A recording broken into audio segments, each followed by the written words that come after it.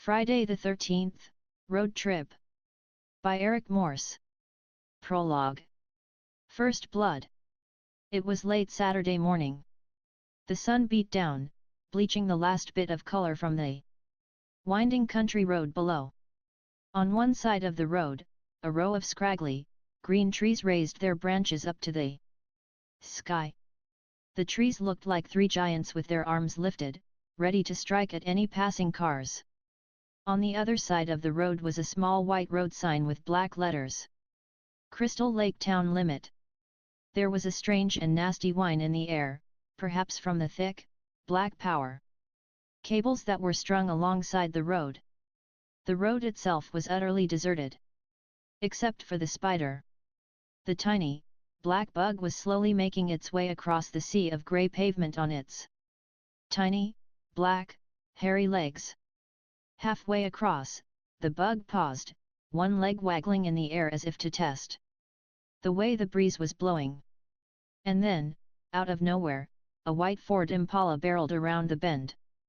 The spider froze. Luckily, the car's front left tire missed the bug by an inch. Unluckily, the car's rear tire caught the spider flush on the head.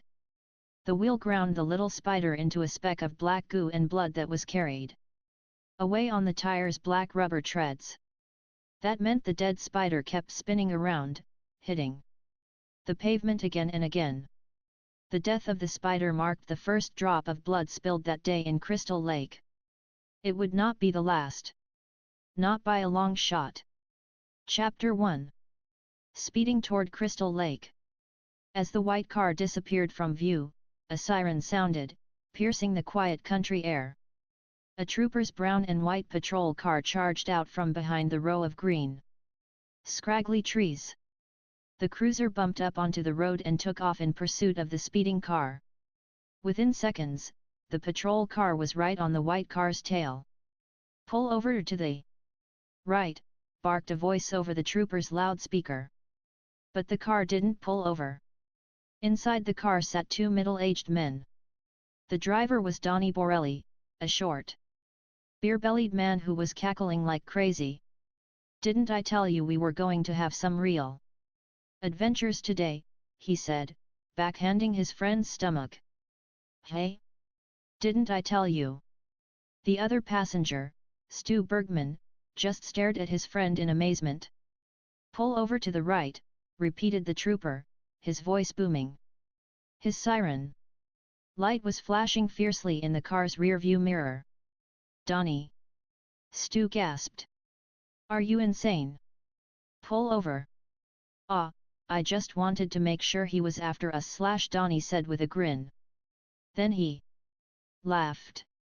He knew it was an absurd statement.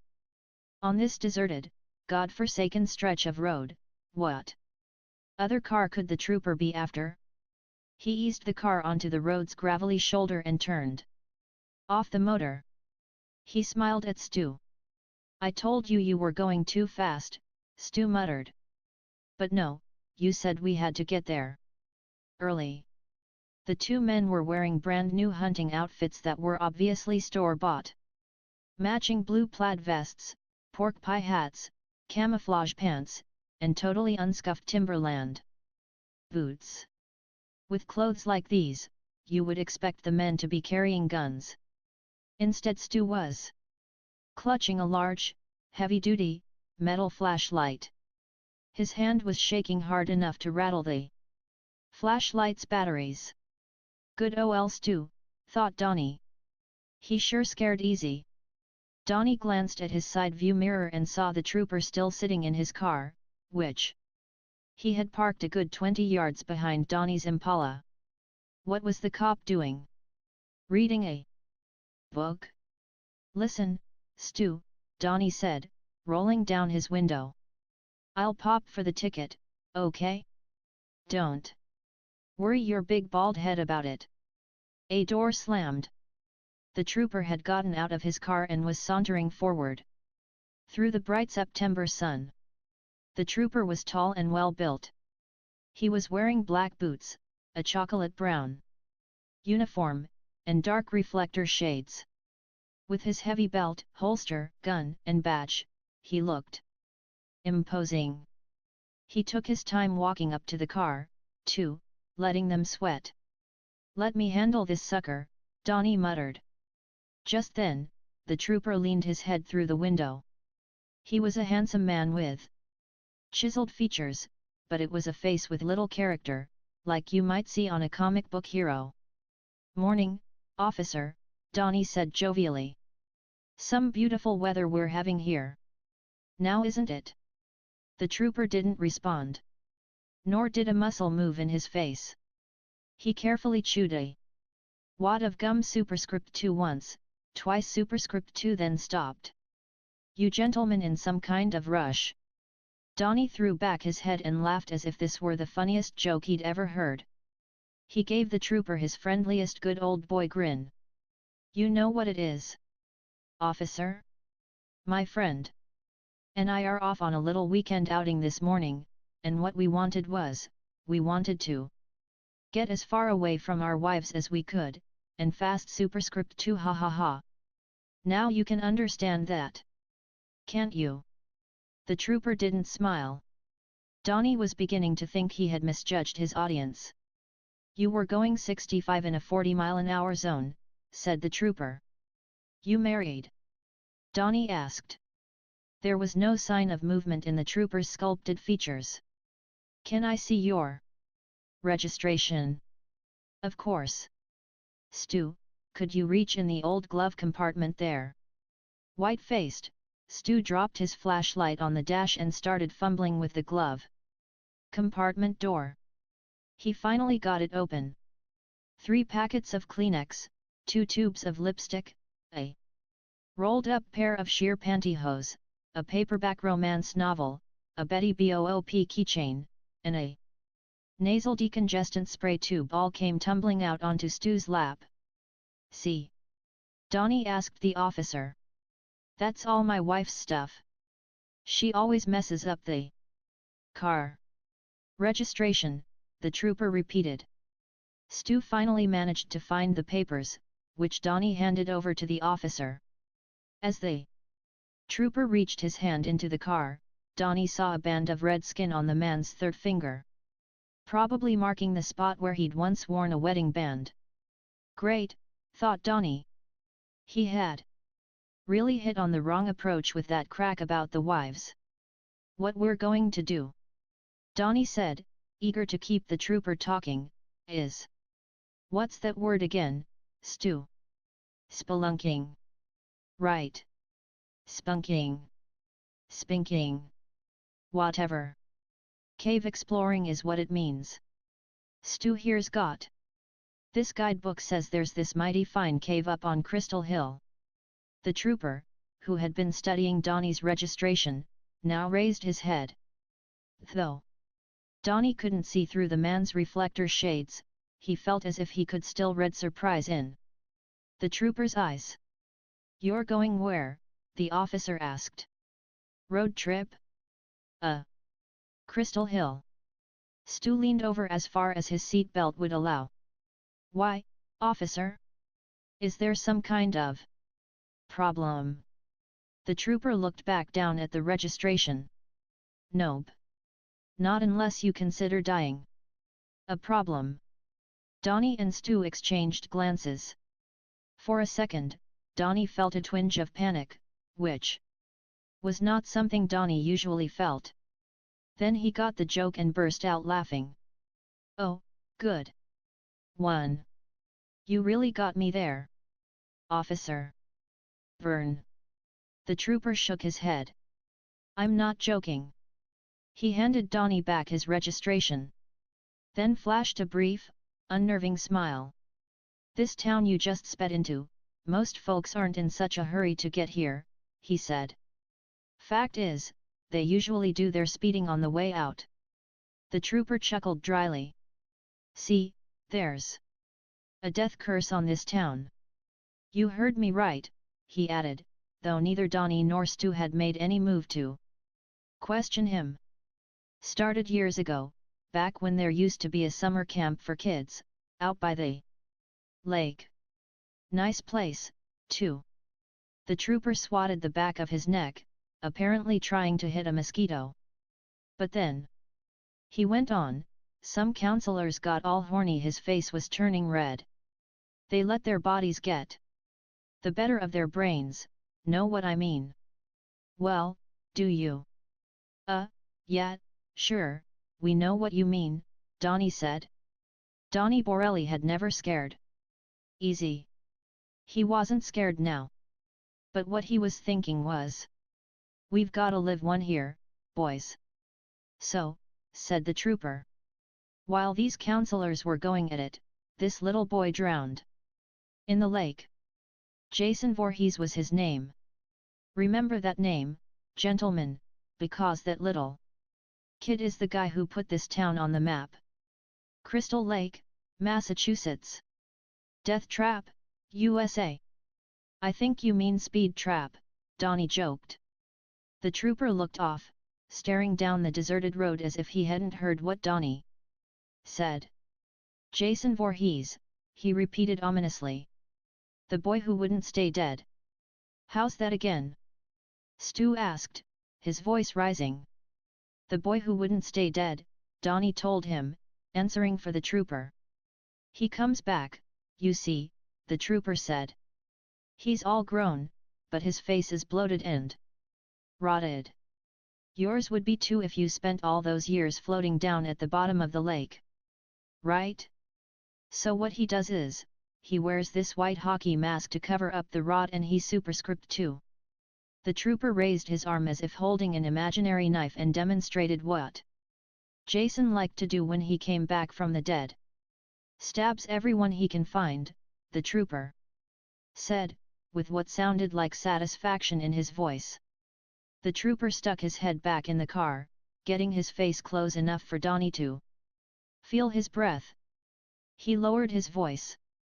If I were the two of you Boy Scouts, what I'd do is I'd turn this baby around and head on back wherever you come from. But hey, it's your funeral. The trooper straightened. I'm going to let you go with a warning this time, he said. Looking back up the road again. You can return the favor by going home. And with that, he spun on the heels of his black boots and started his slow purposeful march back to his car. What a jerk face, Donnie muttered as soon as he was gone. Let me handle him, Stu mimicked. Donnie held out both hands palm up. Did we get a ticket? Donnie, Stu said. Let's get out of here. You heard the guy. This town's a death trap. Don't be a fool, Donnie said. He's just some kook who gets his jollies by scaring the out-of-towners. Well, he succeeded, Stu said. Hey! Donnie! Donnie! But it was too late. Donnie had already gunned the engine and pulled out. He took off down the road, into Crystal Lake. Chapter 2. 3 cheers for Carville. 5 hours later and 50 miles away. The Carville Hornets broke from their huddle and lined up in their defensive stance. It was the fourth quarter of their football season opener, an away game against Thompson High. With only 1 minute and 49 seconds left to play, the Hornets were clinging to a slim 5-point lead. But Thompson had the ball on the Hornets' 39-yard line. They were driving. Carville cheerleading captain Missy Lowe stepped out onto the field so that her 9 teammates could all see her. Hit 'em high, defense, hit 'em high, she screamed. As she yelled out the final word, she waved her orange and black pom-poms high in the air. Hit 'em low, defense, hit 'em low, answered the cheerleading team, shaking their pom-poms down by the ground. And then the entire team yelled out the end of the cheer in unison, Barry M. Defense superscript 2 6 feet below. On the word below, they all jumped down into splits. Out on the field, there was a loud hand clap as the Thompson offense broke from their huddle. The Thompson quarterback crouched down, ready to take the snap from center. 3:21, he barked, turning his head from side to side as he looked over Carville's defensive Alignment 3:21, green superscript 2. He's out-ebilizing, thought Summer Stone, one of the cheerleaders on the Carville sidelines. He sees something in our defense, and he's changing the play. Hut 1, Hut 2 superscript 2. Suddenly, the players were all moving like crazy. The Thompson quarterback faded. Back to superscript 2.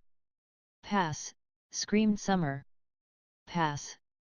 As often happened, she had picked up the play even before Coach Wardle, who watched the field like a hawk and cried out almost constant instructions to his players.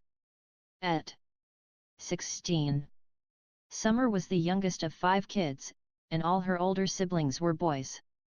She had grown up in a house whose TV was almost always turned to sports. Not only that, she had seen all 4 brothers play varsity football for Coach Wardle. Football was in her blood. And her blood was telling her that Thompson was about to score. The only hope was Russ Johnson, Carville's big linebacker star, who was hurtling toward the Thompson quarterback like a truck with broken brakes. Following the advice of the cheerleaders, Russ hit the quarterback hard enough to bury him 6 feet below. But a split second before he made the tackle, the quarterback threw the ball. The pass spiraled out high and long and unharmed end. Summer jerked her head around to watch the ball's slow, arcing descent. It landed snug in the hands of the wide-open Thompson receiver, who caught the ball without even breaking stride. Touchdown! Across the field, a wave of wild cheering swept through the crowded home team bleachers. Among the few parents and visitors on Summer's side of the field, there was a stunned silence. "That's bad, isn't it?" Missy asked Summer. "Not if you're on their team," Summer joked. "Oh, Summer, you're awful," Missy said. "You just don't care about anything." She was a tall, willowy blonde who wore her long hair in about 20 braids, all of which were bouncing as she jumped up and down in frustration. "Is there a flag on the play?" she cried. "Tell me. There's a flag on the play." "There isn't that a flag?" "That's a flag, but it's still in the ref's pocket," Summer explained. "Oh." Standing to Summer's left was a short, pretty black girl who wore her shoulder-length hair straight, thanks to hair relaxer, she had once explained to Summer. After Missy, Belinda Karas was Summer's closest friend on the cheerleading team. "I told Russ he's got to rush faster," Belinda muttered, "but do you think he listens to me?" "No." Summer's jaw dropped. "Belinda, you're not blaming Russ for that play, are you? Look what he did to their quarterback. He's still down." It was true. Several players had huddled around the Thompson quarterback as the team trainer attended to him. Russ stood by, his head bent with worry. Summer smiled. Russ was a mean player on the field, but a gentle guy off. Now the Thompson coach trotted out to join the crowd, along with a man that Summer guessed must be the quarterback's father. Her heart seized up at the sight. "Oh, dear," said Missy. "I hope he's not dead." "That's certainly the worst that could happen to him," Summer agreed. Missy gave her a look. "If he dies, they'll probably arrest my Russ," said Belinda. "Or at least sue him." "Is that what you're worried about?" Missy asked. "You're awful too." The sight of the fallen player had silenced the home crowd. He did look dead, thought Summer. It was as if he had fallen out of the sky, he lay so still. Summer was tall with a helmet of dark hair, a wave of which slashed across her face, hiding her eyes in shadow whenever she leaned her head forward. She leaned forward now, letting her hair hide the concern in her deep blue eyes. Thanks to her wisecracking, Summer was known around school as a big cynic. But the truth was, she couldn't stand anyone suffering. When the TV news came on, she always Changed the channel so she wouldn't have to see a car wreck somewhere. She hated to see anyone cry. They had taken off the quarterback's helmet. He wasn't moving at all, as she often did. When she was upset or afraid, Summer started to fantasize. She imagined the poor Thompson quarterback being taken from the field on a stretcher. Imagined that he was paralyzed superscript 2 for life. Then she imagined herself married to the guy and standing by him even though he was confined to a wheelchair. Loud applause shook her out of her reverie. The quarterback was okay, Summer was relieved to see. He was walking off the field under his own power. The Thompson offense lined up for the extra point. Woof! The kicker knocked the ball straight through the uprights. Summer glanced up at the scoreboard. Home 34, away 32. This is so horrible, Missy moaned. Now we're going to lose, right? Looks that way, Summer agreed. How did this happen? I mean, we were cheering so hard. Missy was a sweet girl in all heart, but she was no great shakes in the brains department. Summer could never get over Missy's blind faith in the power of cheerleading. It was Russ's fault, Belinda said, shaking her head. Belinda, Summer said, it was not. Though she begged herself not to. Summer turned and glanced down the Carville sideline. Her eyes found him immediately. Number 19. Number 19 was a tall, rangy player superscript 2 Carville's top receiver. He had his helmet on, plus shoulder pads, but Summer recognized him. She would know that outline anywhere. Slick. He was watching the field, calm and cool as always. Summer knew what he was thinking, too. Even with only a minute to go, he was sure that they would score one more time. Slick never got nervous or rattled, at least not that Summer had ever seen. Slick. She forced herself to turn away. Slick was 17. He'd been redshirted, held back a year so he'd be a better college prospect and get a bigger scholarship. Summer and Slick had gone out for one whole year. Then, 2 months ago to the day, Summer found out that Slick was cheating on her. That day she paid a surprise visit to his house. She and Slick almost never got each other stuff, but on an impulse she'd bought him 2 CDs of his favorite group, Smashing Pumpkins. She found the front door of his house unlocked, so she tiptoed upstairs without making a sound. And there they were. Him and Marjo Banning, this Carville girl who had gone off to college at UMass, which was only 20 minutes away. It wasn't the first time Slick had betrayed her. It was the third time, as a matter of fact. Third time that she knew about, anyway. But this time she had finally gotten it together. And broken up with Slick superscript 2 for good. For good. She had to repeat those words to herself every time she saw him. We should start doing some major cheers, Missy said, peering out at the field. The Carville kickoff return man had been gang-tackled on the 12. Now the Carville offense was jogging glumly onto the field. We've got to get our team's spirits back up, Missy said. She cupped her hands to her mouth and screamed, Go, Dave! You can do it! I love you! There were a few shocked titters among the rest of the cheerleaders.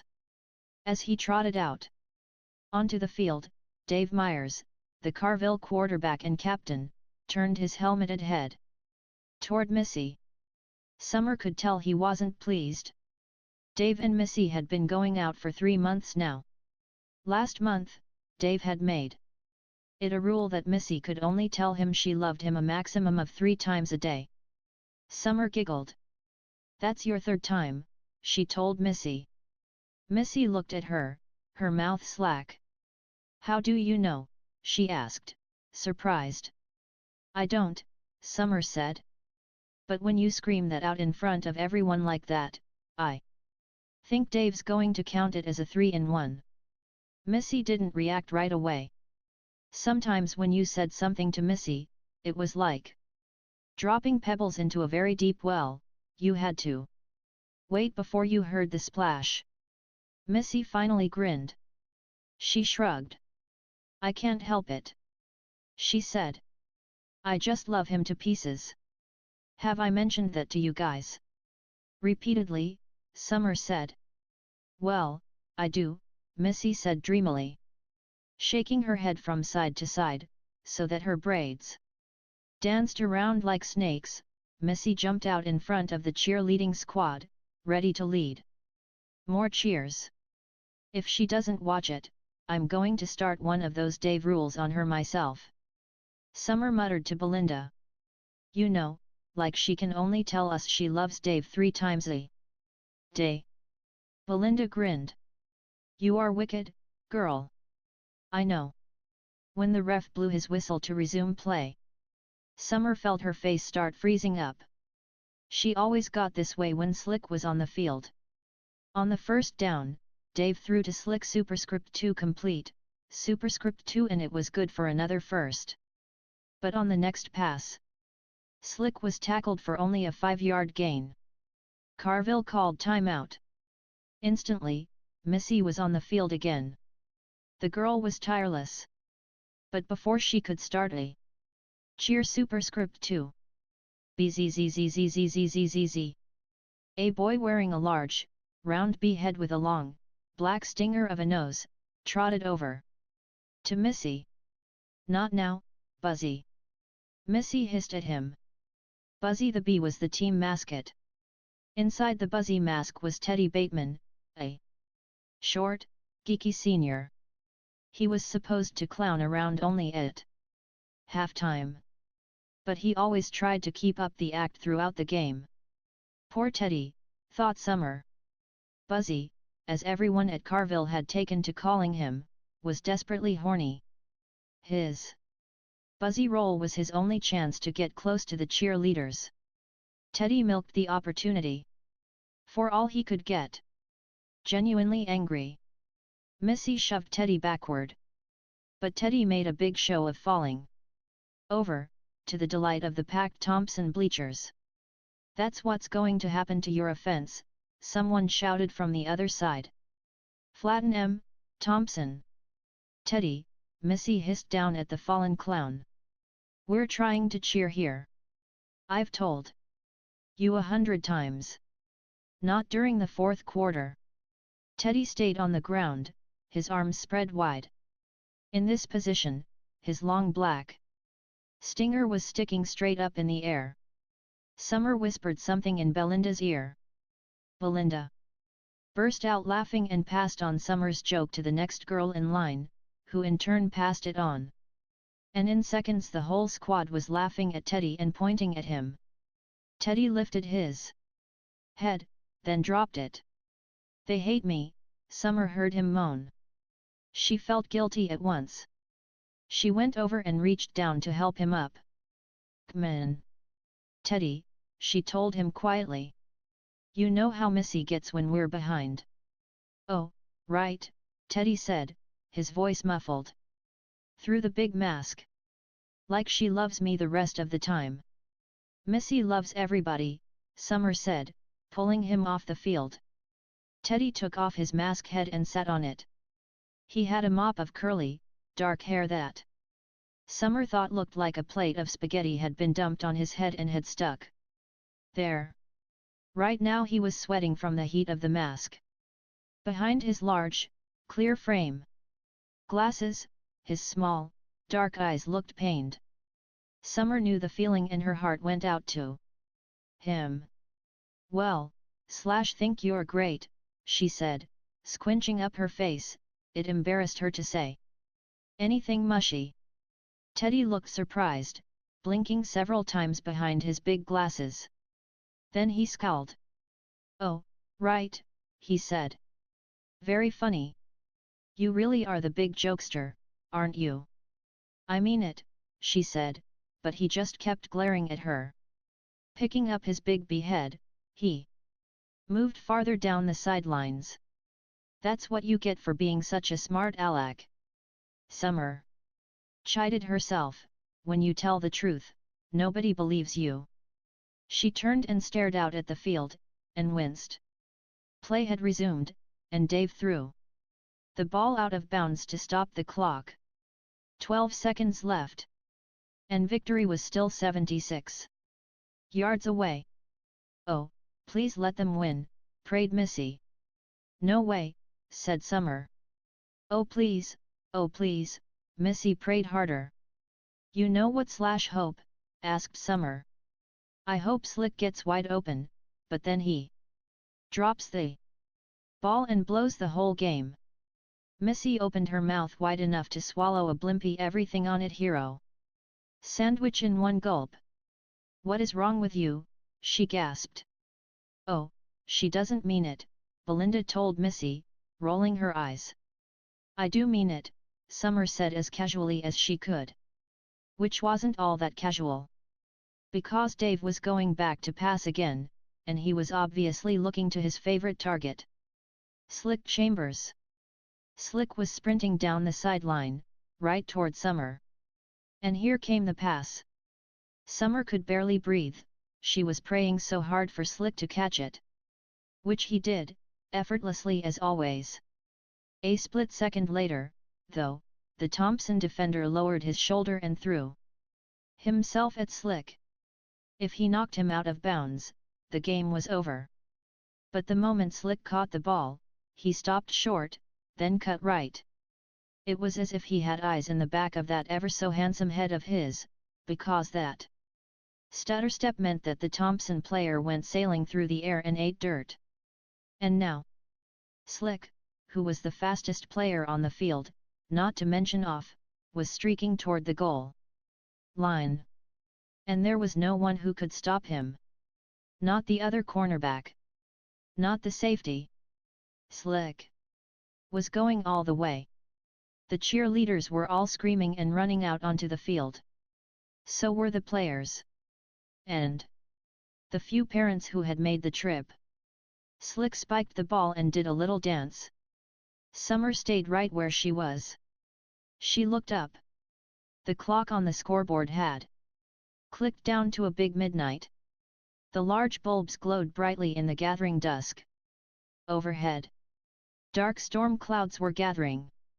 The Thompson players, heads down, were filing off the field in stunned disbelief.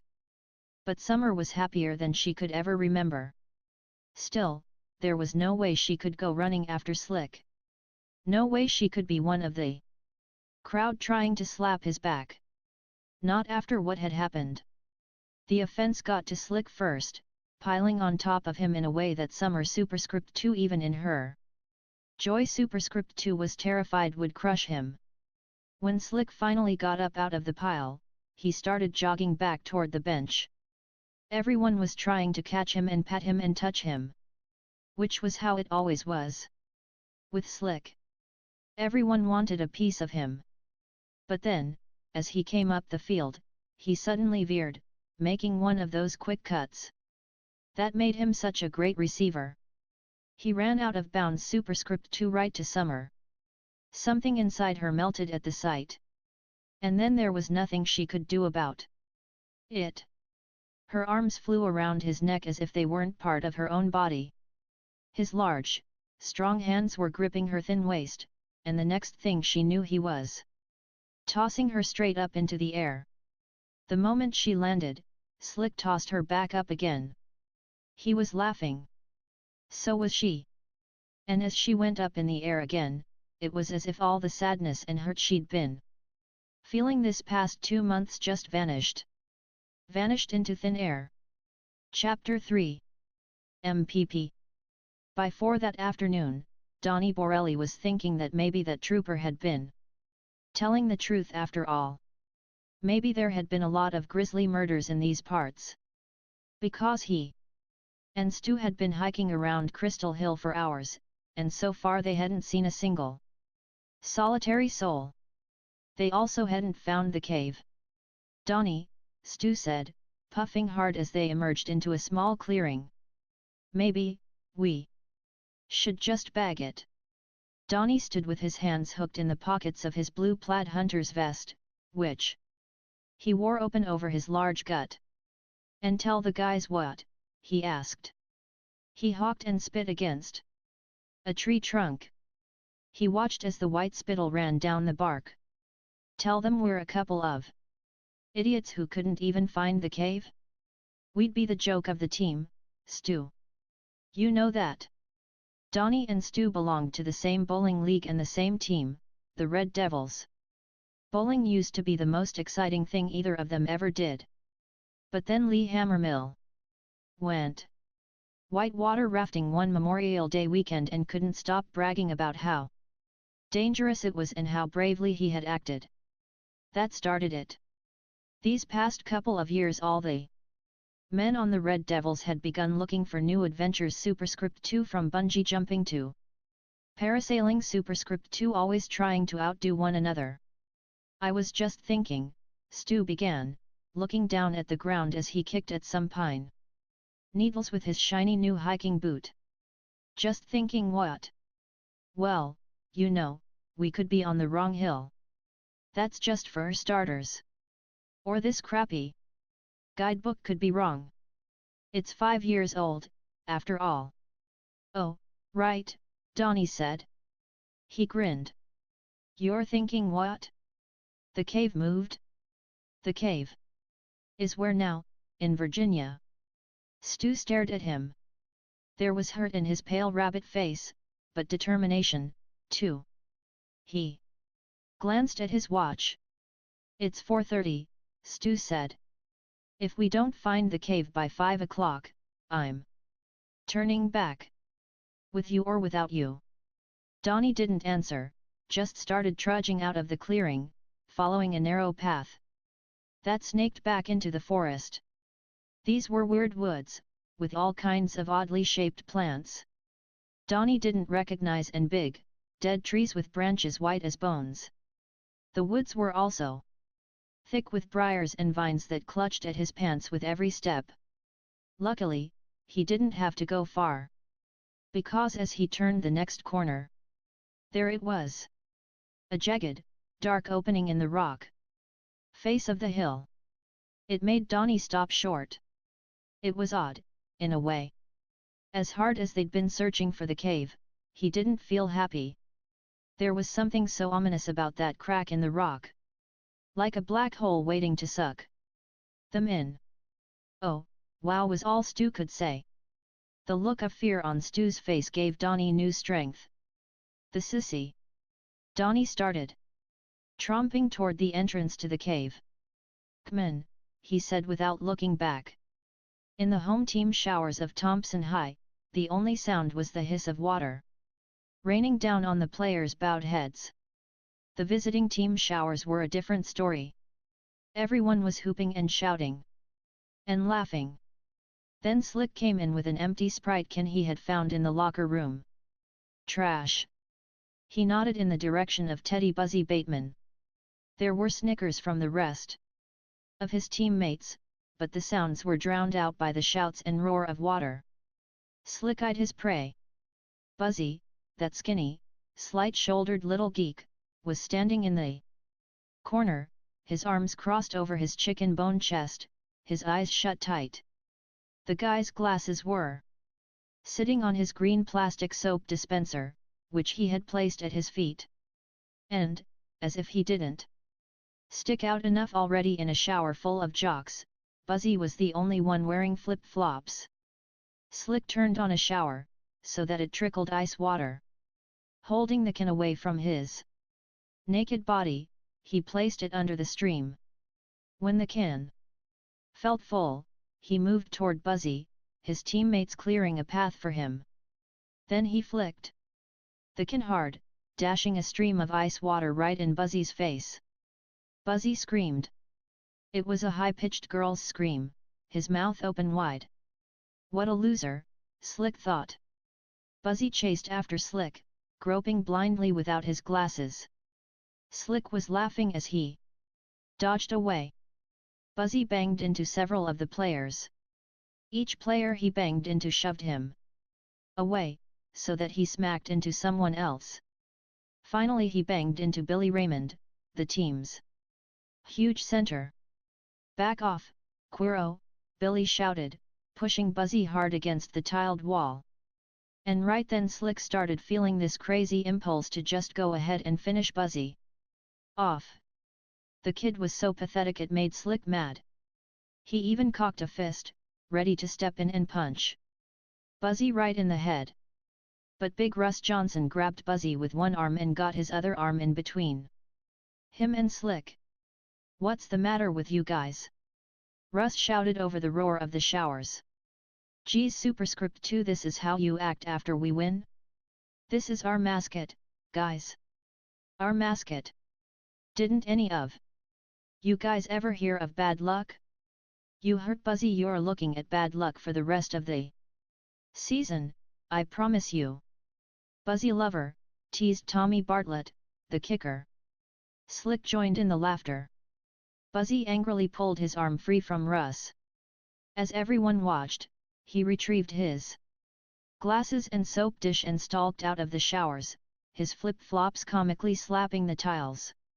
With each step, "That was Buzzy all over," thought Slick. "Russ saves his skin, and he doesn't even say thanks." It was Dave who started the cheer. "Buzzy! Buzzy! Buzzy!" It was a cheer the entire school liked to chant superscript 2 during lunch, before assembly. It was good anytime. The teachers had never been able to stop it, either.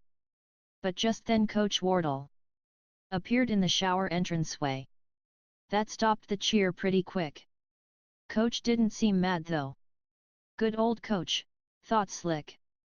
He hated Buzzy as much as anybody. He couldn't stand anybody who didn't play ball. "Let's hurry it up, guys," Coach said with a grin. "We've got a long road trip ahead of us." Outside the Thompson High Gym, dusk had fallen, and with it came the first drops of rain. The team's large yellow bus was parked in the circular drive. Almost everyone was already on board. 20 yards past the bus sat Coach's big white van, its engine idling. As the last few stragglers hurried out of the gym, 3 cheerleaders remained standing under the building's cement overhang. They had changed out of their uniforms into their street clothes. "He's pond scum," Belinda was telling Summer. "You gotta forget about him." Summer managed a half smile. "I have forgotten about him," she lied. "Slick who? I just can't believe he would pick somebody else to ride with him in the van," Missy said, shaking her head in her braids.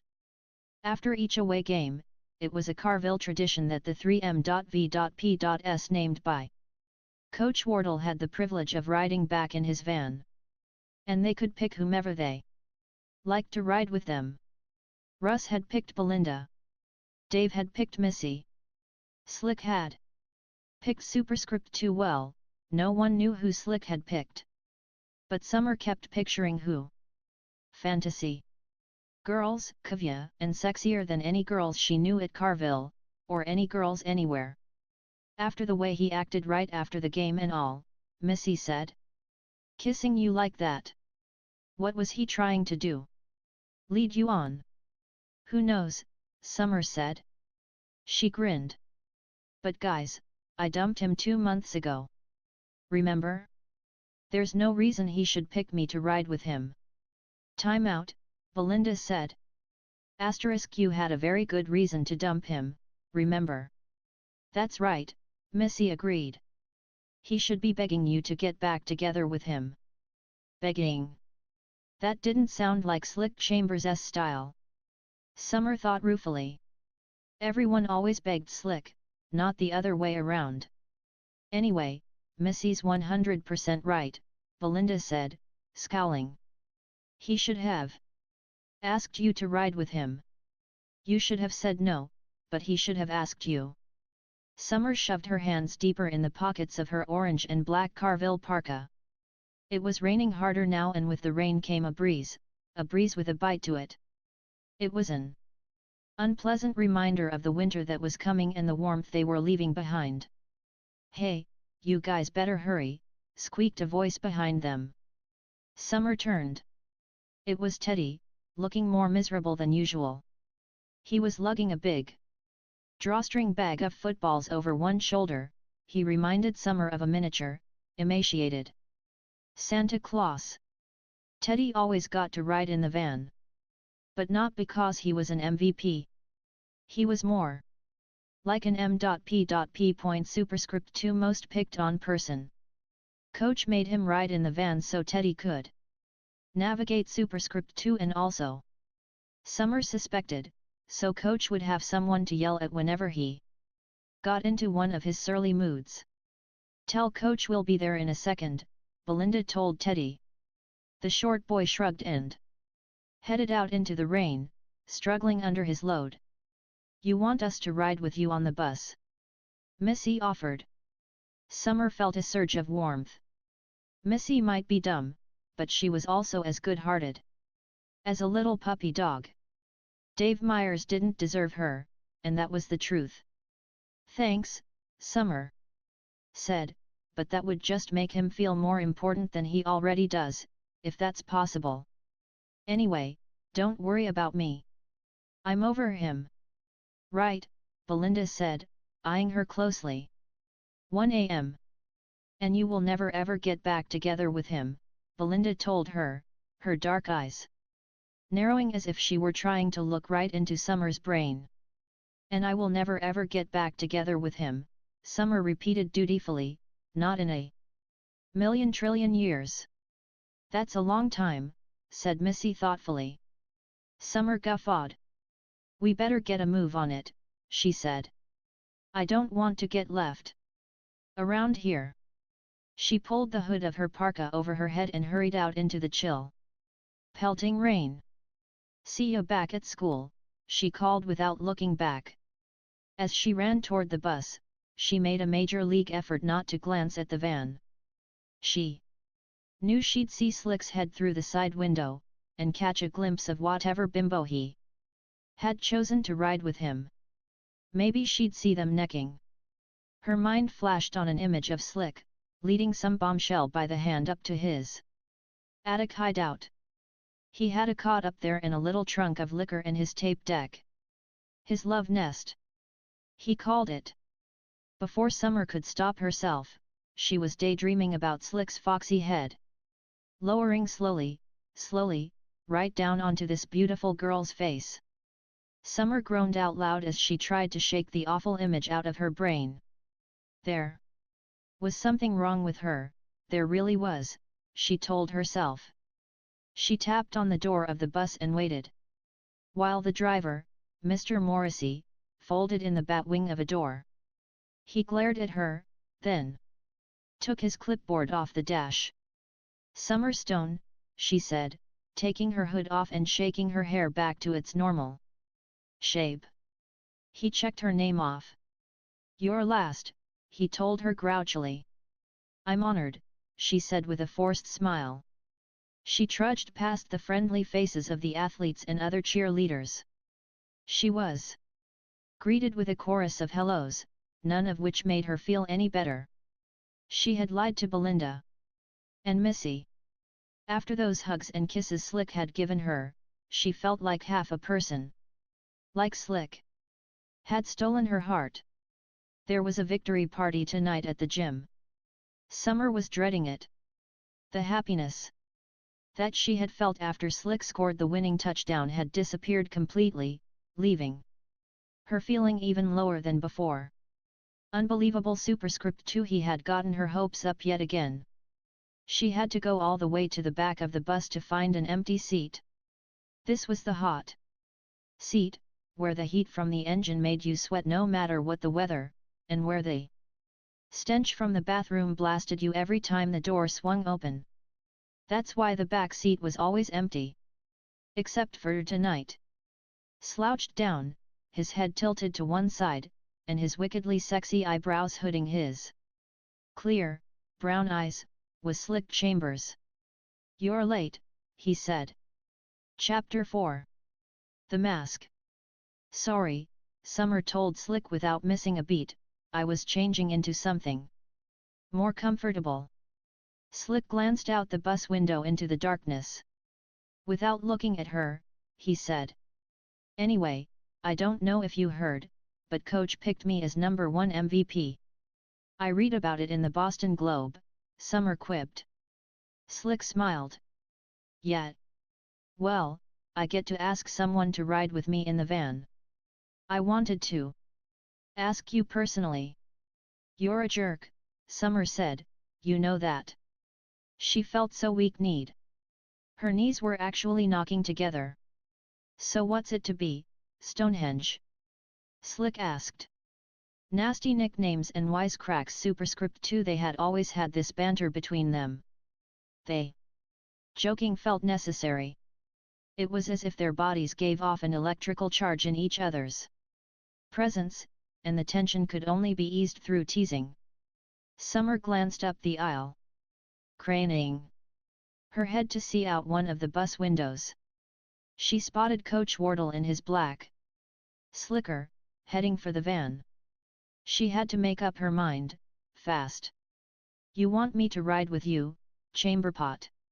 Summer made a face of mock shock. I'm surprised.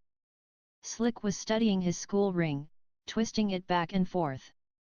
The guy rarely gave you the satisfaction of looking straight at you, so when he finally did look at you, it was a total killer. Like now, when he slowly raised his head. Those eyes. Liquid amber. No joke, Summer, he said softly. What'd ya say? Her head was saying no. But her heart was saying yes. And the message from her heart was way louder. Summer felt her eye begin to twitch, she prayed it wouldn't show. I'm not getting back together with you, she warned him. He shrugged. I'm not asking. Not in a million years. Fine. And I haven't forgiven you for what you did, not even slightly. He laughed. Just so you know, she said. But she had already lost the fight, she realized. It was like she was slipping and sliding down an icy slope. Now that she had started down, she was going to fall all the way to the bottom. She tried again. I guess what I'm trying to say is, you're not going to get anywhere with me, so if you want to ask somebody else. Slick got to his feet deftly, despite the cramped space. He put a hand on her shoulder and spun her around, marching her back down the aisle. The bus was pulling out. Summer hurried up the aisle, enjoying the feel of Slick's hand on her shoulder. Hold it, she cried to the driver. Mr. Morrissey gave her a really dirty look this time. But he braked and pulled the door. Crank! The bus door opened with a scrape and a wheeze. Up ahead, through the downpour, Summer saw the red tail lights of the van as it started to pull out of the parking lot. Come in! Slick yelled, grabbing her hand. They started to run. Nothing mattered to her anymore. So what if they got left behind? She didn't care if she ended up stuck in the middle of the woods, just as long as she was with Slick. Slick was shouting. The van stopped at the end of the school drive, signaling for a left turn onto the main road. They ran faster and Slick slapped the window just as the van started to move. The van stopped again. Slick slid open the side door. There you are, Coach said, looking back at them from the driver's seat with a ferocious bulldog scowl. It had taken Summer years to learn that this was just Coach's natural expression, it didn't necessarily mean he was mad. I looked through the whole locker room for you, Slick, Coach said gruffly. I was beginning to think you deserted your old coach. Never, Slick promised him. Coach grinned. Sitting next to Coach was Teddy. The short boy glanced at Summer, then at Slick, then turned straight around in his seat again. Poor Teddy had a crush on her. Summer knew, and now he was feeling jealous. Hi, Coach, Summer said. Coach nodded. He didn't say anything, but he seemed pleased to have her on board as well. Summer pulled the door shut behind her. The van lurched forward. Then Coach turned left and began the long ride home. Back at Crystal Lake, it was pouring. But unlike Coach Warden, the state trooper had his lights off. He was driving along a bumpy dirt road that led through thick woods on either side. All day long, his two passengers had kept up a terrible knocking from inside the trunk of the patrol car. Now the noise had finally stopped. That was a good sign, thought the trooper. This way, his passengers wouldn't have a lot of fight left in him. He looked down at the white hockey mask that lay on the seat beside him. With its dark eyeholes and round mouth, the mask was staring up like the face of a corpse. The trooper smiled. Chapter 5. Lost. "Hey, Summer," Russ Johnson said with that friendly drawl of his. "Hey," Summer said back. She had always liked Russ. The old van had 2 rows of green-cushioned seats. The big, black linebacker was stretched out in the van's first row. Then came the row where Dave was lying, using the fuzzy, buzzy bee head as a pillow. Behind that was the way back, a carpeted section that faced the van's rear window. Missy and Belinda were back there. Belinda waved. Missy held up her knitting. Looked like she was knitting Dave yet another orange and black sweater. "Scoot over, big guy," Slick told Russ. He made Russ move his big sneakers as he sat down by the opposite window. Summer moved to sit next to Slick, but Slick put his feet up next to Russ's so that the 2 jocks filled their row like bookends. Slick looked up at her as if he didn't even know her. "Girls go in the way back," he said, with a jerk of his thumb. Dave laughed and reached over the seat to high-five. "I don't believe it," thought Summer, trying to keep the hurt from showing in her face. As if he hadn't just gone out of his way to seduce her off that bus. "I'm going to catch some ZS," Slick muttered. He was folding his sweatshirt into a pillow. He closed his eyes.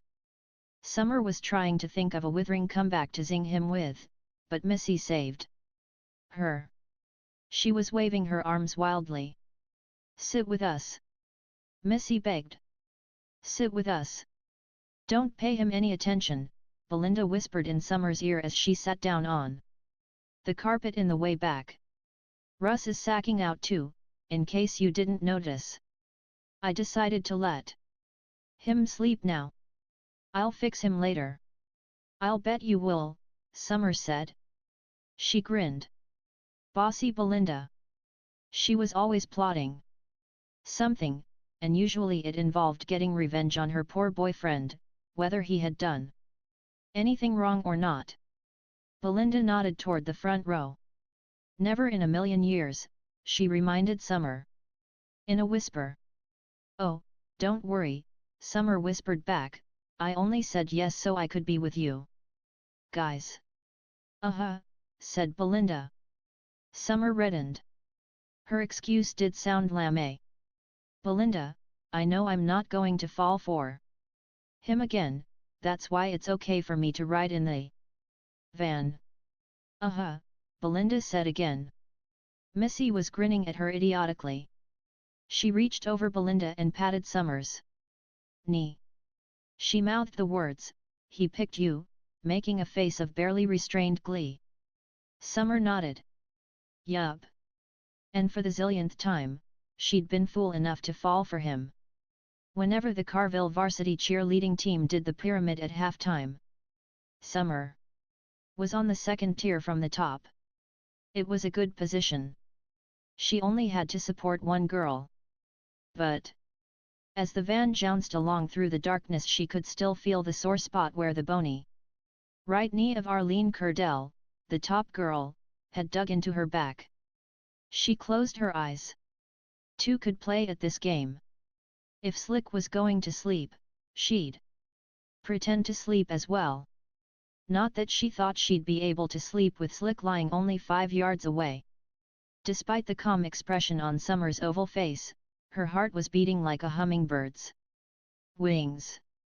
Then again, she was more tired than she realized, and the gentle rocking of the van was making her.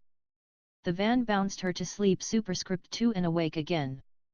And as Summer slipped in and out of consciousness, the stormy sky outside the van turned inky black. When Summer woke up, it seemed like the old van was rattling more than it should be. Like they were driving over dirt roads. Strange. There weren't any dirt roads on the ride up. That wasn't all. The rain sounded like someone was drumming right on her head. Summer opened her eyes. She quickly wiped her mouth where she had drooled, glancing up ahead to make sure no one had seen. It was dark as a cave inside the cabin of the van. She could see the back of Russ and Slick's heads, both asleep as they leaned against opposite windows in the front row. Farther up, the windshield wipers were slashing back and forth nervously, but doing little to clear away the downpour. Teddy was hunched over a large map which he was studying with a flashlight from the glove compartment. And beside him, Summer could tell that Coach was super tense just by the bristly back of his neck. Then she heard him curse. Coach glanced over at Teddy accusingly. Teddy kept his curly head down. Summer looked to her right. Belinda and Missy were both sleeping. Missy was totally out of it, head back, mouth hanging slackly, her long, blonde braids bouncing around as the van took another jolt. Summer sat up straighter and leaned over the seat ahead of her, looking down. Dave was asleep as well. She sat back just as the van hit a ditch and jolted her hard. She bit her tongue. She moaned softly until the pain passed. She tasted blood. The bump had been violent enough to wake Belinda. She sat up and stretched. Then she looked out the back window of the van and started violently. Guys, called Belinda, turning around to face the front. I don't see the bus. Summer turned sharply. It was dark outside, and mostly what she could see was the little patch of dirt road lit by the van's rear headlights. But Belinda was right. The bus was gone. Missy opened her eyes. The bus got lost, she asked. No, Summer said, glancing at her watch. The bus is probably back at school by now. We've lost. Don't be saying that, girl, Belinda said, shaking her head. We're lost, Summer repeated. No, don't be saying that, Belinda insisted, because my mom gets really furious if I'm home late and I'm not going to catch it for somebody else's mistake. I am not. On top of the seat ahead of them, a hand appeared, followed by Dave's handsome head. Some girls thought Dave was better looking than Slick. He had these all-American looks, with soft, wavy red hair and clean scrubbed freckly skin, like the skin of a beautiful polished apple. He did nothing for Summer, though, which was a relief. 2 people in the world who could boil her blood like Slick did? It would probably kill her. At the sight of her boyfriend, Missy squealed loudly and threw her arms around his neck. Dave. She showered him with kisses. He grinned but leaned back so he was out of reach. Did I hear someone say lost? He asked. Slick, whose light brown hair was indeed slick at the moment, it was still wet from the shower and the rain, turned his head to look back at his teammate. Yeah, he said, looks like Buzzy blew it again. I did not blow it. Teddy insisted from the front, where he was still wrestling with the map. There was supposed to be a sign for the turnoff to Route 107. Someone must have taken the sign down. This excuse was met with a blast of laughter from almost everyone in the van. Poor Teddy, thought Summer, he could never do everything right. In one famous incident last spring, Slick had spread the word that Friday the 13th would be dress-up weird day. Everyone was supposed to wear a crazy costume. But then the principal got wind of it and told Slick he'd get suspended if he went ahead with the plan. So Slick spread the word, dress normal. Somehow, poor Buzzy didn't get the message. He was the only kid at Carville who arrived in costume. That Friday, he came to school wearing an orange dress and a fright wig. He was sent home. "Hey, Buzzmeister!" Dave called. "You sure we're going the right way?" Teddy didn't answer. "Oh, Buzzy!" Dave repeated. "We're not lost," Teddy called back, but Summer could tell by the tension in his voice that he was lying.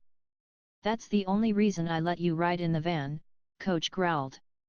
"You can't play sports. The least you could do is get us home on time. Now look what you did." Teddy's voice, which was already high, went up even further as he yelled, "FM telling you, there was no sign. Okay? It's not my fault." "It never is, now is it, Buzzy?" Slick asked.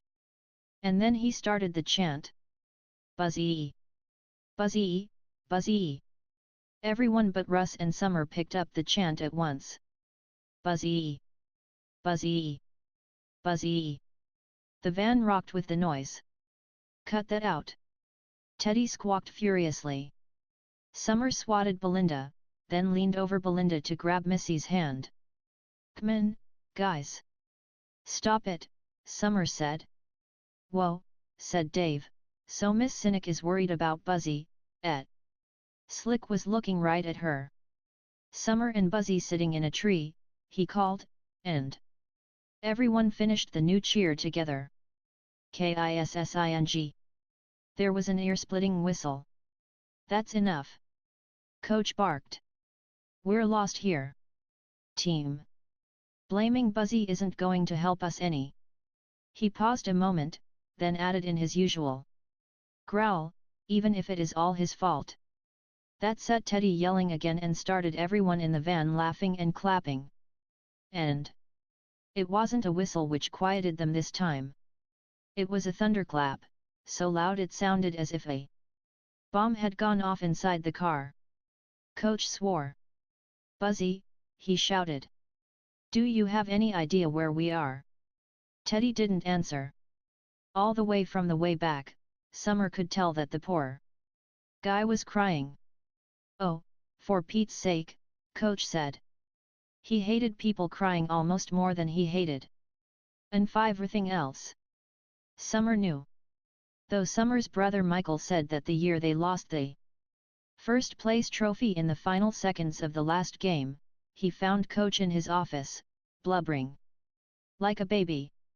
Coach must have been stepping on the gas, because the van was jolting harder over the deep holes and ruts in the road. That was Coach Wardle's solution to all problems. More offense. If you're behind, throw more passes. If you're lost, drive faster. It was a strategy that had paid off well for Coach over the years. He'd never had a losing season.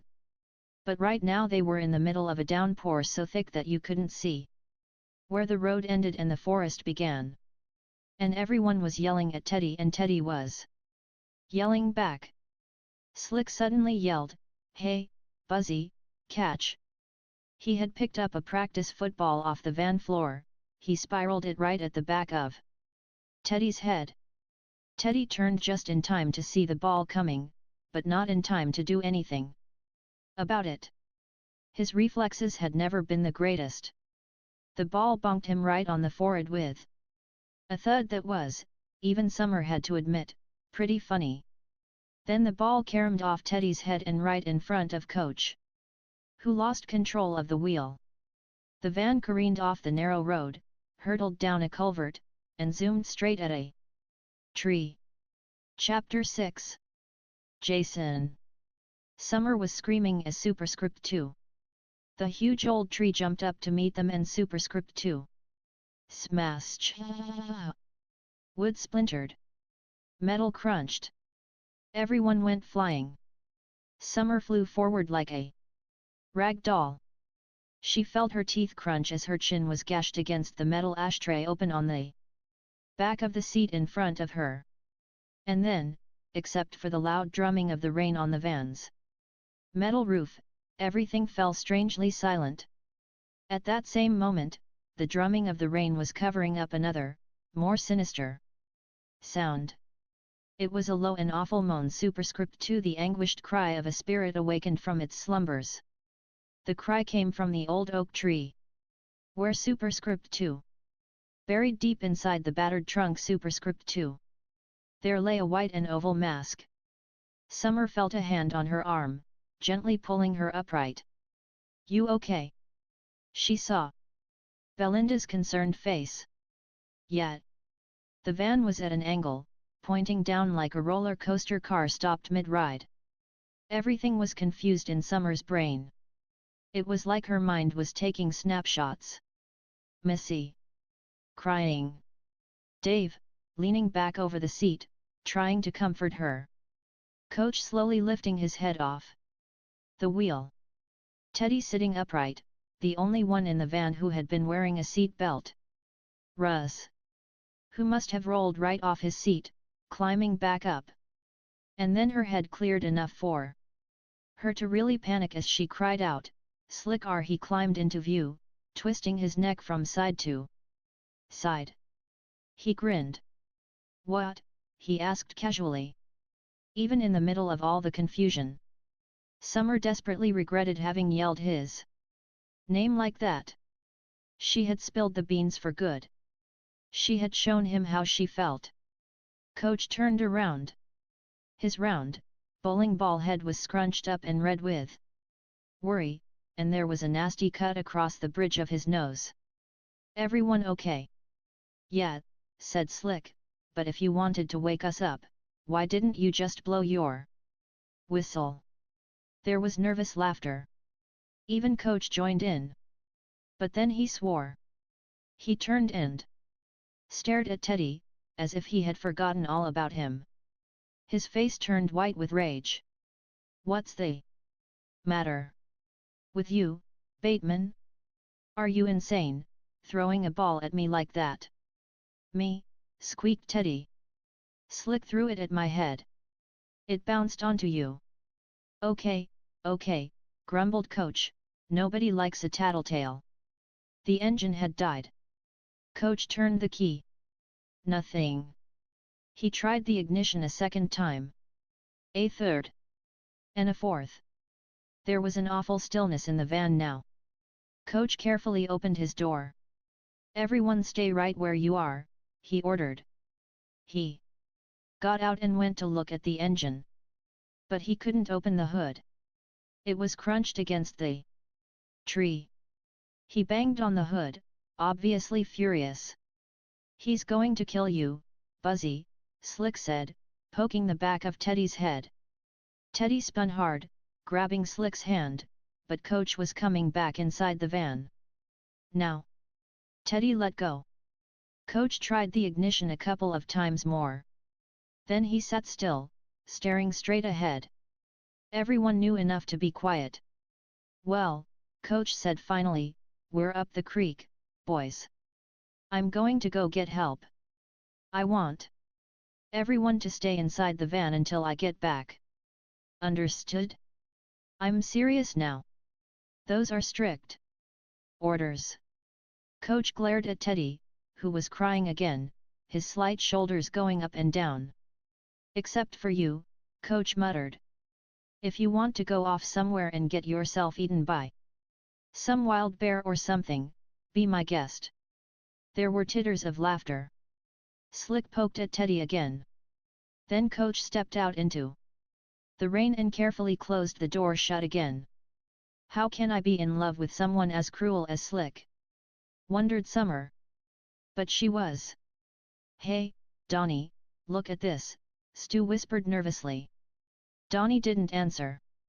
He was about 30 yards deeper into the cave than his friend, and While the dark cavern was deathly silent superscript 2 except for an occasional dripping sound superscript 2 Donnie hadn't heard his friend calling.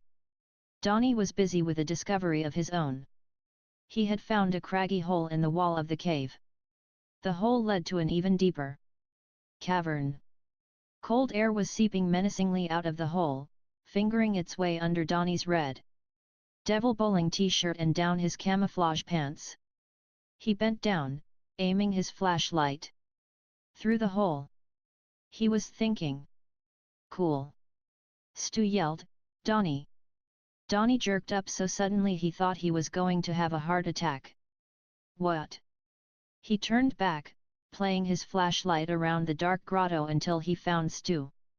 His flashlight lit up the back of Stu's white pork pie hat. Standing right up against the glistening cave wall, Stu looked for all the world like a little boy made to stand in the corner by his teacher. He was shining his own flashlight against a spot high on the wall. What is it? Donnie called. I don't know, Stu said, it looks like some kind of writing. Donnie felt his heart sink. Writing? He exclaimed. Are you sure? Stu kept studying the wall. Pretty sure, yet. Donnie swore. Stu turned, squinting against the bright beam of Donnie's flashlight. Why? What's wrong? Donnie clicked off his torch. Well, that just ruins it, don't you see? He started tromping back over the rock floor to where Stu stood. I mean, here we hike all the way up this mountain. And all the way back into this cave, and what do we find? Graffiti. Like there've been hundreds of guys here before us. Stu giggled. Just take a look, would ye? There. See it? Donnie pointed his flashlight at the same spot where Stu was pointing his. He was hoping Stu was wrong. But sure enough, a word appeared to have been scratched into the rock face in a thin, scraggly line. Yeah, murmured Donnie thoughtfully. Looks like it says no so or something. For a moment, both men were silent amid the dripping stillness of the vast dark cave. No so. Stu said. That mean anything to you? Not a thing. C'mon, let's keep going. I want to be able to say we hiked all the way to the back of this sucker. Donnie led the way, both men ducking their heads to avoid getting scraped by the overhanging stalactites, which pointed down from the low cavern roof like daggers. They reached a wall. Stu smiled in the darkness, and though Donnie could only barely see him, he could tell it was a smile of relief. Well, looks like we did it, Stu said. Looks like we reached the end of the line. Buddy. Donnie shone his flashlight along the wall. Not quite. Look what I found. Donnie was shining his light on the small, dark hole he had found earlier. Stu cursed. Donnie, look, we've gone far enough.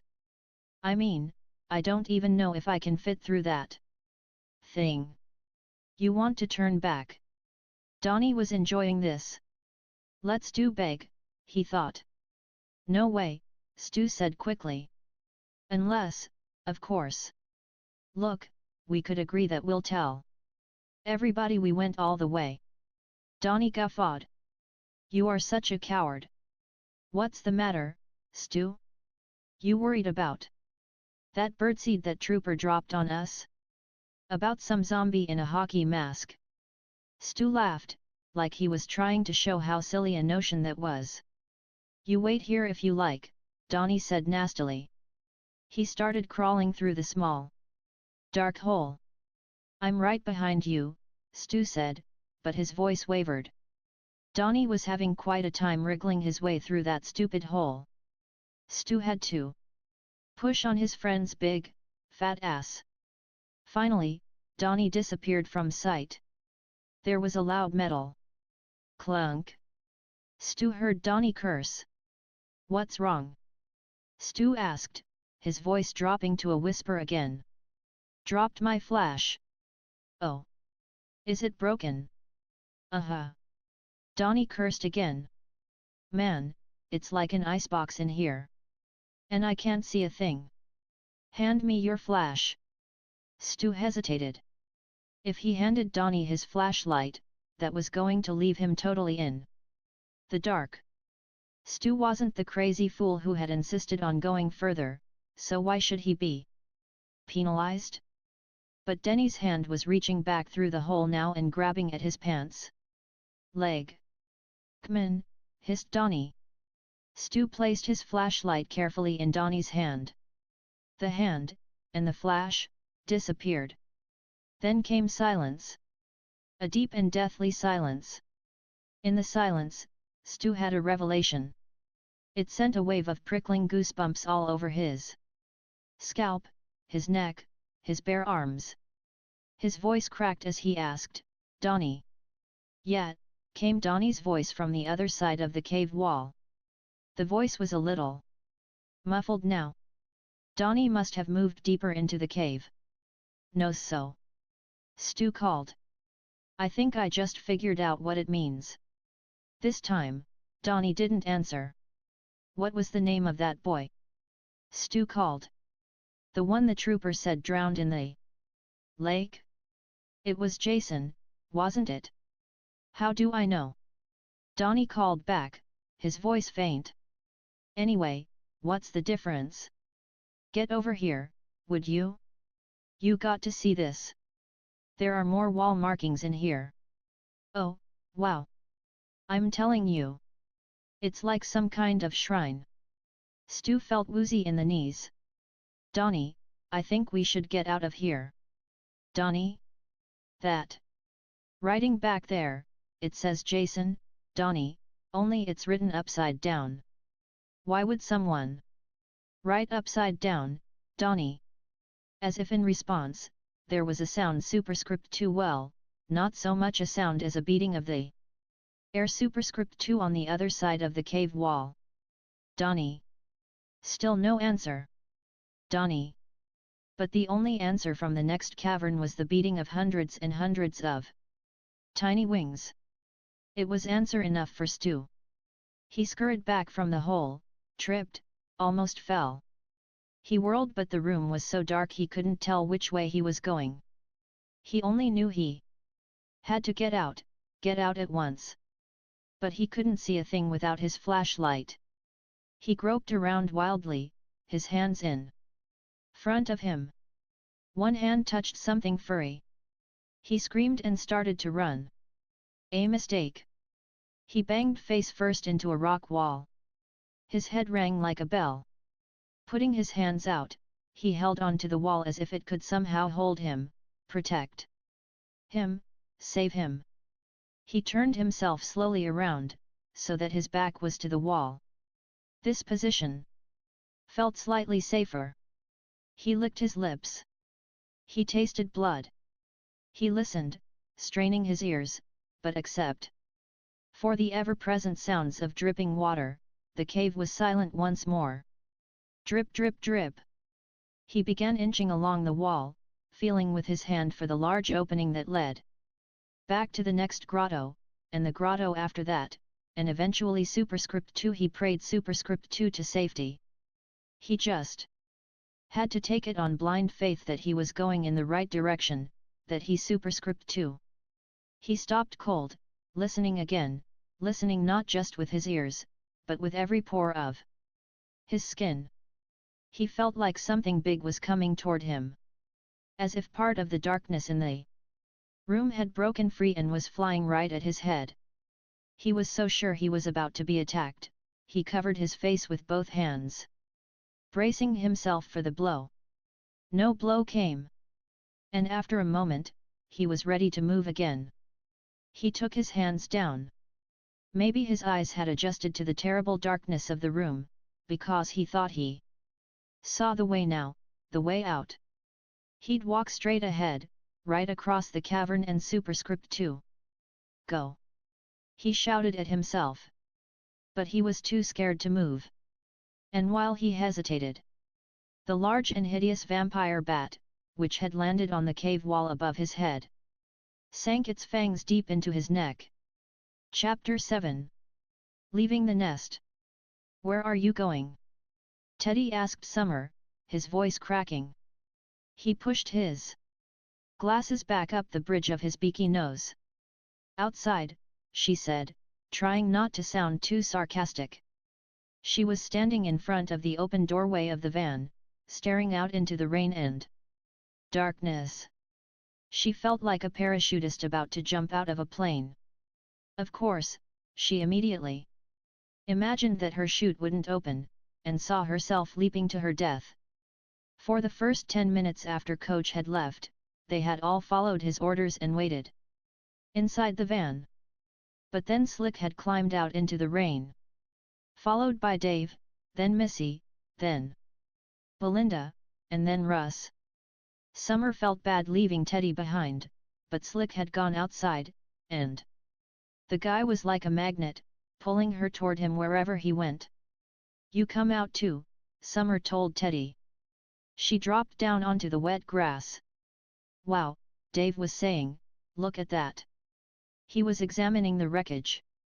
The front of the van had crumpled like an accordion against the trunk of the tree. There was a nasty gash in the tree too, where you could see naked wood. But the tree had gotten the better of the fight. The van was a mess. No way he's going to get this thing started again, Russ said. You start it, Belinda ordered him. Russ only laughed. The rain was coming down in buckets now, but the woods were thick, it didn't feel too bad. The thick leaves broke up the downpour on the way down. This way, Slick said. He led the group a few yards into the forest and leaned back against a tree. Hey, guys, Teddy said.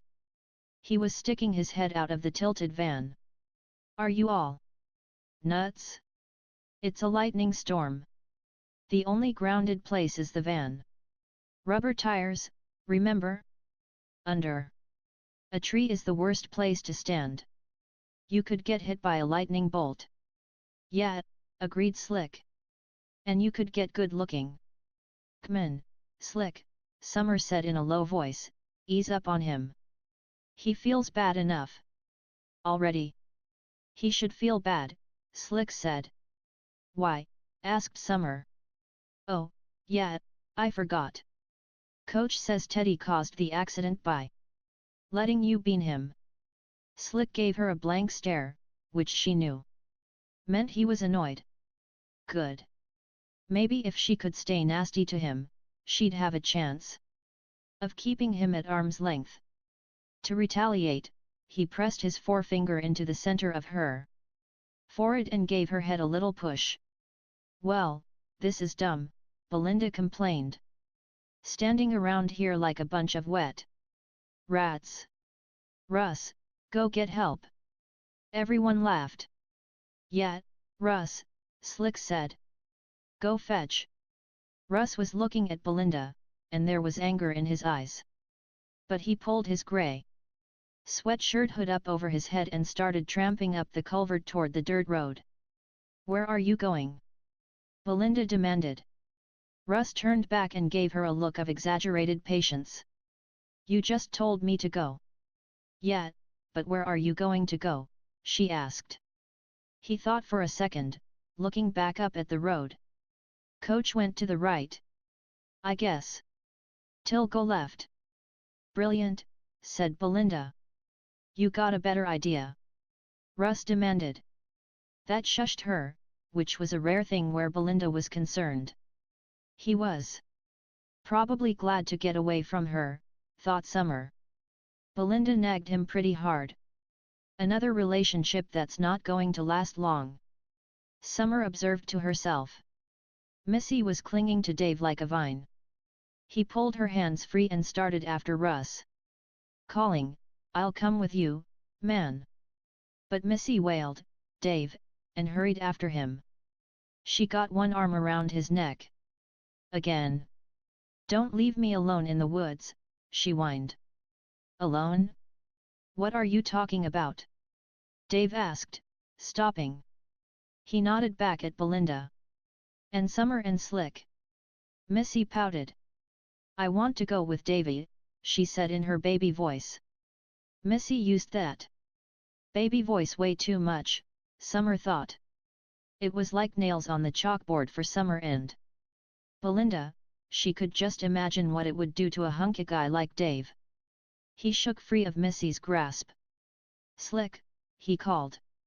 Slick looked up and nodded slightly in response. It was his what? Nod. You want to come? Dave called. Summer knew why Dave was asking. He wanted someone to run interference between him and Missy. Quarterback and receiver, still calling special plays 2 hours after the game. Slick jerked a thumb at Belinda and Summer. I don't want to leave the ladies. They've got Buzzy to protect them, Dave said. Thanks a lot, Belinda called back. Coach said we were all supposed to stay in the van, Teddy reminded them from the van's open door. Slick ignored him. He looked at Summer. He was still sore at her for sticking up for Teddy, she could tell, and she was no longer feeling so self-righteous about it. The guy was a louse, through and through, and yet she still couldn't help feeling miserable when he disapproved of her even slightly. You want to do a little sightseeing? He asked her. She nodded, and started after him. Well, I'm not staying here by myself, that's for sure, said Belinda. Hold on. Belinda climbed back into the van. A moment later, she came back out with her purple Land's End backpack, monogrammed B.F.K for Belinda Faye Caras in silver reflector letters. Summer's blue American Airlines gym bag. Her dad was a pilot, so they always had all this AA stuff, and Missy's knit drawstring bag. Missy was always knitting stuff for Dave. Superscript 2. Even this bag was a sweater for Dave that had gone too wrong to save. We're just going down the road, Belinda, Slick said. How many supplies do you need? Belinda glowered at him. I don't go nowhere without my stuff. He ordered us to stay in the van, Teddy was saying as they all started up the hill. Don't expect me to stick up for you when he starts chewing you out. I'm not taking the heat on this one. Don't do anything I wouldn't do, Slick told him. Summer gave Teddy a sympathetic glance. We won't be gone long, she said. But then Slick had her by the hand, helping her up the ravine, and at the touch of his skin against hers, all other thoughts flew right out of her head. The rain was perfect. It would help wash away the tracks. The trooper had parked the car down by the edge of the vast, grey lake. The sheet of water was jumping now as the rain pelted down like gunfire. The trooper popped the glove compartment. He took out the pair of white plastic surgical gloves he had filched last night from the county morgue. He flicked them on, snapping them into place, then flexed his fingers, stretching the shiny white plastic. He reached under the dash for the button that released the trunk. Thanks to a high-speed chase with some drunk, backwoods maniacs 3 months back, there were 4 big bullet holes in that trunk. So the trooper wasn't too worried about his cargo. He walked out into the rain and raised the trunk lid. Superscript 2. And there they were. Side by side, just like he had left them, packed into the trunk like a couple of sardines. His 2 passengers were both bound and gagged. He peered down at their faces. They looked a little groggy but not dead. Definitely not dead. He'd take care of that in a minute. He reached for his wife first, swinging her bound legs up and out of the trunk. He pulled on the legs hard, which meant her body scraped against the trunk's metal mouth. He grunted as he worked, as he might when moving any heavy package. When her legs were hanging outside the trunk, he reached down and pulled her up by her shoulders, until she was standing upright. The trooper's wife was not a tall woman. His pet name for her was Tiny. Tiny Tina. He had always towered over her.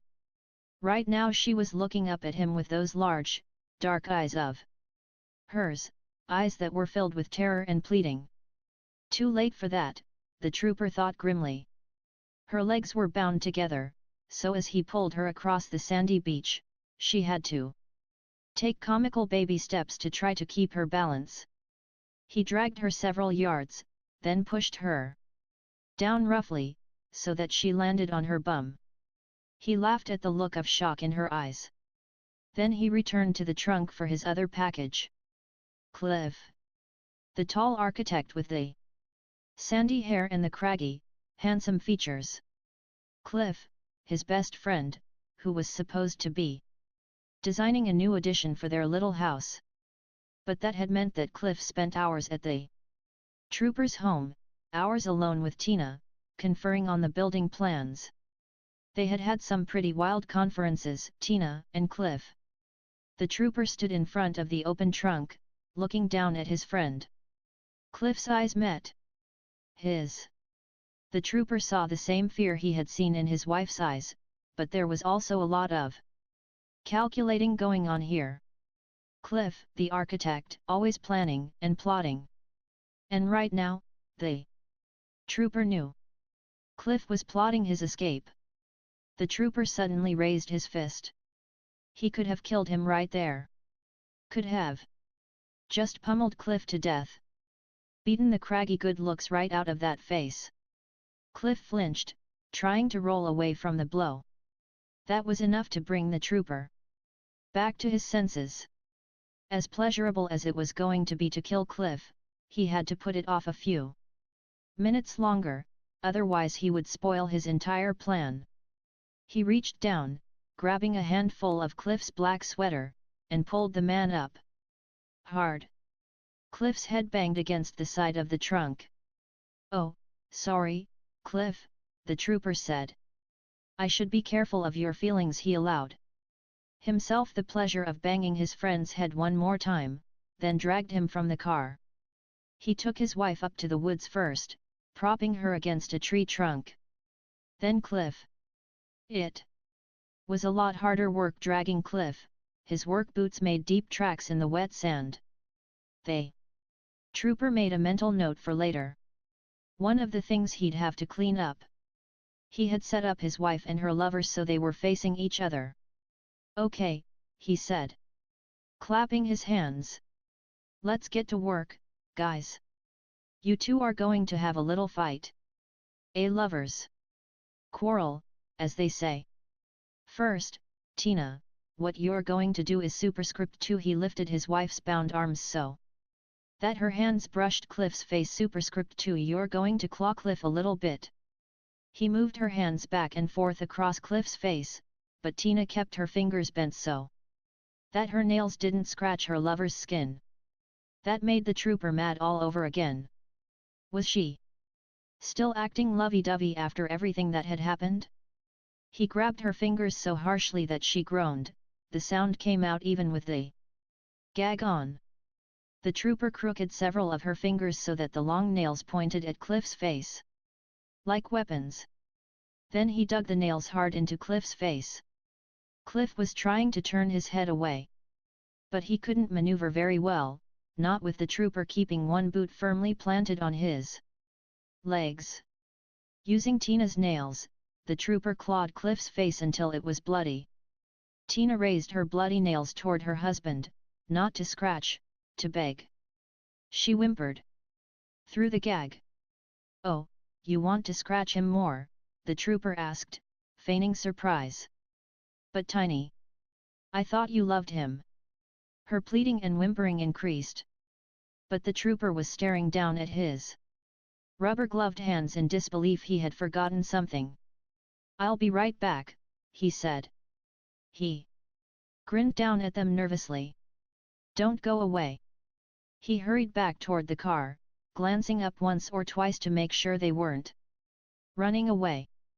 Even though their legs were tied, he felt awfully jumpy, like something could go wrong at any instant. Tiny and Cliff were crawling around, desperately trying to work their way free of their ropes. But they didn't look like they were having any success. The trooper opened the passenger side and retrieved the white hockey mask, then trotted back up the wet beach, running through the driving rain. Forgot the mask, he explained in a friendly voice as he stood over Cliff and Tina. Then he yanked Cliff back up against his tree, making sure Cliff's head snapped back against the trunk. He took hold of Cliff's hair, pulling his head down, then slipped the black strap of the mask over the back of his friend's head. "You see, guys," he said. "Folks around here really believe all that crap about the Jason monster. They're terrified, my friends. So when they find your dead bodies, you know what they're going to think? They're going to think you put on the mask." Cliff was trying to get to his feet. The trooper put a fist on top of his head, then raised it like a hammer and clubbed him back down. "That's what everyone thinks happened to this summer's 4th of July carnival, now don't they?" asked the trooper. "You've heard the rumors. Some fool mechanic put on Jason's mask and went berserk, 'cause he was possessed by Jason's evil spirit. He had to give Cliff another shot with his fist." "Well, it's not so far-fetched, now is it?" he asked. "After all, Tiny, you said it yourself. It was like your love superscript 2." He clubbed Cliff again. Superscript 2 for each other just possessed. Superscript 2 he hit him again. Superscript 2 you like a demon. More garbled begging from Tiny Tina. The trooper felt a sudden impulse to punch his wife in the head. He restrained himself, though. Instead, he lifted Cliff's bound arms and swung them together like a bat. So it was Cliff's hands that knocked his wife on the chin, snapping her head back. And it was on Cliff's hands that the coroner would find Tina's blood. Next he reached in his holster and took out Cliff's gun. At the sight of the gun, Cliff's grey eyes widened with terror. The trooper could see the fear behind the dark eye holes of the white mask. "The only bad thing about this plan," said the trooper, "is that you're going to get to have all the fun, Cliffy." He kneeled down beside his friend and put the gun in his hands, keeping a firm hold on it. Then he lifted the gun, pointing right at Tina. It was amazing how much noise that little woman was able to make with a gag on. She was going crazy, wriggling and crying and begging and pleading. It reminded the trooper of the passion he had witnessed between her and Cliff that day last week when he had that stomach virus and came home in the middle of his afternoon shift. Yes sir, what he had seen that day had sure stayed in his head, gnawing away at him like a vicious little rodent. He squeezed Cliff's finger. Superscript 2 and the trigger. The bullet caught Tina right in the chest. That stopped her begging and pleading once and for all. Chapter 8. Crying Wolf. The trooper could see the little dark hole where the bullet had pierced his wife's tan leather jacket. He could see the blood oozing out. Her eyes were still open but her breathing was very labored and shallow. The trooper got to his feet. Immediately, Cliff raised the gun and pointed it right at him. The trooper shook his head. "Cliff," he said. "I'm surprised at you. You were always such a sensitive guy." Cliff fired. But instead of a blast, the gun just clicked, and it clicked again and again each time Cliff pulled the trigger. The trooper laughed. "You guys really thought I was stupid, hey? Just a dumb old cop, hey? You thought I'd put more than one bullet in there? More than one bullet for Tiny Tina." The trooper reached in his pocket and pulled out his wife's little pistol. It was a dainty woman's gun with a white mother-of-pearl handle. 3 years ago he had insisted his wife start keeping the gun in her bedside table. Another dead body had been found. Superscript 2 in pieces. Superscript 2 in the Crystal Lake woods. Back then, he had worried about his wife's well-being. He felt a little of that old tenderness as he reached down and put the gun in his dying wife's hands. They were cold, those hands. In better years, these little hands had caressed his cheeks so kindly. Well, no more. He curled his wife's right forefinger over the trigger and aimed the gun at superscript 2. Cliff was getting to his feet. He had gotten his legs free. The trooper tried to fire his wife's gun, but now his wife pulled the gun away from him. She wasn't dead. So he had to wrestle with her first. That wasn't too hard. She could barely breathe. He got control of the gun again. Still keeping his wife's finger on the trigger, he turned to fire at Cliff.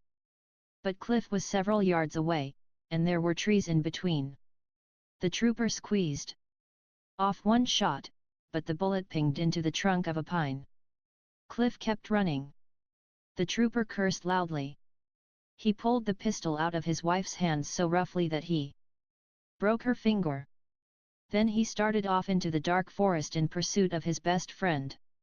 Summer was really starting to enjoy being out in the forest. There was this dark, lush vegetable smell in the air, like ripe fruit. And the way the rain was coming down. It was plastering her parka to her body, soaking her jeans, running down her face and making her lick her lips. It never rained this hard when you lived in town. You had to be out in the woods to really get into the heart of nature. Missy was up ahead, skipping around puddles, playing a kind of hopscotch on the muddy road. Push 'em back, she chanted, way I back. She tossed an imaginary baton up in the rain-dark air, pretended to catch it. Then she marched backward, smiling at the rest of the group. Summer smiled back. I don't like this, Belinda called. Where are we, anyway? The woods, Slick told her, and slapped his leg as if he had made a brilliant joke. Dave picked up a rock and tossed it to Slick, who lobbed it back, right over Russ's head. The big linebacker casually reached up a hand like a paw and caught the rock. Intercepted, he said. Am I the only one who's got a brain left here? Belinda demanded. You guys are acting like this is some kind of party. Slick squinted at her through the downpour. What do you want us to do? Find someone who can help us. Belinda squealed. I want to get home in this lifetime. Slick just laughed. Hey, Russ, he said. Your girlfriend wants us to find someone who can help us. Russ looked pained. We're trying, he told Belinda. Hello. Dave shouted at the woods, cupping his hands to his mouth. Anybody home? As if in response, a streak of lightning cracked down through the dark sky, briefly turning the air a ghostly white. They walked on. The muddy road seemed to curve endlessly through the woods. So far, they hadn't seen a single turnoff or even a trail. What if they walked and never found a house? Instantly, Summer imagined them all walking until they turned into skeletons. Another lovely image, courtesy of yours truly, she told herself. I hope we don't get lost, Missy worried. Missy, Summer said patiently, we've been walking straight since we left the van. We haven't turned once. How can we get lost? Well, I still hope we don't get lost. Missy looked around, apparently trying to orient herself. That big hill is on our left, she said. She pointed at a dark hill that loomed ominously above them. Then Missy looked to her right and stopped. Hey, she said. She left the dirt road and started wading through the thick weeds and brush. Missy, Belinda said impatiently. It's raining. I know, said Missy, squatting down in the weeds. What's she doing? Snickered Slick. Making pee-pee. I found a sign, Missy said. Summer tramped off the road toward Missy. She was kneeling in front of a wooden sign with carved letters. Welcome to Camp Crystal Lake. Missy looked up at her, giving her a proud smile. Her skin was glistening with rainwater. She jumped up. I found a camp, she said, clapping her hands. I found a camp. We're saved. We're saved. You see, Dave? I'm not so dumb, after all. Though he tried to pull his head back. Missy managed to plant a loud smacker on her boyfriend's cheek. Oh, wow, Slick said when he saw the wooden sign. He suddenly looked very serious. He looked off at the trail that led into the woods. This is awesomely bad, he said. By now, all eyes were on the rangy receiver. He's got them all fooled, thought Summer. She had known him long enough to be able to distinguish among his many fake looks. From the serious look on his face right now, she knew he was about to tell a whopper. Oh wow, what? Missy said. She bit her lip. You guys never heard of Camp Crystal Lake? Asked Slick. Missy shook her head from side to side, shaking her braids. Slick scratched his head. Oh, boy, he said. Well, I don't want to scare you. He started to walk back to the road, but Russ put out a hand to stop him. The big linebacker pushed the slim receiver back effortlessly. Let's hear it, Russ said. He crossed his arms. Some people were killed here, Slick said. Yeah, right, Belinda said. I'm not kidding, Slick said. This place is like haunted or something. It's murder central. A kid drowned at this camp. And he keeps coming back from the grave. Slick, Missy shrieked, stop it. You're scaring me. Me too, Belinda said. That's not all, said Slick. When he comes back, he wears this white hockey mask, too. Hide how rotted his face is. Well, they say that if you put that mask on, then he's got you. You. No, like possessed. That's enough now, Belinda said in a low voice. Slick ignored her. They had a carnival here this summer. But it was built on hallowed ground, cause it was built on the site of Jason's murder. So when they drilled down and dug out the foundations for the rides got possessed. The whole place burned to the ground. They say the only thing that survived from the whole fair were the fake vampire bats from the funhouse. See, these bats superscript too. Guys, Summer said, stepping in front of Slick and holding up her hands. Before he gets you any more jazzed, let me explain something about Slick here. Our very first date, he took me to a horror movie. I wasn't scared, right? So he leans over and whispers in my ear that he just saw a big rat run under my feet. I start screaming. But he won't let me go. So I spent the whole movie with my arms around his neck.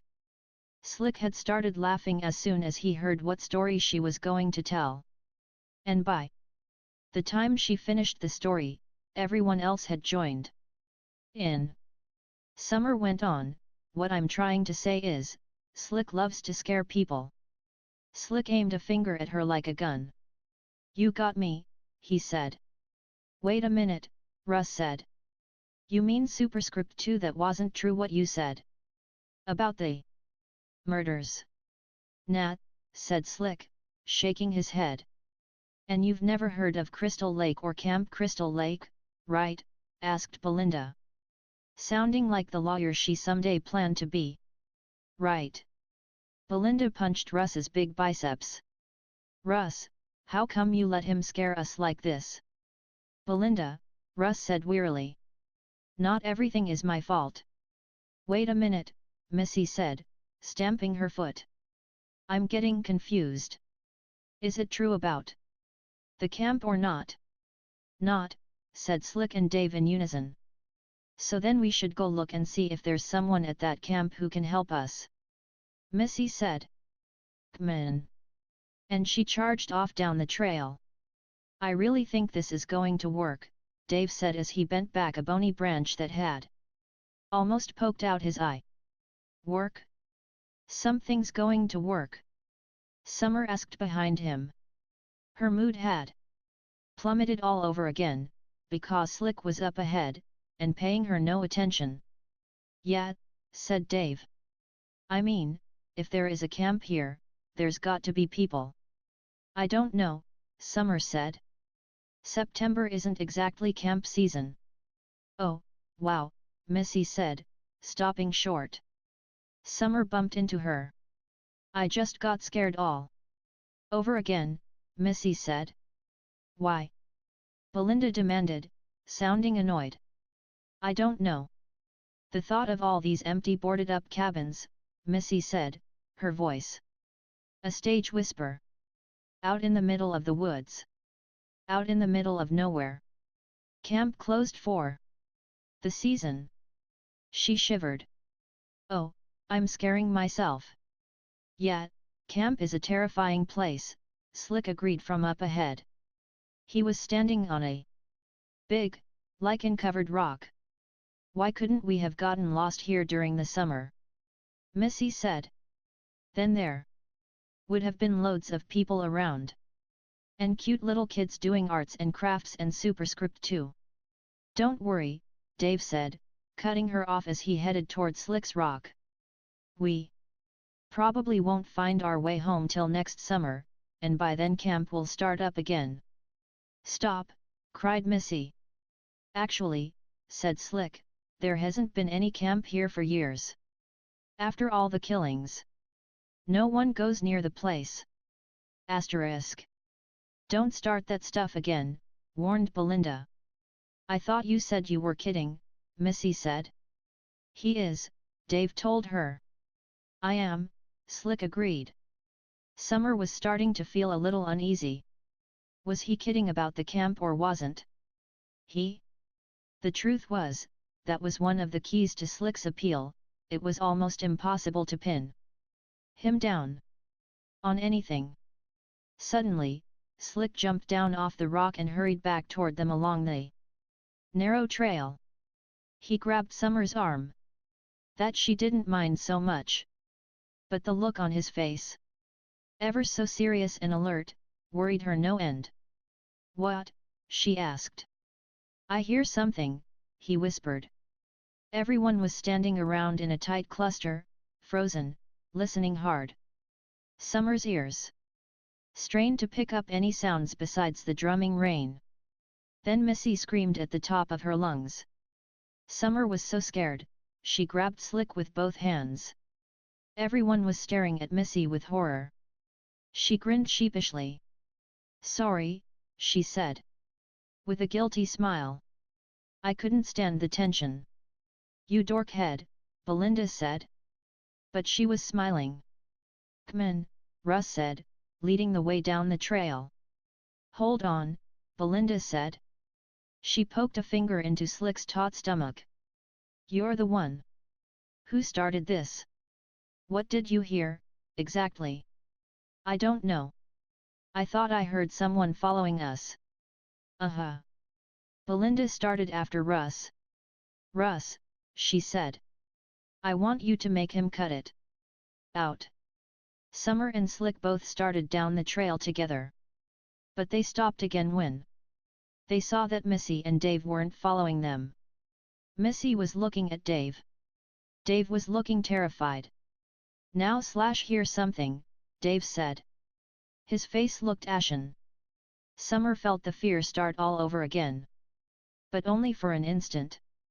Dave grinned. Gotcha, he said.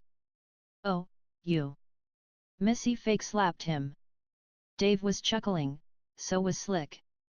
You guys are a bunch of real jokesters, Belinda said sourly as the group all gathered. Again. But you're going to get yours, let me tell you. Let me promise you. Right, Russ? Russ. Russ still didn't answer. He was staring past them, back down the trail. I hear something, he said. Summer's first thought was that it was pretty lame of Russ to try this gag after Slick and Dave had just pulled it on them. There was no way he could fool them a third time. "Oh now, don't you start," Belinda said. "I mean it, Russ Johnson. You start playing tricks on me, and you'll regret it so bad you won't know superscript 2. Belinda stopped mid-sentence. She turned back and looked down the trail. By now, Summer had heard it too. Russ wasn't playing a gag. This time there really was someone coming through the woods. Whoever it was, they were thrashing through the wet brush. Coming hard. Chapter 9. The final whistle. At first all Summer could see was the dark shape dodging around the trees. "Hey, wait up," a voice cried. A high voice. "Teddy." Summer felt the tension flow out of her body like rain as Teddy came running out of the woods. He was pushing his glasses up his nose, grinning at them nervously. His mass of curly hair hadn't lost its odd shape, even though it was sopping wet. "Hi," he said as everyone stared at him. Missy took 2 giant steps toward him. She was taller than Teddy. She shook her finger in his face. "Idiot," she said. "You scared us." Then she walked back to the rest of the group. "I scared you?" Teddy asked, surprised. He seemed proud of himself. "Cool. What are you doing here, Buzzy?" snapped Belinda. "Oh, well, I decided to come with you guys after all." "What do you want?" asked Dave. "A medal."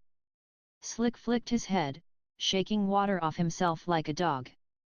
"No way, Jose," he told Teddy. "Why?" Teddy asked, a whine already starting in his voice. "What do you mean, no way?" "Think about it, Buzzy," Slick said. "If you come with us, there's going to be no one at the van when coach comes back. We need someone to wait there. And you already volunteered." "I did not volunteer," Teddy said. As usual, he looked close to tears. With 4 older brothers, Summer had been raised on a steady diet of teasing and ribbing and kidding around. She knew how to handle it. That's why her heart went out to Teddy. It was like the guy had no shell to protect himself. "Leave him alone." "Slick," she said. Slick ignored her. "Go back to the van," he ordered Teddy. "Oh yeah? Well, what if I don't? I mean, you're not the principal." "Look," Dave said. "We wouldn't be in this mess if it wasn't for you. So now you have to wait at the van. Don't be a jerk." The guilt trip seemed to work. From the look on his face, Teddy felt defeated. "What are you guys going to do?" he asked. "We're going to look for help," said Slick. "What do you think?" "We'll be back soon," Russ said. "Oh, yeah, like I believe that," Teddy said. "You guys are such a bunch of liars. You're going partying, aren't you?" Slick laughed. "Partying? Are you out of your mind? Buzzy, take a look around you." He waved at the woods and the rain. "Does this look like a party to you?" Teddy wasn't convinced. "Who's got the weed?" he asked. Teddy was the kind of kid who always thought he was being left out of everything, and the truth was, he usually was. "Buzzy, Buzzy, Buzzy B," Slick said sadly. "How hard did you hit your head in the accident? Use your brain, man. I mean, even if we had some weed with us, which we don't, how would we light the stuff in this rain?" It wasn't a very good lie, and as soon as Slick said it, Summer knew he had drugs with him. Slick was quite the pothead. He had tried to get her to smoke marijuana more than once. She had always refused. Fact was, he didn't need to get her high to have his way with her. Slick himself superscript 2, that was her drug. Him and that long, brooding face of his. She tried to remember back to earlier this afternoon, when she was sure she hated Slick forever. It seemed like years ago. Then everyone's got to come back to the van, Teddy said feebly. Because I'm getting scared waiting all by myself. No one answered. Come in, he begged. Dave and Slick both chorused back "Ah" at Teddy, and not in a nice way either. I'll wait with you, Summer said. She started walking back down the trail. Teddy's mouth dropped open, but Slick grabbed Summer's hand. No way, he told her. Why not? She asked in a low voice. You jealous? Don't look in his eyes, she told herself. Slick was like a hypnotist. If she looked too long into those deep pools of amber, she was a goner for sure. You're coming with us, he said. It was all he needed to say, too. The idea that Slick wanted her with him had its usual magical effect on her. She could feel herself going brain dead. She turned away from him, looking back at poor, bedraggled Teddy. He looked like a wet rat. I guess I'll stay with the group, she said apologetically. We'll be back soon, Dave told him. Teddy looked at Summer with such hurt in his eyes that she had to look away. You better hurry up, Slick called after him as he tromped away down the trail. Coach. We'll be back any minute. But at that moment, Coach was almost 2 miles away. Wet to the bone, water dripping off his nose. Coach was trudging down a muddy trail. Through the woods. He had turned off the main road 5 minutes ago, hoping the trail would lead to a cabin or house. But no house, no cabin, no nothing. That fool Bateman had really done it this time. Coach growled to himself. That boy was such a booby. He shouldn't even let Buzzy carry the water bottles during timeouts. He certainly never should have let the fool have an important job like trip navigator. What was he thinking of? Buzzy was supposed to be such a bright boy, a genius in computers or something like that. Coach knew better. Any boy who couldn't play ball was a moron, plain and superscript 2. Coach turned the bend. The woods came to an abrupt halt. Ahead, a narrow strip of beach led down to a vast grey lake. Coach started plodding along the beach, his shoes sinking deep into the wet sand. There had to be some houses built around a lake like this. Had to be.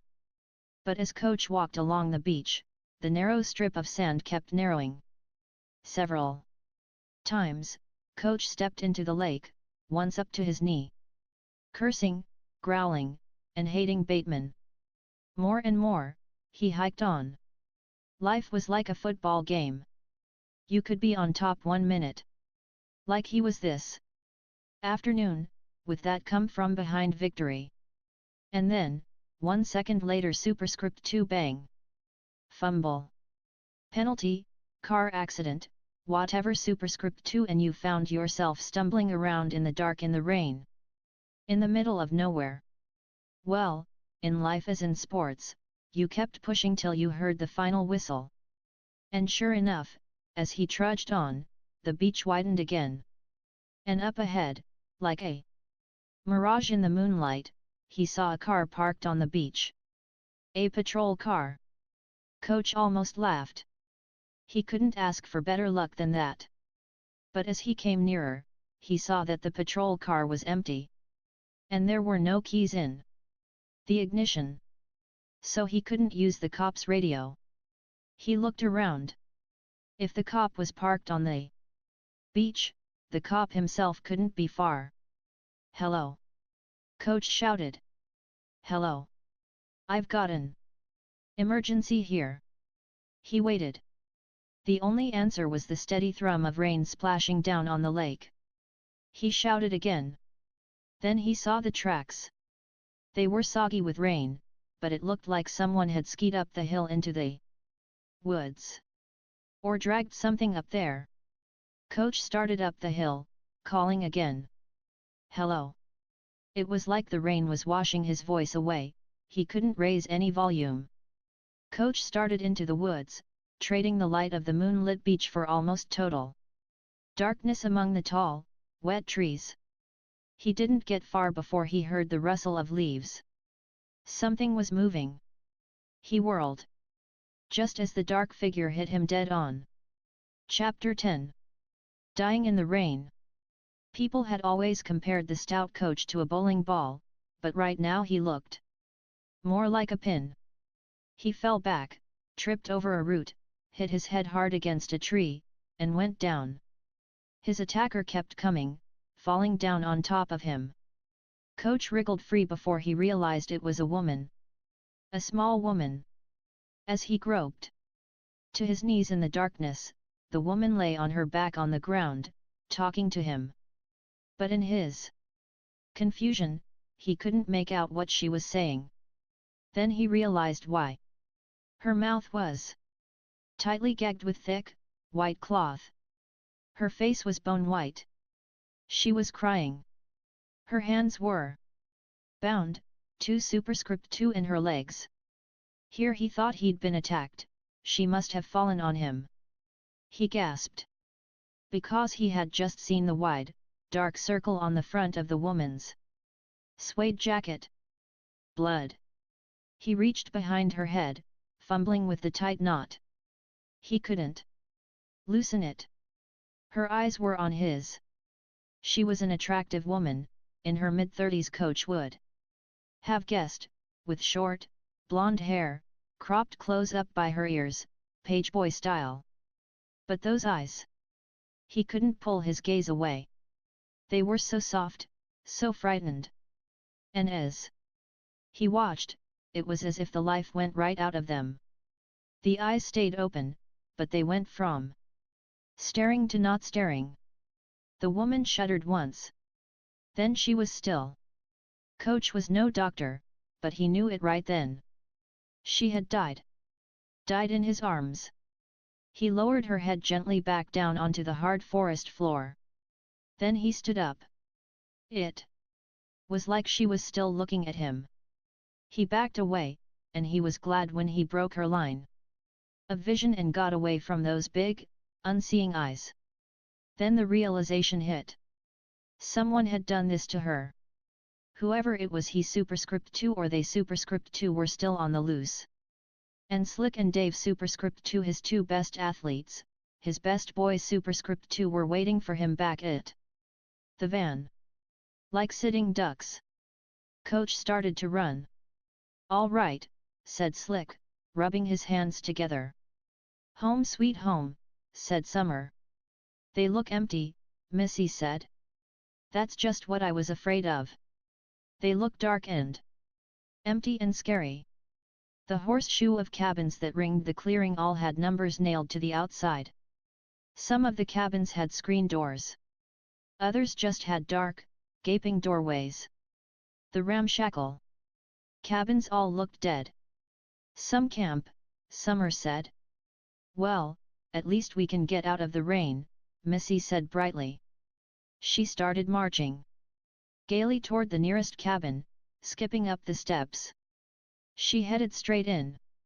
And as if Missy were the Pied Piper of Hamelin, the other teenagers all followed her inside.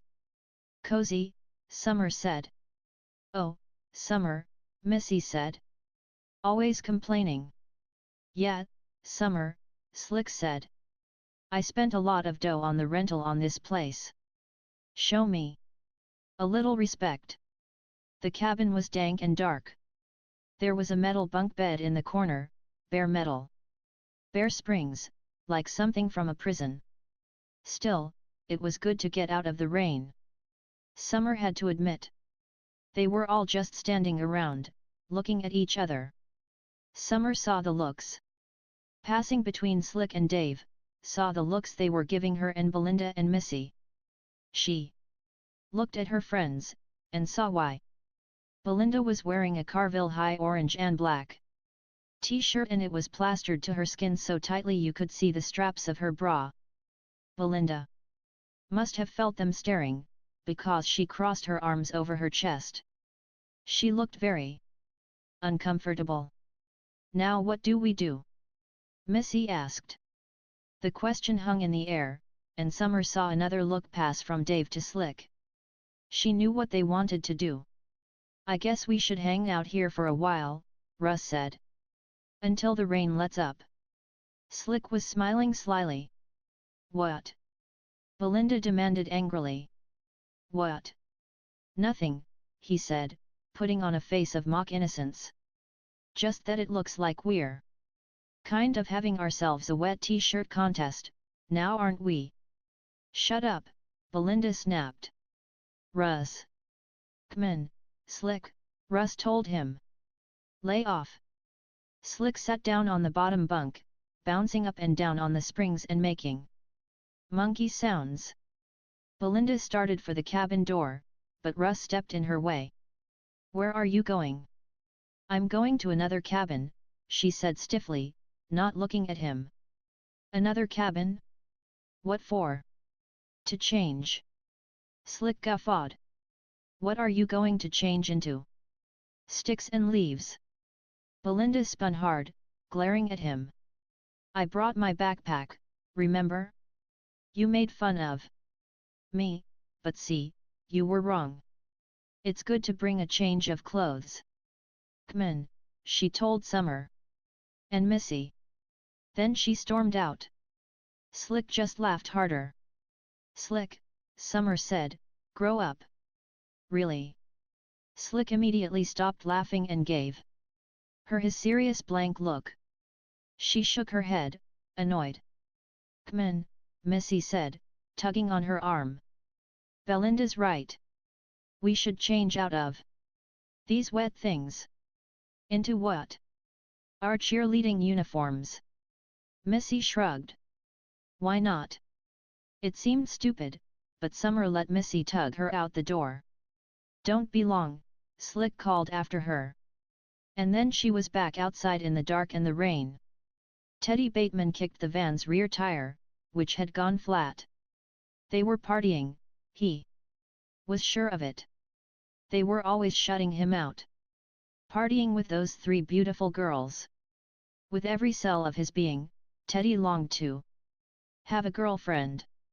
He could hold her hand, he could kiss her, he could. Who was he fooling? The only time girls ever gave him the time of day was during halftime at a game, when he was wearing his buzzy head. Teddy gave up kicking the van's flat tire. He tried pacing instead. In their short orange and black skirts and tight orange and black shirts, the cheerleaders drove Teddy half crazy with excitement.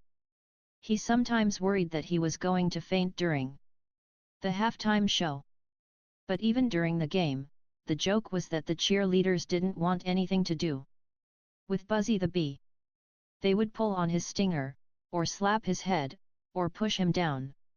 The only girl who was ever nice to him superscript 2 on the field and off superscript 2 was Summer. Summer. Every time Teddy looked into those wise eyes of hers, he felt his heart melt. What he wanted to do was throw himself at the girl's feet and say, "Take me, I'm yours." Great thinking, Teddy, he told himself. That was really the way to Summer's heart. What she saw in Slick was totally beyond him.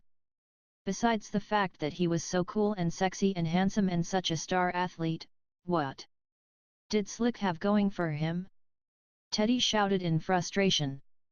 If he had wanted to impress Summer, he had sure picked a brilliant way to go about it. He had gotten the team lost. Everyone hated him now. But Coach hated him most of all. Just then, Teddy had an idea. Maybe there was a way he could make this up to Coach. He opened the van's front door and took the keys out of the ignition. Then he walked around and unlocked the van's way back. He pulled up the carpet, found the inset metal ring in the metal floor, and lifted the large metal cover. He reached into the van's trunk and pulled out the jack, the tire iron, and the spare. Most kids probably wouldn't have guessed he'd know how to change a tire, not in a million years. But he did. Of course, the only reason he knew was because his nervous, neurotic accountant of a father was always teaching him safety precautions. The very day he had gotten his learner's permit, Mr. Bateman had spent hours making him practice changing a tire. Just in case superscript 2 you never know superscript 2 you get stranded somewhere, his father had explained with a weak, nervous smile. Well, now they were stranded all right. And maybe if Teddy changed the tire before Coach came back, he wouldn't be quite so angry. Teddy positioned the jack under the rear fender. The car was already at an angle, which made the whole operation a little dicey. But the tree was holding the van securely, he was sure of it. He started to pump up the back of the van. He had only pumped twice when the van's engine roared to life. Teddy was so scared, he dropped the lever and shouted, "Oh, Mommy!" He jumped backward. How the engines didn't just turn on by themselves. Then he realized what had happened. Someone had slipped into the van and started the car. Teddy picked up the tire iron. He was red with shame. Some kids at school had once put a plastic rat in his homeroom desk, so that when he reached for his papers, he had screamed for his mother, just like he had now. And his mother had died of lung cancer when he was only 9. Teddy wanted to brain whoever had played this new trick on him, he wanted to kill them for embarrassing him. But when he stalked around to the front of the van, there was no one sitting behind the wheel.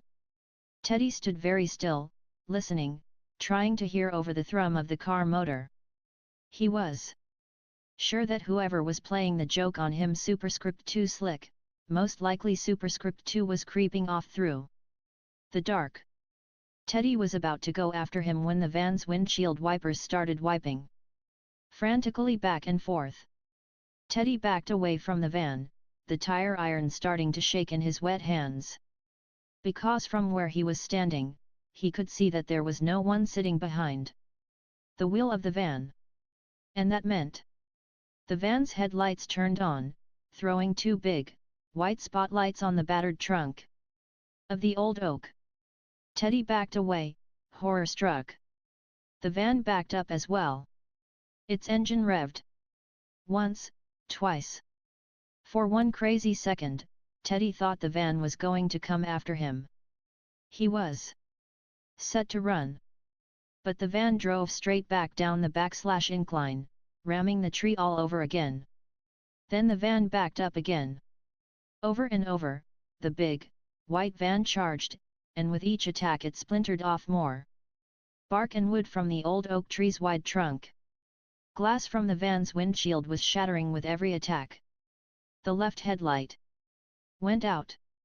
Then the bumper came off, but the van kept coming. Until finally, the car veered off from the tree, flew down the ravine, and smashed itself against another oak 20 yards down the hill. The one working headlight glowed out. The wipers slowly stopped. The engine shut down with a groan and a sigh. Teddy watched the van for a long while, not trusting that it would stay dead. Then he smelled smoke. It was a harsh, mustard smell that burned its way into his nose. He turned back toward the tree. Yellowish smoke was snaking out of a gash in the bark. And superscript 2 strange, superscript 2 Teddy felt himself drawn forward, drawn toward the burning wood. When he came closer, the smoke stopped.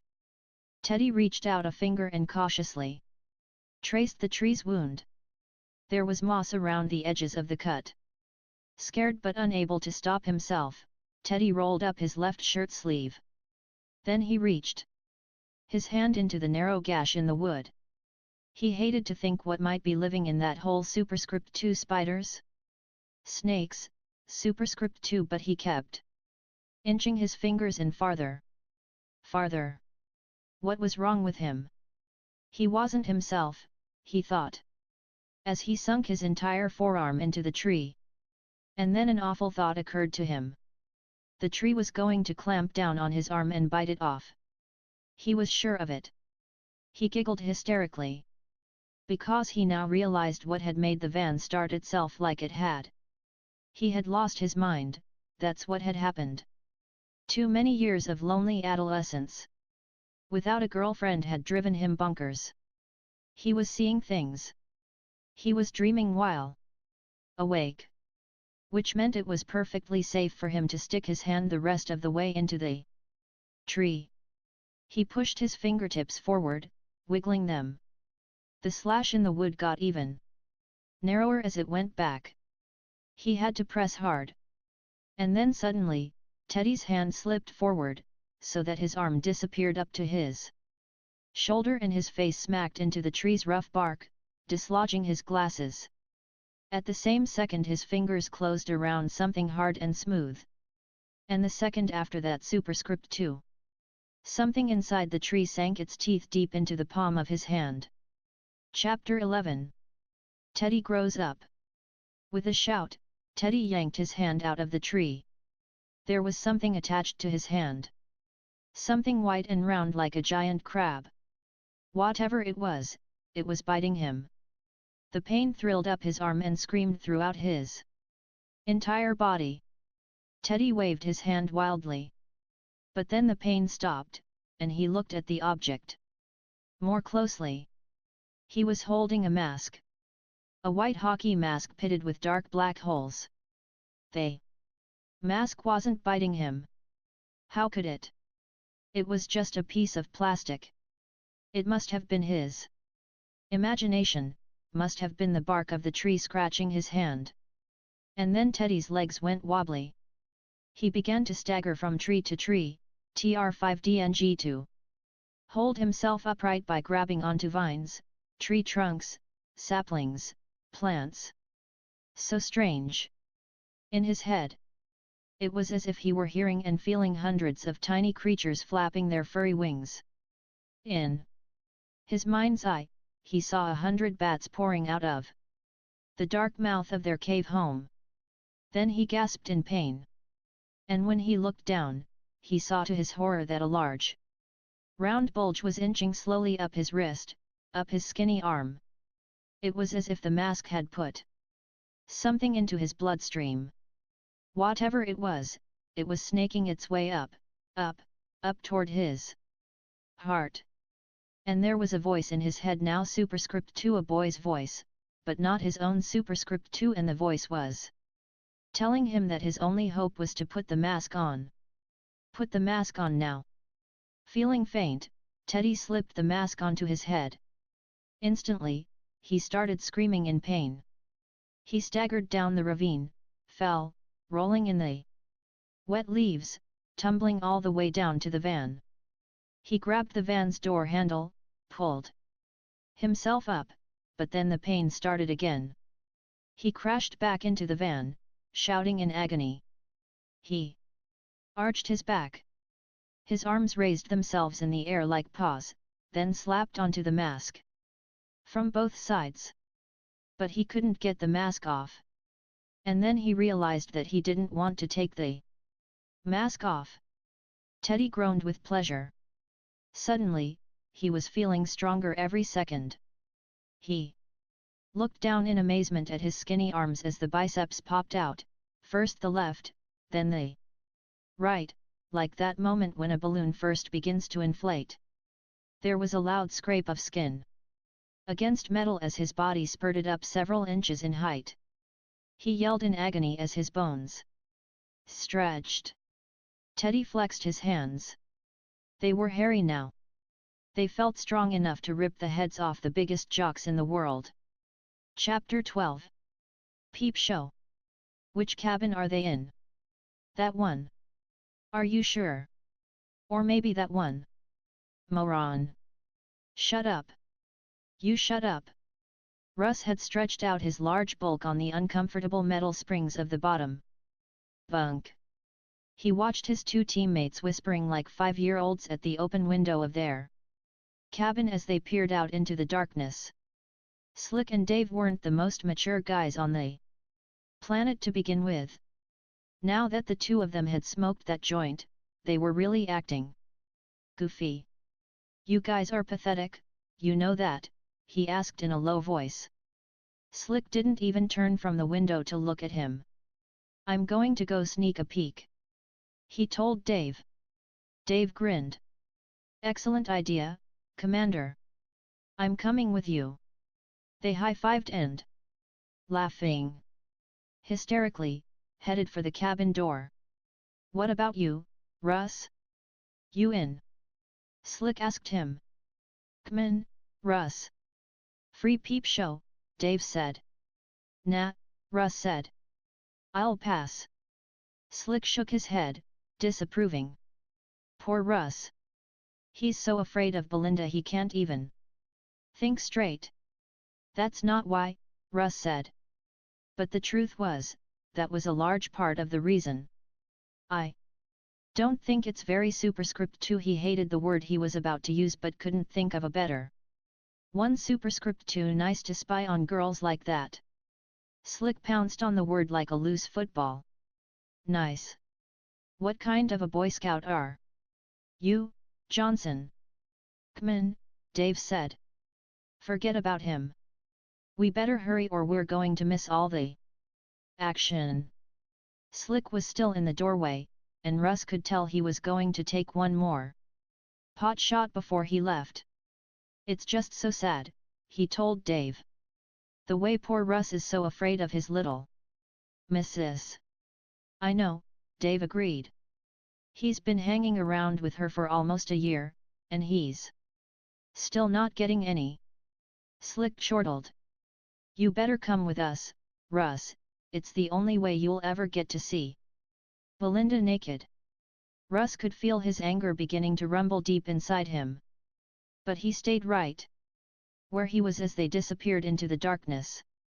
When they were gone, he got up off the bed. The rain had slowed. In the distance, he could hear the giggling of the girls floating through the cool night air. He wanted to go warn them. Good move, Russ, he told himself. He was already the only black kid on the football team, and ostracized every way to Sunday. All he had to do was rat on the captain and star receiver. Then he'd really be Mr. Popular. On the other hand, he hated to think of the guys spying on Belinda. For one thing, Belinda was so into control. It would kill her if she found out they had peeped. But Russ was having another reaction that surprised him. Slick had gone out with Summer, and presumably what he was going to see in that cabin would be no surprise to him. Even so, it burned Russ bad to think of Slick and Dave peeking in at Summer Stone. Russ shook his head. Watch it, homeboy, he told himself. Watch it. Summer unzipped her orange parka and hung it over the rusty screen door of cabin number 9. She ran her hands back through her dark hair, squeezing and wringing out the water. Missy unzipped her black jumpsuit, stepped out of it, and pulled off her striped t-shirt. Giggling, she started doing a majorette number as she removed her underwear, flinging the wet bra and panties to either side of the dark cabin with 2 loud splats. Summer laughed and applauded. Stark naked. Missy chanted, Sting 'em. Hornets, and danced around the cabin as she did the cheer. Belinda was in the comer, facing the wall as she peeled off her wet clothes. That was Belinda all over. In the gym, she always stood close to her locker when she changed. She had once told Summer the reason. It wasn't just modesty. She couldn't get over her fear that some guy might be spying on her. Belinda, Summer now told her, wriggling out of her sopping wet jeans.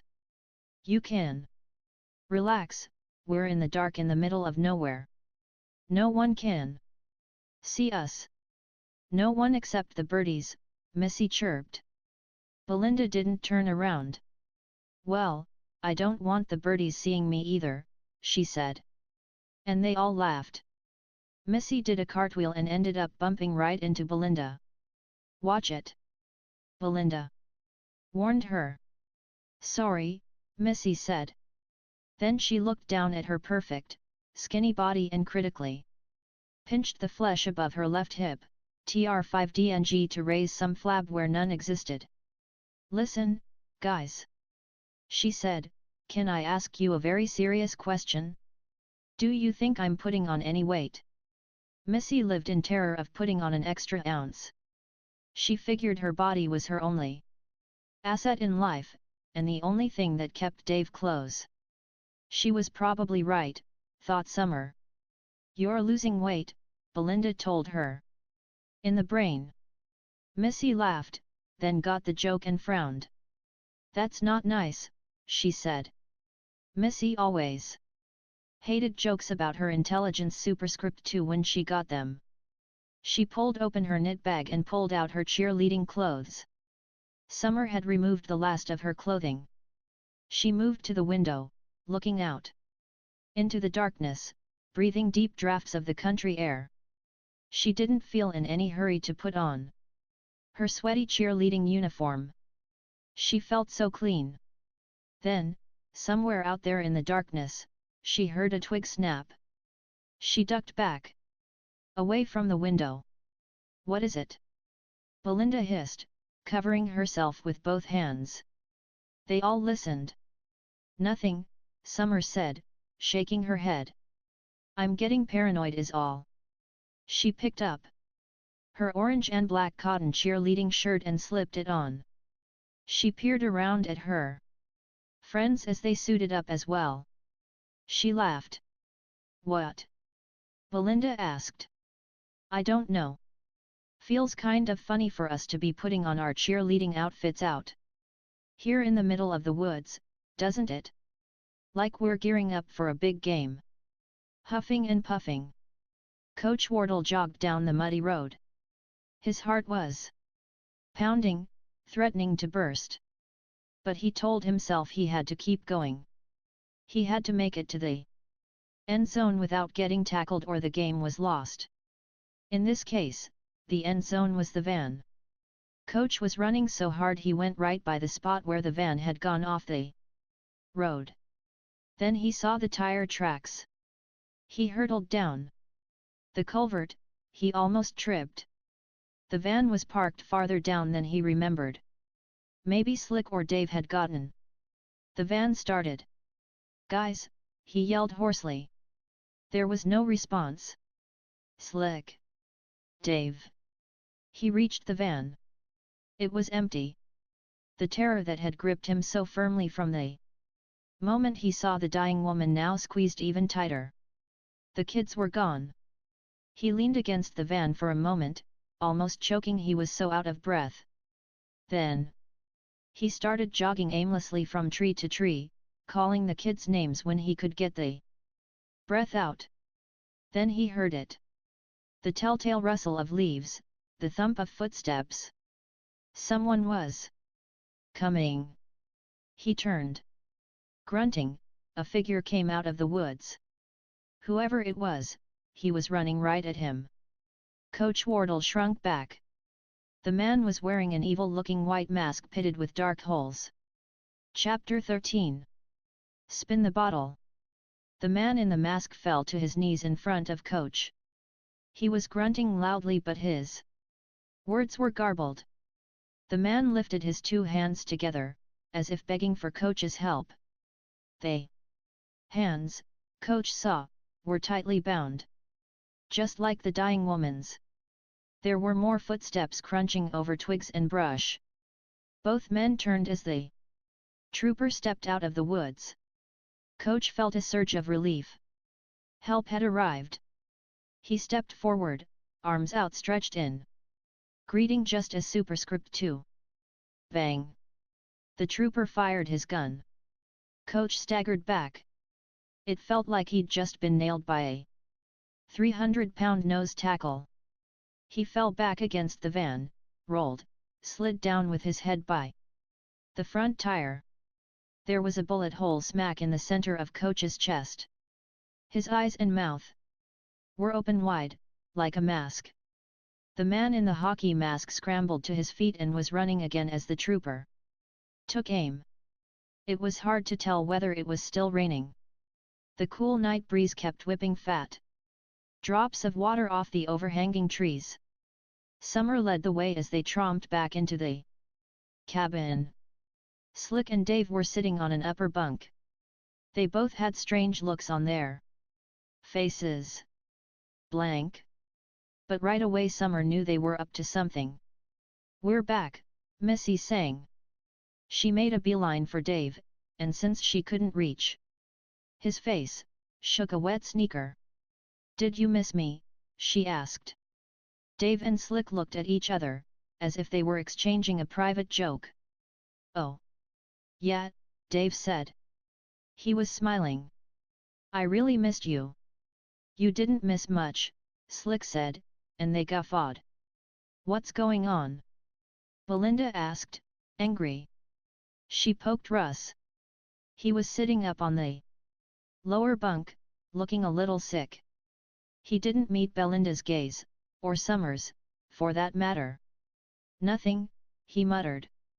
He got to his feet wearily, gave them all a sick smile. "Come in," he said. "We better get back to the van." "Why?" Slick asked. He hopped down from the upper bunk. "Buzzy will come get us when Coach gets back. Let's hang." "Slick's right," Dave said. "It'll probably be hours before Coach gets to a gas station and they can fix the van." "Hours?" Belinda jammed a fist into her hip, her eyes flashed. "But we've got the victory party tonight." "Yeah, well, I don't think we're going to make it," Dave said. "Yup. Looks like we're going to have to party out here," Slick said. Summer felt it again, that tension in the air. Slick was looking at her. She lowered her gaze. "Party! Party!" Missy cried. "Missy," Belinda said. "We're not having any party. What do we have to party with?" Missy looked crushed. Then she brightened. "I know. We can play party games." She looked around the room, squinting into the dark corners in search of inspiration. She spotted an empty Coke bottle, the old-fashioned glass kind with the thin, tapering spout, and pounced on it. "Aha!" Everyone looked at her dumbly for a moment. Missy just grinned. "Spin the bottle," she explained. The tension that Summer had felt in the small, dark cabin instantly doubled. "No way," Belinda said. "Way," corrected Slick. He draped an arm around Missy's shoulder. "That's a great idea, Missy." Missy raised her chin with pride. "You see, Missy, you're not so stupid after all," Slick went on. Missy kept smiling, but Summer could tell she wasn't so sure she liked that compliment. Slick took the bottle from Missy, stuck his finger in the spout, and twirled it. "Form a circle, everybody," he said in his lowest, sexiest voice. "I said no," Belinda said. Summer could see the panic on her face. For a control freak, things were sure getting out of control. "Oh, Belinda," said Missy, slapping her on the back. "Don't be a party pooper." "Yeah, Belinda," Dave said. He cuffed her shoulder. "It'll be fun." Still twirling the bottle, Slick sat down on the cabin floor. Dave sat across from him. Missy immediately plopped down right next to Dave. She reached up and tugged at Belinda's hand. Summer wasn't feeling too keen on the game herself. There were two basic possibilities, and they both terrified her. 1. Slick would have to kiss somebody besides her. 2. Slick would have to kiss her. "Russ," Dave barked, down on the floor. "I'm speaking as your captain now." Russ looked at Belinda, as if for approval. "Don't look at her," Dave said. "You're playing this game with us or you're off the team." Summer saw the look of pleading Russ was giving Belinda. "Come in, Belinda," Summer said. Let's get it over with. As soon as they had all sat, Missy yelled, I spin first. Because I thought of the game. She took the bottle from Slick and it made a little pop as it came off his finger. She knelt in the center of the circle and spun the bottle hard on the rough old floorboards. The bottle spun and spun. Finally, it began to slow down, its spout pointing first at Dave, then Russ, then Slick, then Dave, then Russ. Please don't stop on Slick, Summer prayed. Please don't stop on Slick. So of course, the bottle stopped on Slick, or at least it was pointing a lot closer to Slick than to Dave. But Missy immediately squealed, goody! I get to kiss Dave. She traced a crooked line across the floorboards from the spout of the bottle to her boyfriend. It was pointing at Slick, Dave said, with a half-smile, trying to ward her off. But she grabbed his head and held it and planted a loud, long kiss right on the lips. Okay, he said, trying to pull away, that's enough. But she wasn't through. She kept kissing him until Slick finally called gong. I love this game, Missy said happily. Dave didn't look so pleased. Dave spun next. The bottle pointed right at Missy. Now Dave looked really annoyed. He gave Missy a friendly peck. Missy gave her next turn to Belinda, who spun the bottle hard. There was no doubt this time. It pointed straight at Slick. Belinda laughed. All right, she said, sounding very pleased. More than once, Belinda had told Summer that Slick was the hottest white guy she'd ever seen. Sorry, Summer, Belinda now said, but he's going to get it. She marched purposefully over to Slick, who smiled as she approached. She pretended to fix her clothes and hair. Then she started to kiss him on the lips. The kiss went on and on. There were cheers and catcalls from Dave and Missy. Russ and Summer were both silent. Finally, Belinda lifted her head and grinned at the rest of the group. Sorry about that, Summer, but I couldn't pass up the opportunity. Don't apologize to me, Summer said. He's all yours. That's what she said, but what she was feeling was nausea. And then Dave asked Slick how the kiss was. Slick smacked his lips and sighed loudly. Delicious, he said. My turn, Summer said quietly. She grabbed the bottle and spun it. It landed on Russ. Good, she thought. She hated the idea of kissing Dave, but she would have done it right then just to get at Slick. But kissing Russ, that was something she'd kind of wanted to do anyway. She smiled at Russ, who looked extremely nervous. Don't even think about it, Belinda warned him. Why? Missy asked. Belinda, that's not fair. You kissed Slick. Kiss her. Kiss her, chanted Slick and Dave. That burned Summer, but she knew Slick was faking. I'm telling you, Russ Johnson, you kiss her and you're dead meat, Belinda went on. You kiss her. And you can kiss our relationship goodbye. You got it. Russ turned and stared at her levelly. Belinda, he said. Why are you always ordering me around? There was a loud ooh from Slick and Dave. Summer hesitated. As much as she wanted to get Slick back, she didn't want to get Russ in trouble. Russ nodded to her. She raised her eyebrows, as if to ask, are you sure? He nodded. Again. Russ, cried Belinda. Summer moved forward. Her eyes were locked on Russ's now. She knelt in front of him. Smiled. He smiled back. It was strange. It felt awfully natural, somehow, being this close to Russ. And then he gently hooked his large hand behind her head and lowered his large head toward hers. Their lips met. You're going to die, she heard Belinda say. But it was as if there were no one in the room. As if Russ and she were all alone sharing The most private moment. The kiss was long and tender. Her hands went around the back of Russ's neck and roamed around his broad, powerful back. His big hands were on her back too. Not moving, but firmly planted, holding her in place. Finally, he pulled his head back. She had never seen his eyes look so serious. "You'll pay," Belinda said, and she stormed out of the cabin.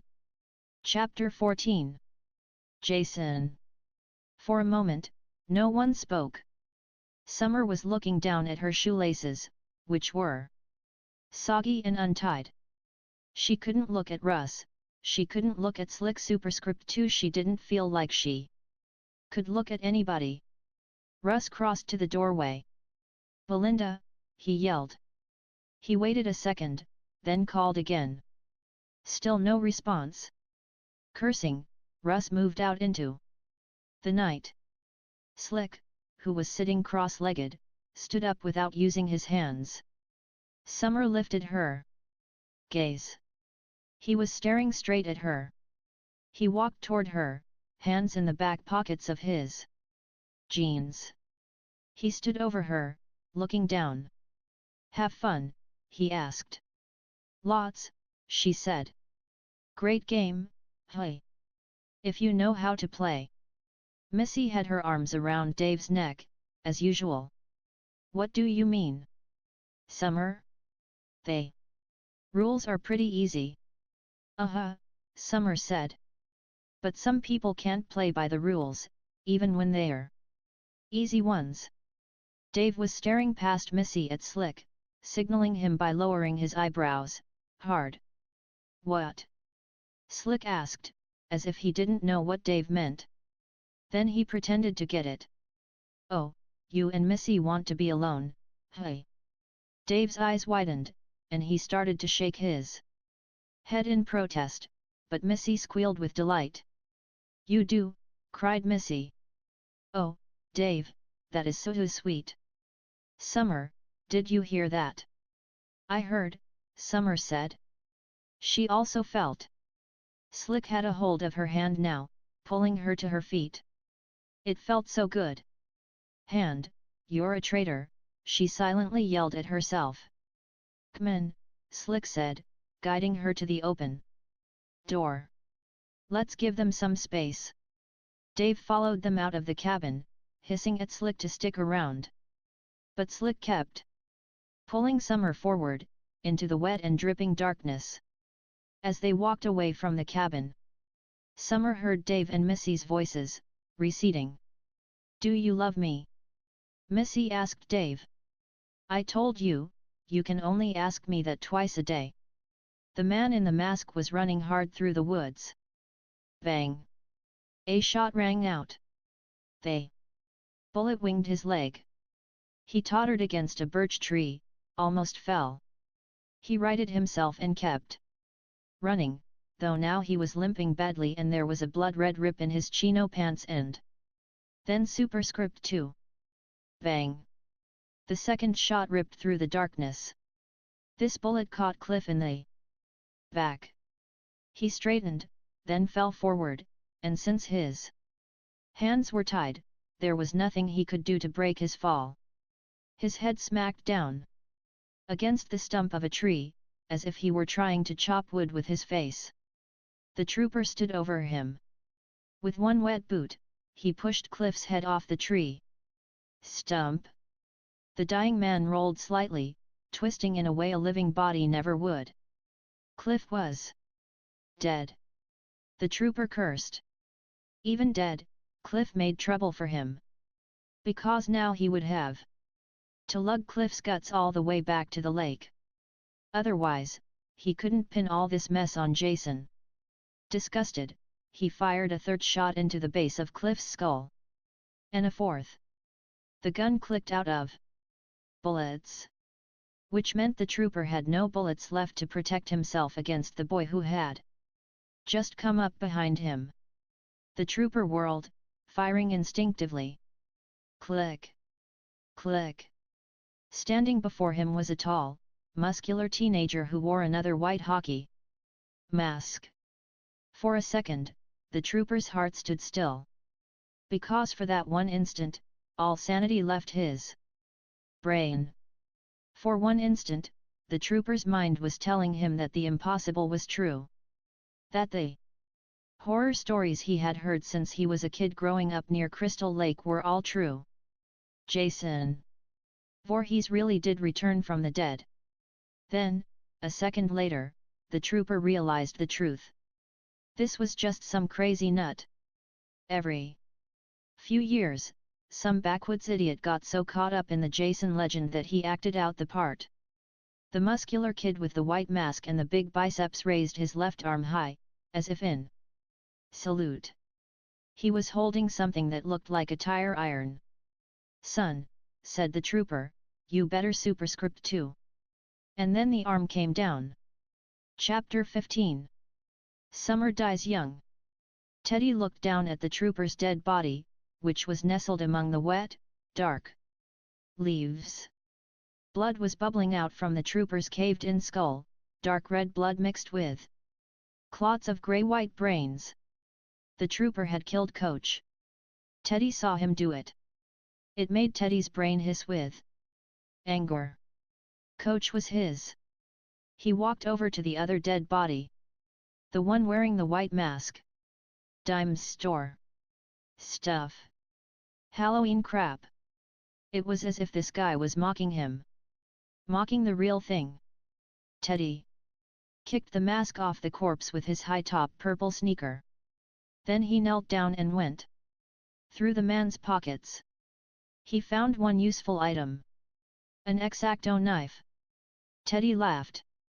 The murdered man had been carrying a weapon the whole time, but with his hands tied, the knife had been useless.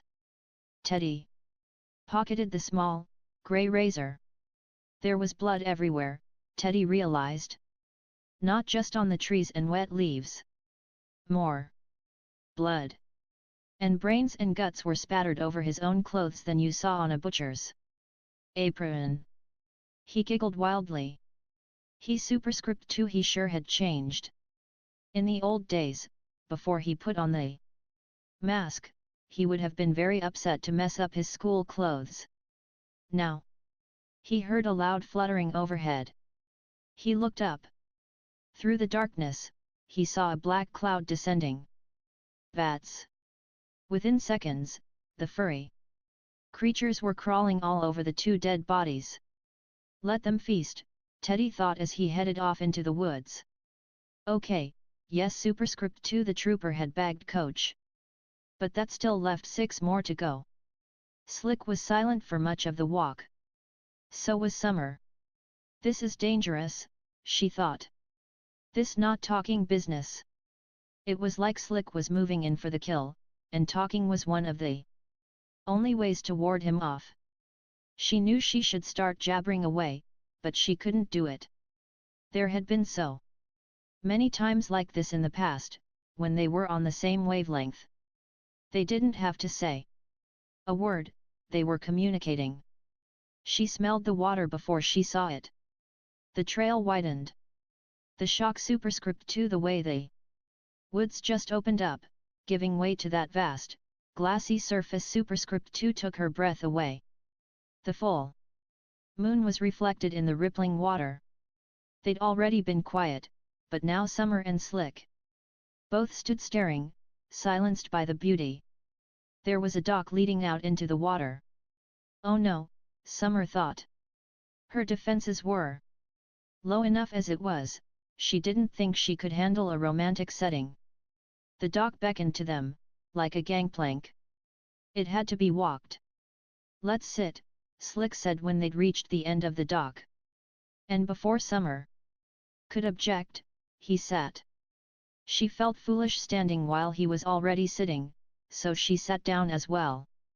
She sat down as far from him as she could, but the dock wasn't that wide. Pretty, Slick said at last. Yet. He grinned at her in the darkness. She grinned back. Seems like old times, he said. She took a deep breath. She was planning on saying something about how those times were gone for good, but the words wouldn't come. "You're still mad at me, aren't you?" he asked. She nodded. "You really hurt me, you know." "I know," he said. "And it wasn't the first time," she reminded him. He nodded gravely. "I know that, too. But can I tell you something? You want to know why I cheated on you? The truth?" Summer nodded. She could feel her chin trembling slightly. Slick looked out over the dark water. "It was just. This is going to sound pretty stupid. Try me. It was just a total impulse kind of thing. Sometimes, it's just like my body takes over. Yeah, well, superscript 2. Wait a second. I know that sounds awful, but what I want you to know is, it didn't mean anything. I can't stop thinking about you." Summer. That last statement took Summer completely off guard. Even if it was a line, it pleased her so much that she couldn't speak. "No one knows me the way you do," he went on. "It's like, I never feel like myself the way I do around you." "Oh, is that so?" She hoped that remark would sound cutting and cynical, but her voice came out so soft that it sounded totally genuine.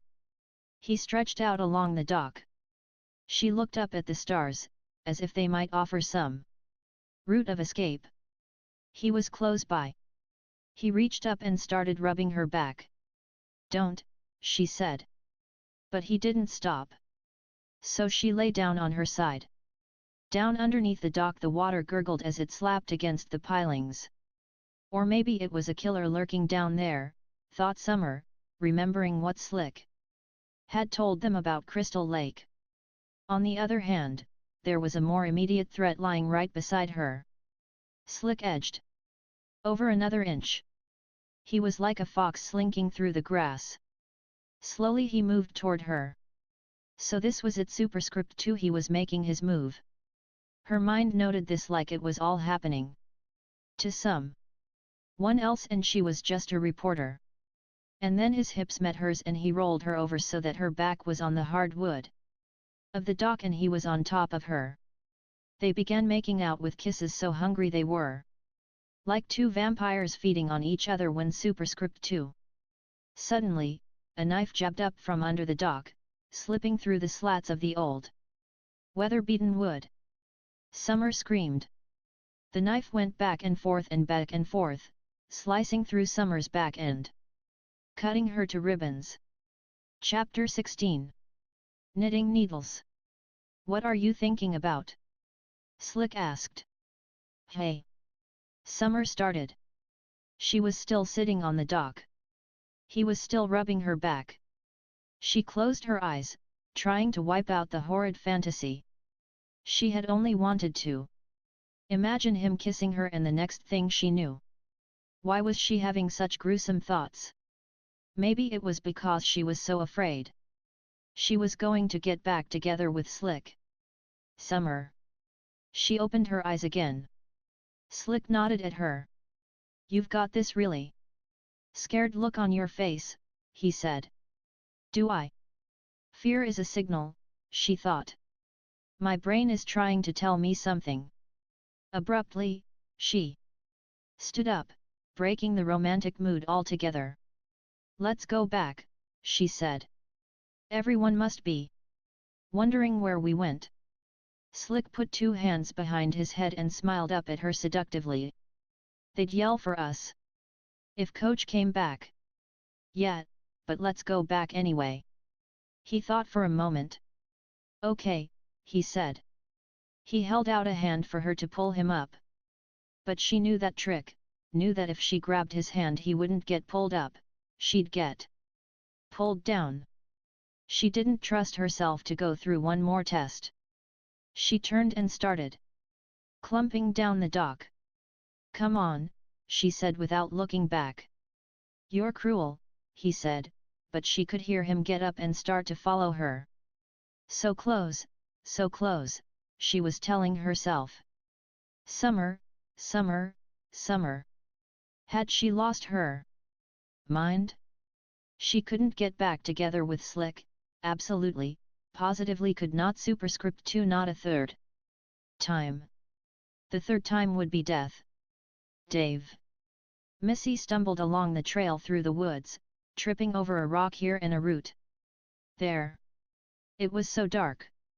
And the vines and branches kept slapping her face, almost as if they had a mind of their own and wanted to keep her from her beau fiver friend. She knew she had asked Dave if he loved her too many times, she had broken their rule. But after Summer and Slick left them alone in the cabin, Dave had acted so moody. It made her panic in a big way. When she panicked, she needed reassurance. She must have asked him if he loved her about 20 times. Finally, Dave had yelled no, I don't, and stormed out.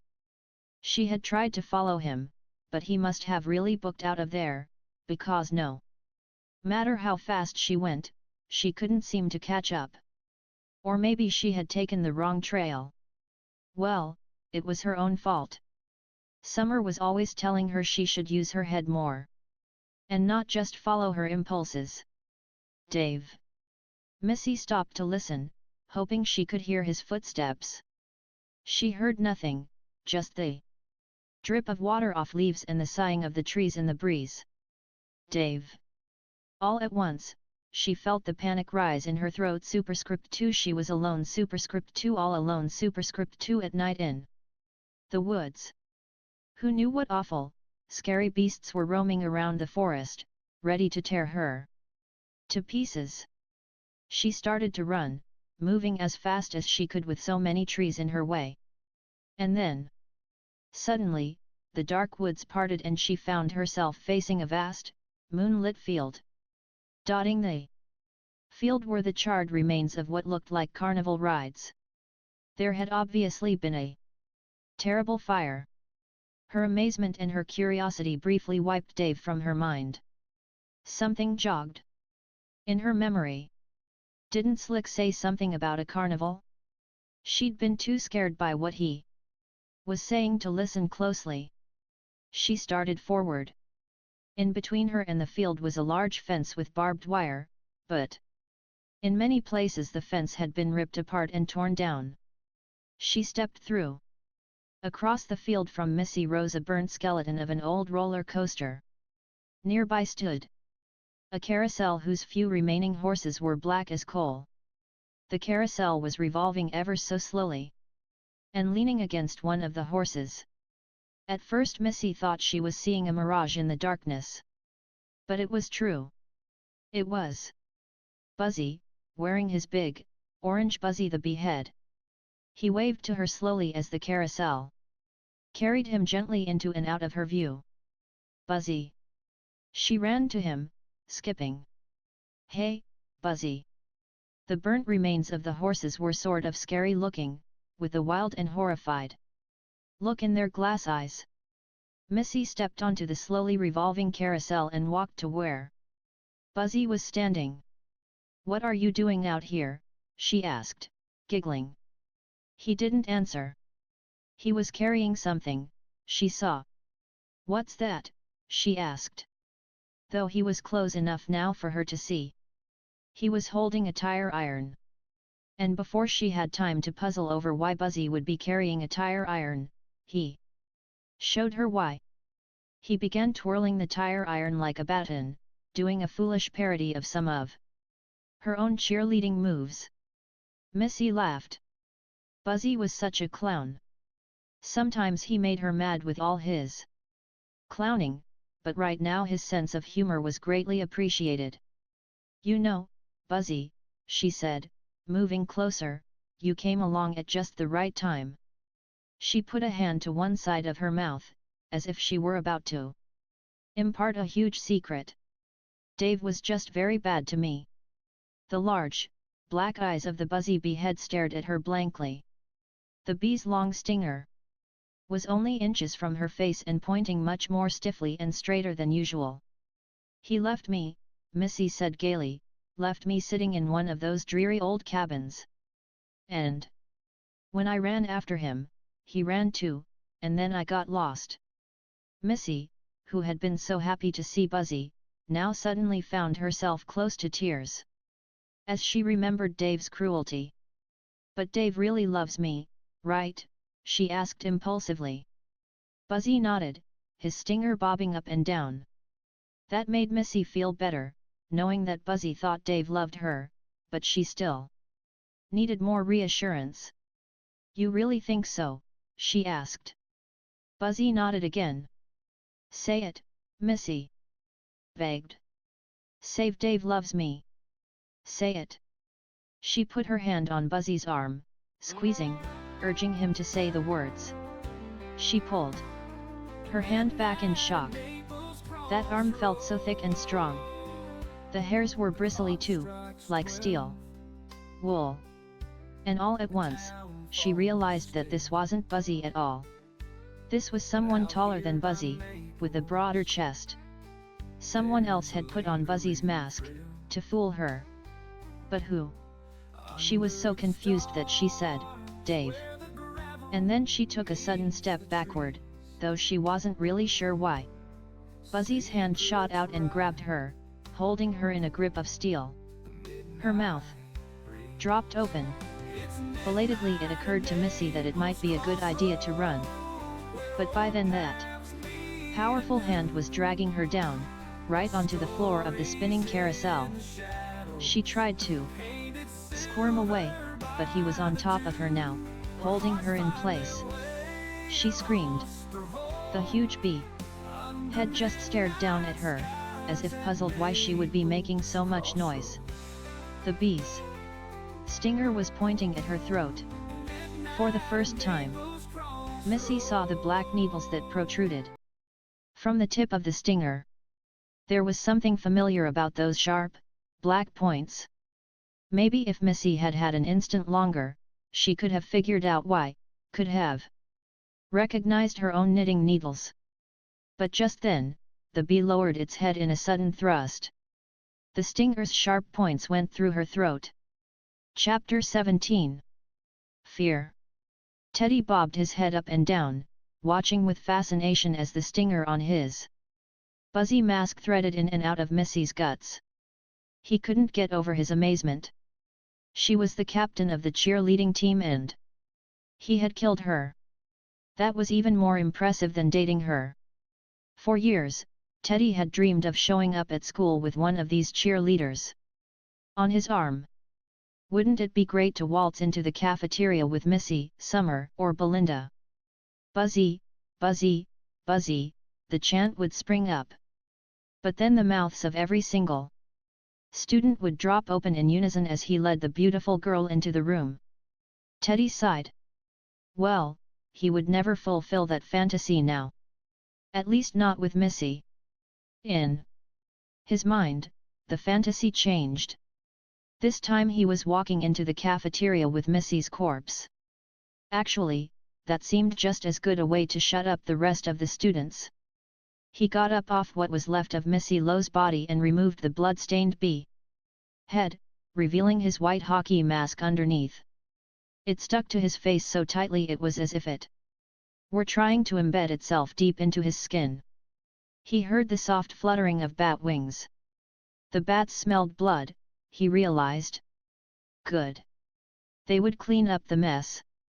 He looked across the field. Past the burned-out wreckage of the various amusement rides, he could see the forest where he knew the old Crystal Lake campgrounds lay. Missy had been a dream date come true. 5 more dates were waiting. Russ had tromped around the campgrounds twice already, or so it seemed.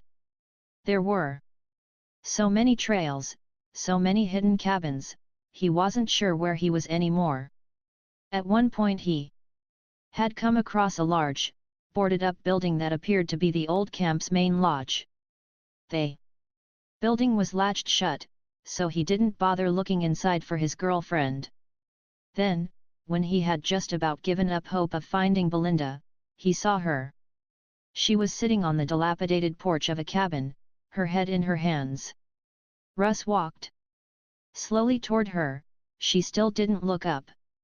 "Didn't you hear me calling you all this time?" She raised her head and glared at him in silent fury. Russ had been going out with Belinda most of the year and he still hadn't gotten over how beautiful she was. Even now, when he was mad at her and feeling fed up with her, he was still struck by the sight of her. Her skin was the color of mocha and she had this heart-shaped face with high cheekbones. "Do you know how ridiculous you're being?" he asked. She didn't answer that question, which didn't surprise him. It was pretty typical. She never let him in. He sat down next to her. "Belinda," he said.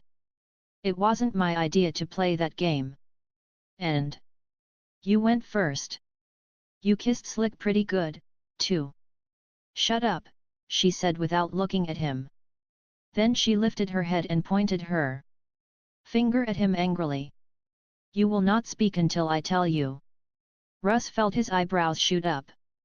Apparently, his expression got through to her because she started to laugh.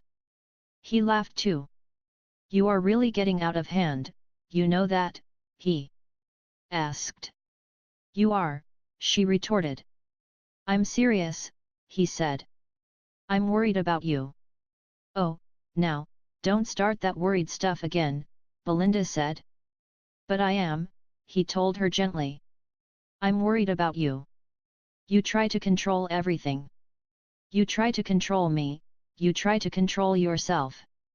Our school does have such a thing as a guidance counselor, you know." "Look," Belinda said, her eyes flashing, "I don't need a guidance counselor. It just made me jealous to see you kissing Summer like that. Now you can say it's crazy, but tell that to my heart, okay?"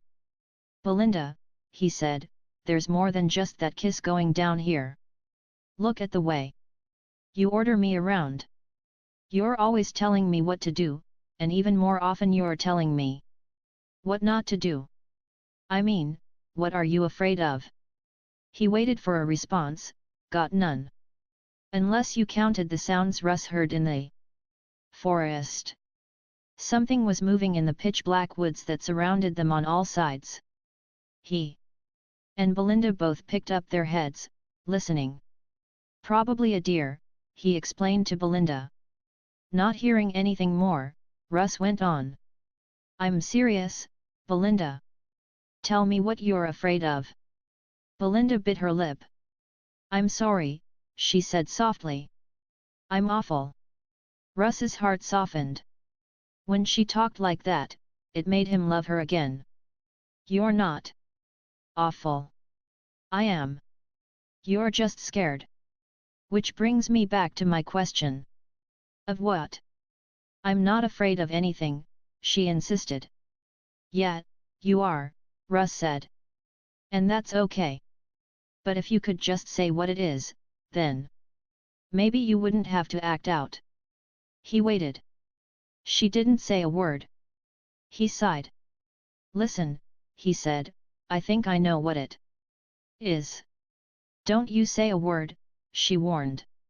"Not about that." He ignored her instructions. "It's because of your daddy, isn't it?" "Russ." She had that finger of hers in his face, threatening him. But he went on anyway. "You think that because your daddy abandoned you and your mother that all men are going to leave you, don't you? That's what you're afraid of, now isn't it?" Belinda made a fist as if to strike him, but then opened her hand and caressed his cheek. "Please stop," she said gently, and as if to make sure he didn't say another word, she leaned over and planted a soft kiss on his lips. "What was that for?" he asked when she sat back. She smiled. "That's for being good." The way she talked, it was as if he were 7, not 16. But the kiss had gotten to him nevertheless. He couldn't resist. They were sitting so close out here in the dark, all alone. "How good?" he asked, picking up her baby tone. She always liked that, when he talked baby talk.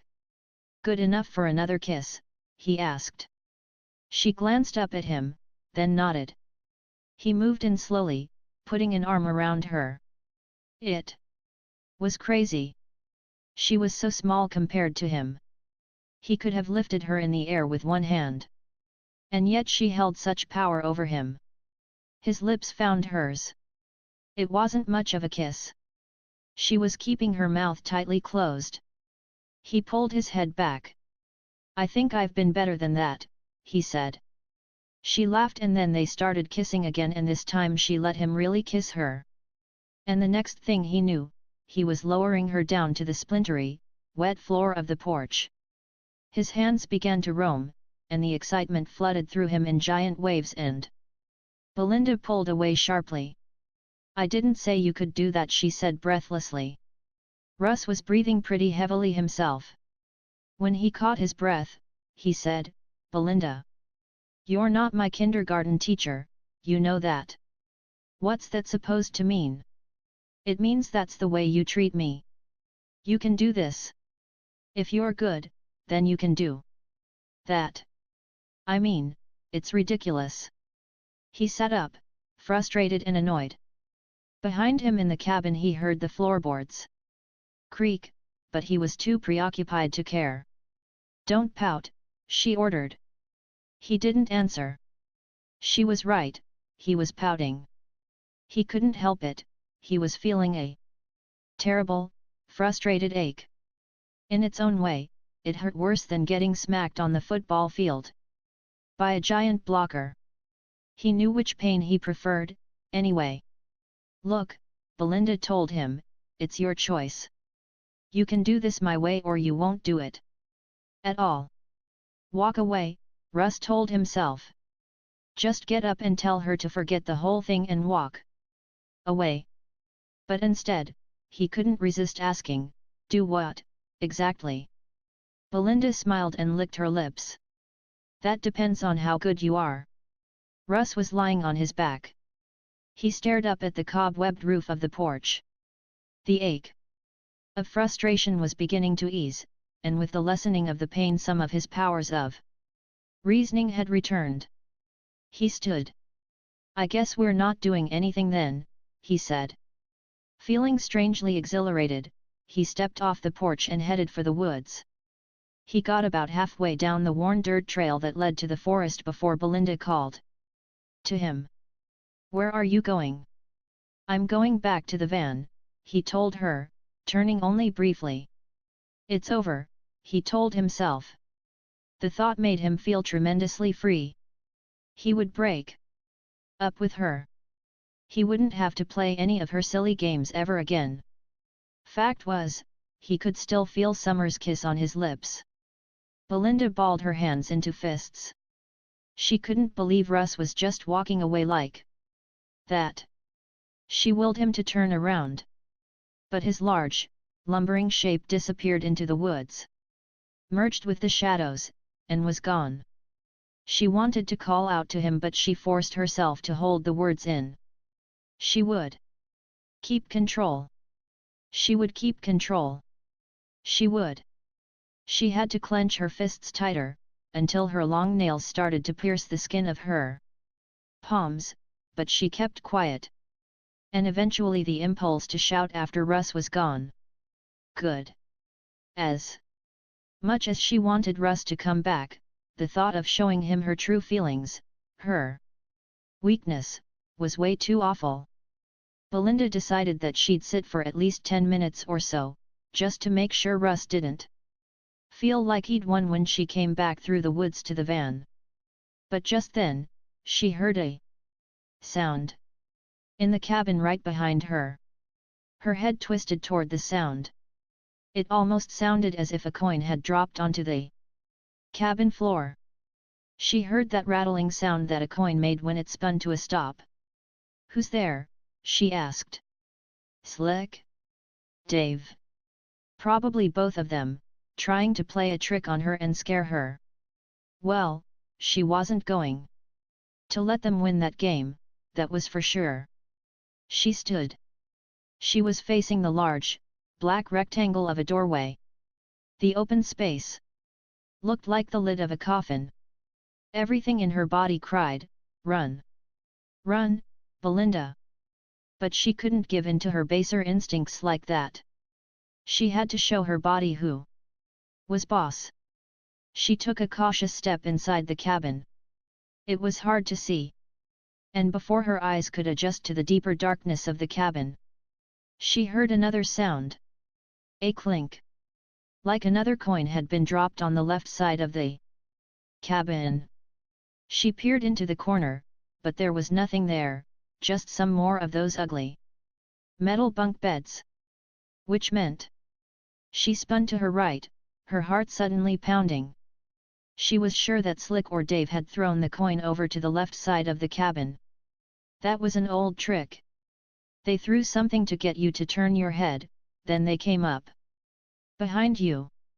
But there was no one lurking in the shadows on the right side of the cabin.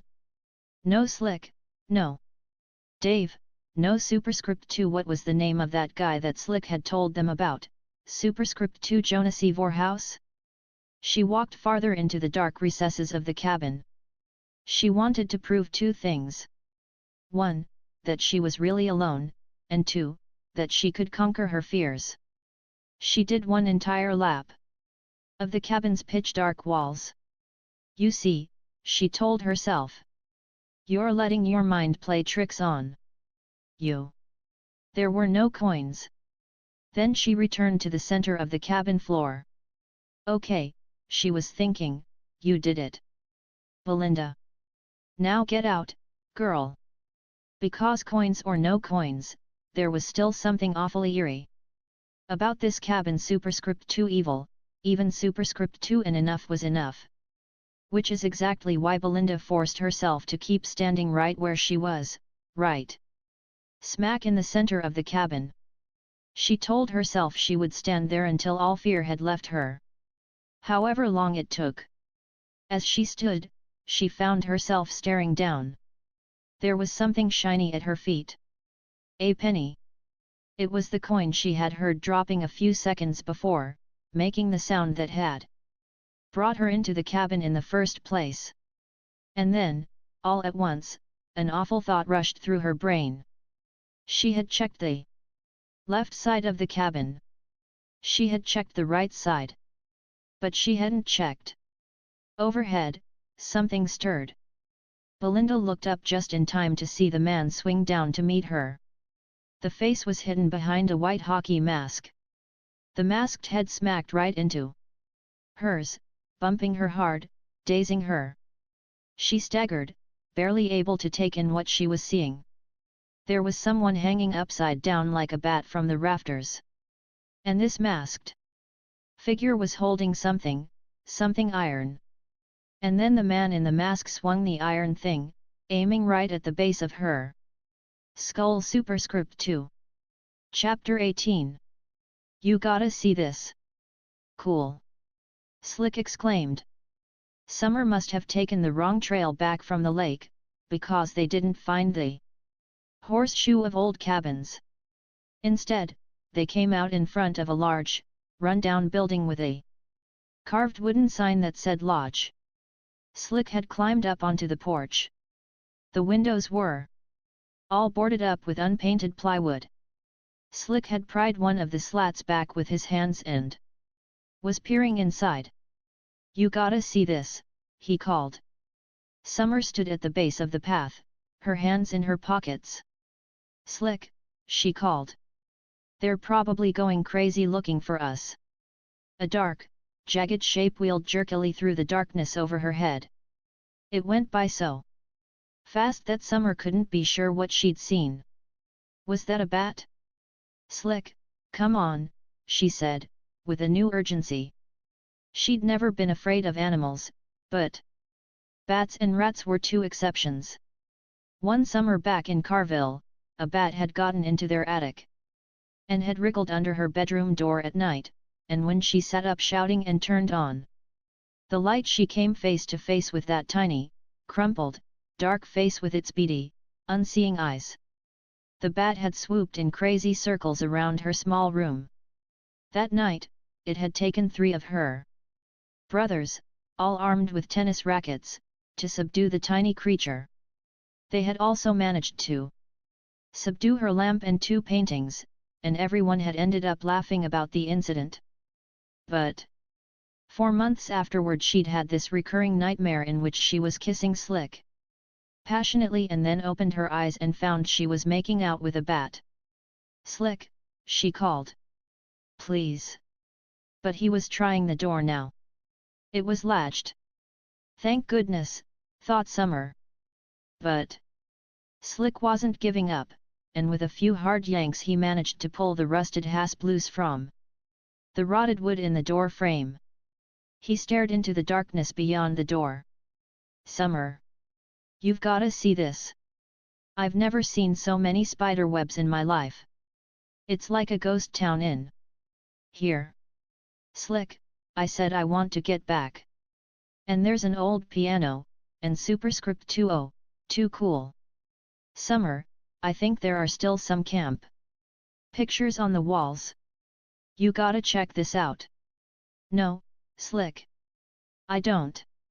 He turned back and gave her his most seductive and devilish grin. "There's a sofa," he said. Then he stepped backward into the darkness, vanishing like a magician in a stage show. "Slick." He didn't answer her. She knew why. He was waiting. Probably waiting on the sofa, too. She tried to shake that image from her mind, but once she had thought of it, it kept a tenacious grip on her, as if the image had talons that were sinking into the soft tissue of her brain. She could picture just how it would go if she went inside that lodge. That was one of the things that had helped Slick seduce her all these times. When he got that certain look in his eye, she could picture just what he had in mind. He would be lying there, one leg dangling off the edge of the sofa. Maybe he would have even taken off his t-shirt. He'd be smiling. She took a step out of the woods toward the lodge. She yelled at herself not to go any farther. But now she was picturing the time superscript 2, that magic time superscript 2, the very first time he had taken her up to his attic. He had gone up the stairs ahead of her. When she came up into the attic, it was dark. "Slick," she had whispered. He had sprung at her from behind, spinning her around, pushing her up against the attic's slanting wall, pressing himself against her. She shouldn't be thinking about that first kiss now. She'd be a goner if she thought about stuff like that. As if clinging to her last hope, Summer reached behind her to hold onto the tree she had just passed. Instead her hands touched a human face. Chapter 19. Wrestling. Summer screamed as 2 hands closed around her waist, pulling her roughly into the darkness. She kept screaming, but the hands closed around her mouth. "Stop it!" Dave whispered, laughing. "Quiet. I want to scare Slick." "Where is he?" Now that Dave had taken his hands off her mouth, Summer covered her mouth with her own hands. She felt like otherwise her heart would leap right out her throat, she was so scared. Dave chuckled. "I really got you, hey. You're the world's biggest fungus brain," Summer told him. "I'm serious. How do you remember all those plays in football when you have nothing inside that head of yours?" But he just kept laughing. There was no point trying to insult him, he was feeling so proud of his little stunt that he was immune to insult. "Slick's in the lodge," she said. "Go scare the crap out of him, would ye?" Dave grinned. "You bet." But before he could take 3 steps toward the lodge, Slick sprang out from inside the lodge, shouting so loudly that Summer almost fainted. At least this time Dave got scared too. He fell to the wet grass and started laughing. "Oh, man, you got me," he said. "You got me. How did you know I was coming?" "You wusses," Slick said, shaking his head. "How stupid do you think I am?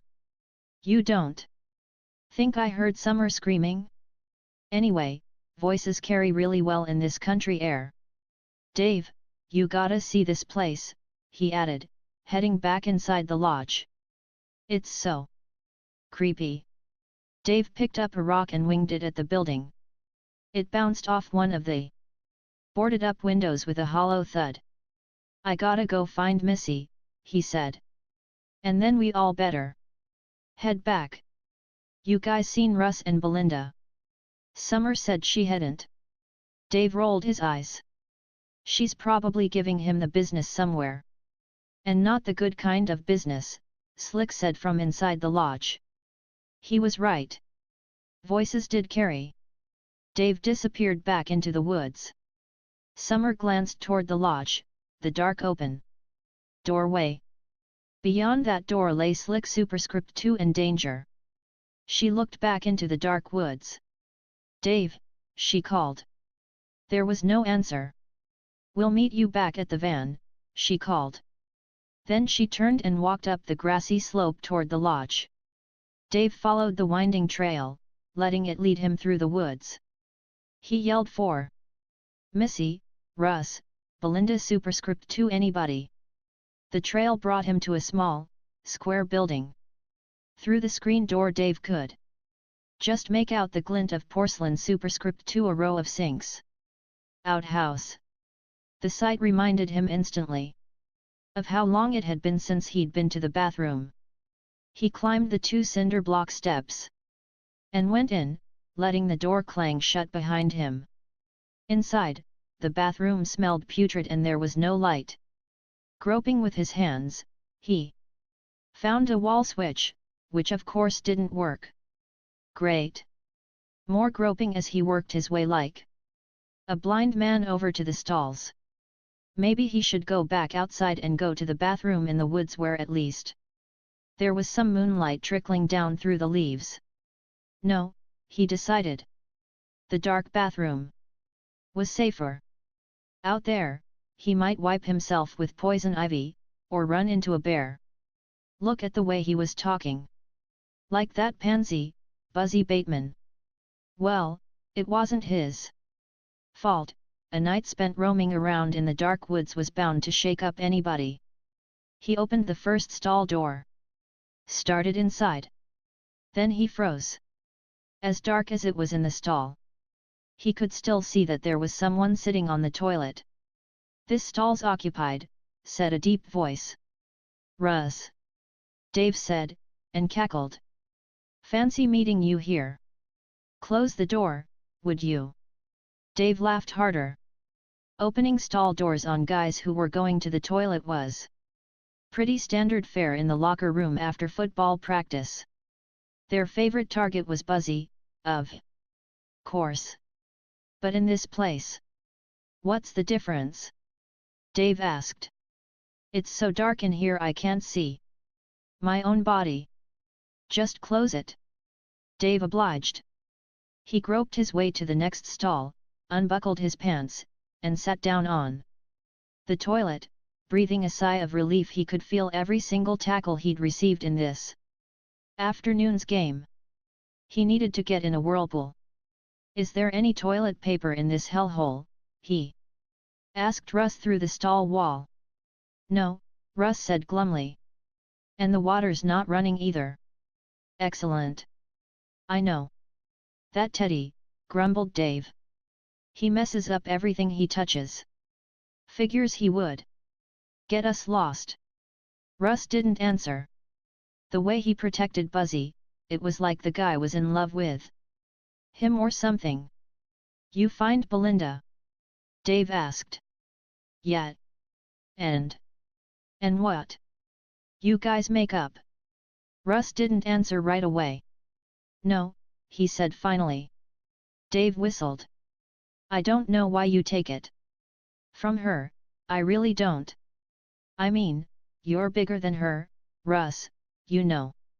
Dave heard Russ moving around in the next stall, heard the clomp of Russ's work boots on the floor. Then he heard him zipping his pants. I'm going out to look for some wet leaves. Russ told him. Gross. You better do the same, man, Russ said. Otherwise I'm not riding back in the van with you. Dave chortled.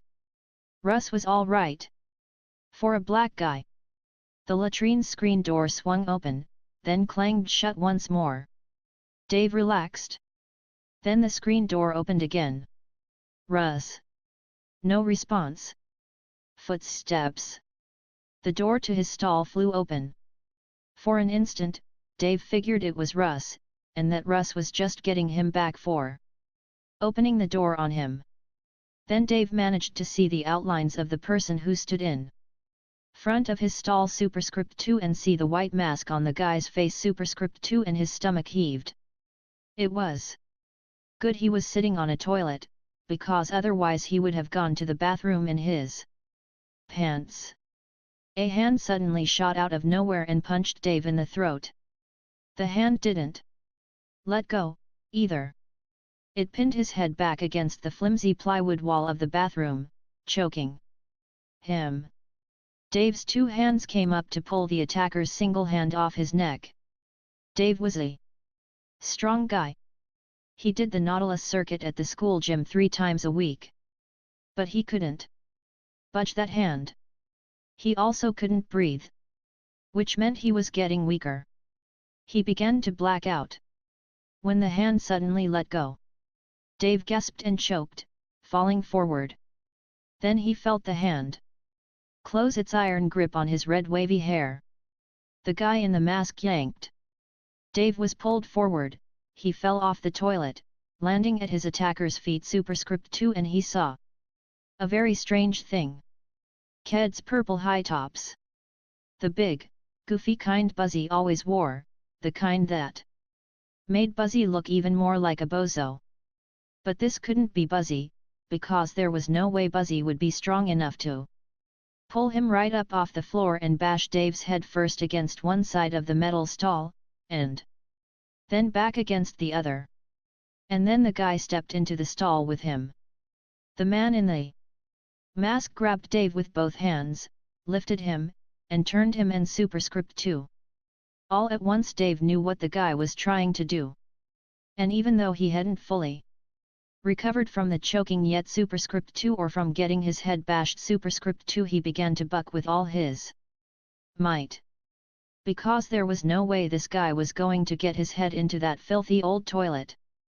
But the man in the mask was so strong. Dave's head was going down. The smell came up to meet him. It had a more powerful effect on him than smelling salts. He kicked backward like a goat and managed to catch the guy hard in the groin. He heard a low groan. Dave didn't waste a second.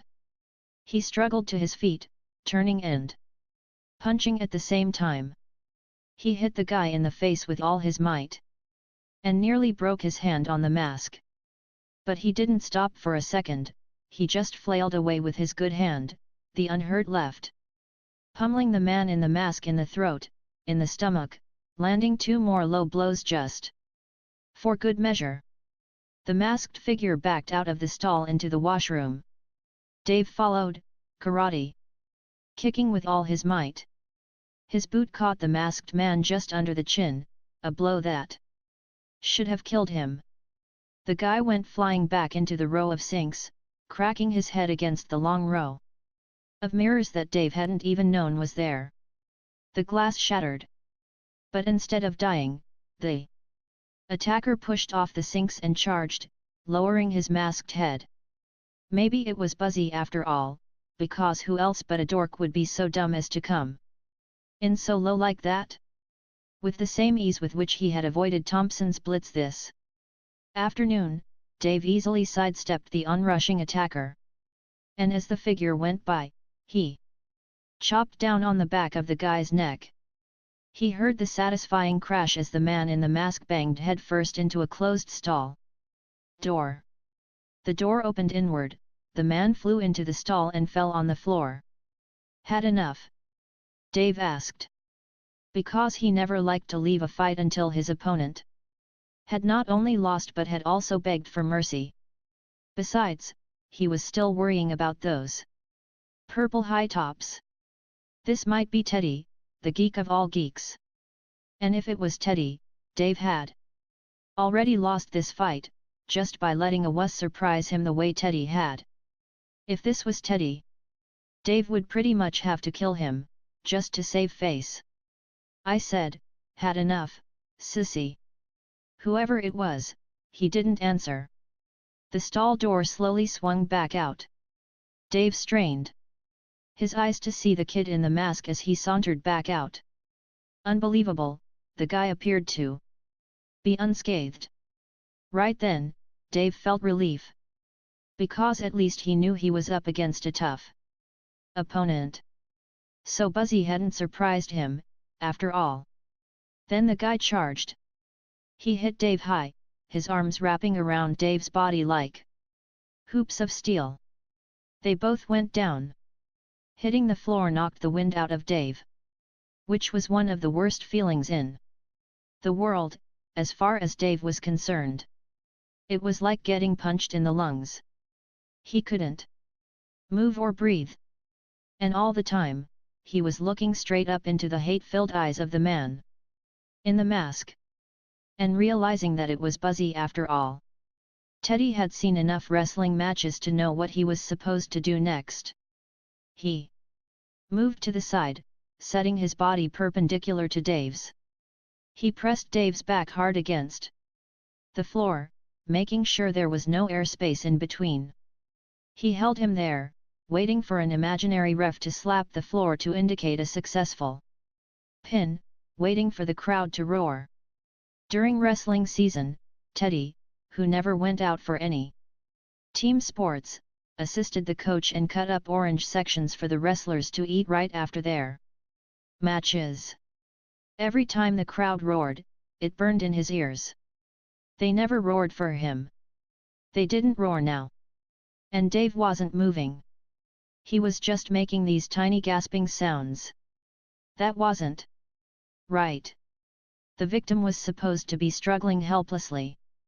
Another wave of fury swept through Teddy's powerful body. Crooking fingers into claws, he ended his little wrestling session with a maneuver never seen on the rubber mats of Carville. He ripped out Dave's throat. Chapter 20. Kissing. Summer paused in the doorway. Slick.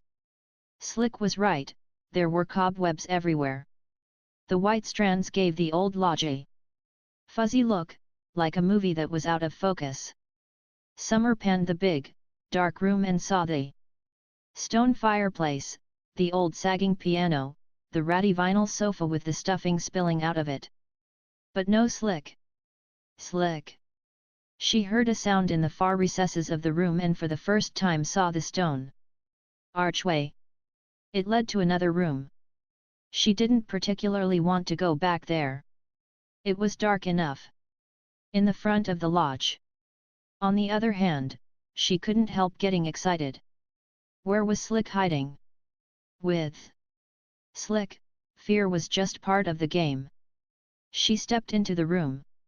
Faded rectangular patches dotted the walls, spots where pictures had once hung. One or two pictures still remained, but she didn't step close enough to take a look. She certainly didn't get close enough to see that in place of each young camper's face was the grim, silently staring face of the young boy who had drowned, Jason Voorhees. More noise from beyond the stone arch, papers rustling, or was it just the breeze wafting through the slats in the boarded-up windows? The floorboards were loose and creaked at every step. Summer was breathing heavily. This was too scary, she decided. It was no longer sexy. It was more like it was going to give her a stroke. Slick. A sudden loud fluttering over her head made her gasp, but when she tilted her head to look at the high-arched wooden ceiling, she didn't see a thing, just those endless cobwebs waving slowly like underwater plants. She passed the sofa and then the piano, a rotted baby grand. The piano's black top was up, blocking her view of the bench and the keys. The darkness had deepened, so that now she had to keep her hands in front of her. Cobwebs kept attaching themselves to her face. She spat. She had been sort of planning when she first came in, to do something outrageous and shocking, something that would surprise even Slick. Like take her shirt off. But now the only thing on her mind was getting out of the lodge. She paused, one foot in the air. Then she turned. Though she couldn't have said why, she was about to bolt. Then someone started plinking out a dinky tune on the piano with one finger. Every note sounded wooden and horribly off-key, but she could still make out the tune. "Slick," she said, turning back to the piano, "it's nice of you to remember my birthday. But you're a month late. My birthday was in August. And you didn't call, I might add." "Who are you talking to?" said a voice behind her. She spun back superscript 2 right into Slick's arms. And before she could react, he was kissing her. One of the bad things about Slick Chambers was that there were so many girls around Carville who could vouch for the fact that he was an excellent kisser. The guy sure got around. On the other hand, one of the good things about Slick was that it was all true. He was an excellent kisser. Summer worked her fingers into his hair as she kissed him back. He lifted her off the ground and spun her around. "Hey," he said. "Hey yourself." He had taken her so off guard that it was only then that she remembered. She turned her head, trying to look back through the darkness at the piano. The playing had stopped. "Who was?" she began. Slick didn't answer. Instead he bent down and scooped her up into his arms. "I've prepared deluxe accommodations," he told her. "You shouldn't have," she said. Whoever it was who was sitting at the piano superscript 2 Russ. Belinda, Missy, superscript 2 Summer, decided they could play the piano to their heart's content, if they didn't mind intruding on her end. Slick, she didn't mind either. Nothing mattered to her anymore. She thought idly about how she had been resisting this moment all day long, and how, now that it had come, it seemed foolish to have fought it at all. It was inevitable.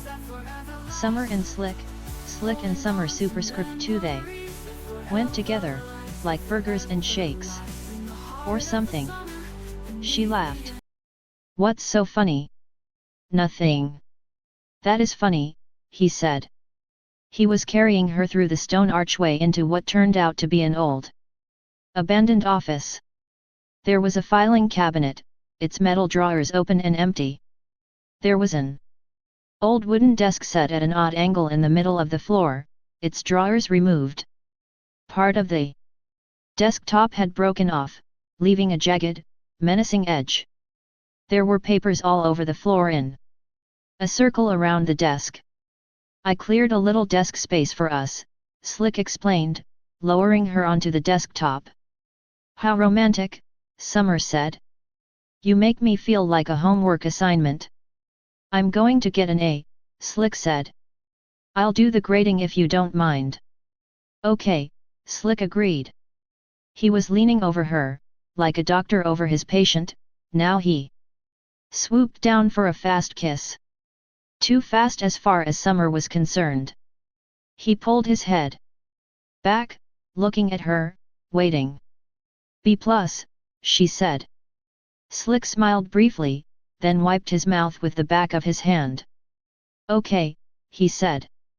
"Again. Here comes an A." He started walking his fingers across the desk like a spider. His fingers moved across her stomach. They started walking up. She caught his hand. But now he swooped down for another kiss, pinning her body against the desk with his own. He held her hands over her head, kissed her endlessly until she finally had to turn her head away to catch a breath. But now he was kissing her neck and she let out a moan, which she wished right away she hadn't done. Now it sure didn't matter what grade she gave him, he knew he had just aced the finals. He raised himself above her, supporting himself by the edges of the desk, when another piece of the desktop cracked off in his hand. Slick swore, put his hand to his mouth. You okay? He kept his hand in his mouth, then took it out and peered at in the darkness. Sure. What's a little blood? You're bleeding. The thought of Slick getting so much as a hangnail suddenly seemed like the absolute worst thing in the world to her. Slick had won her totally, heart and soul. Summer realized she could never fight it again. You're going to have to get a tetanus shot, she told him. Nah. He ran a finger carefully along the jagged edge of the wood. It's just wood, no nails. So forget about it, he told her. And she did. For the next 10 minutes, she forgot about everything. Forgot about his cut. Forgot all her troubles and pains, forgot about the person who had been playing piano in the darkness, forgot all the reasons why she had told herself she would never get back together with Slick. She also forgot the fluttering sounds she kept hearing overhead. Forgot. For her and Slick it had been like this since Kiss 1. When they touched, sparks flew. It was as if their bodies might spontaneously burst into flames. Nothing could have pulled them apart, not now. Nothing. Except Russ Johnson screaming at the top of his lungs. Chapter 21. Shock. Help. God. She's superscript 2 oh God. She's. Russ was bellowing so loudly it was hard to make out the words, but it was impossible to miss the terror in his voice. He screamed again, then a third time, the sound coming in short, horrified blasts. Then there was silence. Slick had climbed off Summer, who sat up, fussing stupidly with her clothes, as if that mattered, as if anything superscript 2. C'mon, Slick said, grabbing her hand. She started to hop off the desk. Careful! Slick cried. He helped her up and over the razor's edge of broken wood. The hand she was holding was wet. Slick silently switched her hand to his other hand, and she realized what that wetness was. You're bleeding, she said. He didn't answer her. Because, in the distance, they heard Russ screaming again. It was a horrible sound, like a stuck pig. Oh, wow, Slick mumbled. He pulled her harder. They rushed out through the dark lodge. They were out the door. Down the rickety steps, down the trail, and into the woods, so they didn't hear the music. The ghost of Jason Voorhees went back to playing the lodge's rotted old piano. Russ was easy to find. Slick and Summer just followed his screams. They found him crashing through the woods about 100 yards from the lodge. He was crying. His grey Carville sweatshirt was stained with large splotches of blood. Summer and Slick both stopped short when they saw him. Belinda, he said. The word came out garbled, he was crying so hard. He covered his face in his hands, tilting his head back as he sobbed. Summer stared at him. Her first thought was that he and Belinda had broken up and Russ was taking it awfully hard. But that didn't fit with the screaming and blood and superscript 2. Someone killed Belinda. Russ roared. Summer and Slick just stared at him. It was impossible to take it in. Summer felt dumb with shock. She just gaped at him, open-mouthed. She couldn't put it all together. What had happened? Belinda dead? That was like a bad joke. And despite what Russ had said, she didn't believe it, not for an instant. Slick was shouting at Russ now, getting right in his face as he tried to yell some sense into him. Stop it! Slick roared. Get a grip! She's dead! Russ screamed back. Her brains are all over the cabin floor. Okay. Summer felt her knees buckle, as if they were suddenly as thin and wavy as those cobwebs back in the lodge. Then her stomach heaved and she bent over and started vomiting. When she finally stopped throwing up, and staggered back to her feet, it was like nothing had changed. Russ was still sobbing, and Slick was still staring at him, looking almost angry. It was like a freeze frame at the end of a movie, right before the credits rolled. Slick shook Russ's shoulders. "You crazy bastard," he shouted. "You killed her. Didn't you? Didn't you?" Russ grabbed Slick and shoved him up against the trunk of a tree, but the spasm of anger passed as quickly as it came. Russ let Slick go. Russ was crying again. "Someone knocked out her brains," he moaned. "Who would do that? Who would do a thing like that to her?" Summer bent over sharply, as if she were doing a frantic bow, and threw up a second time. Then she lifted her shirt and wiped her mouth and face with it. There was no thought about Russ or Slick seeing her body. It was like they weren't there. "We've got to get back to the van and get out of here," Russ said. "What about the others?" Slick asked. "I don't know," Russ said. "But I'm not sticking around here looking for them. We've got to go." Slick cupped his hands to his mouth. There was enough moonlight for Summer to see the nasty gash in the meat of his right palm. The blood was oozing. "Dave," he yelled. "Missy.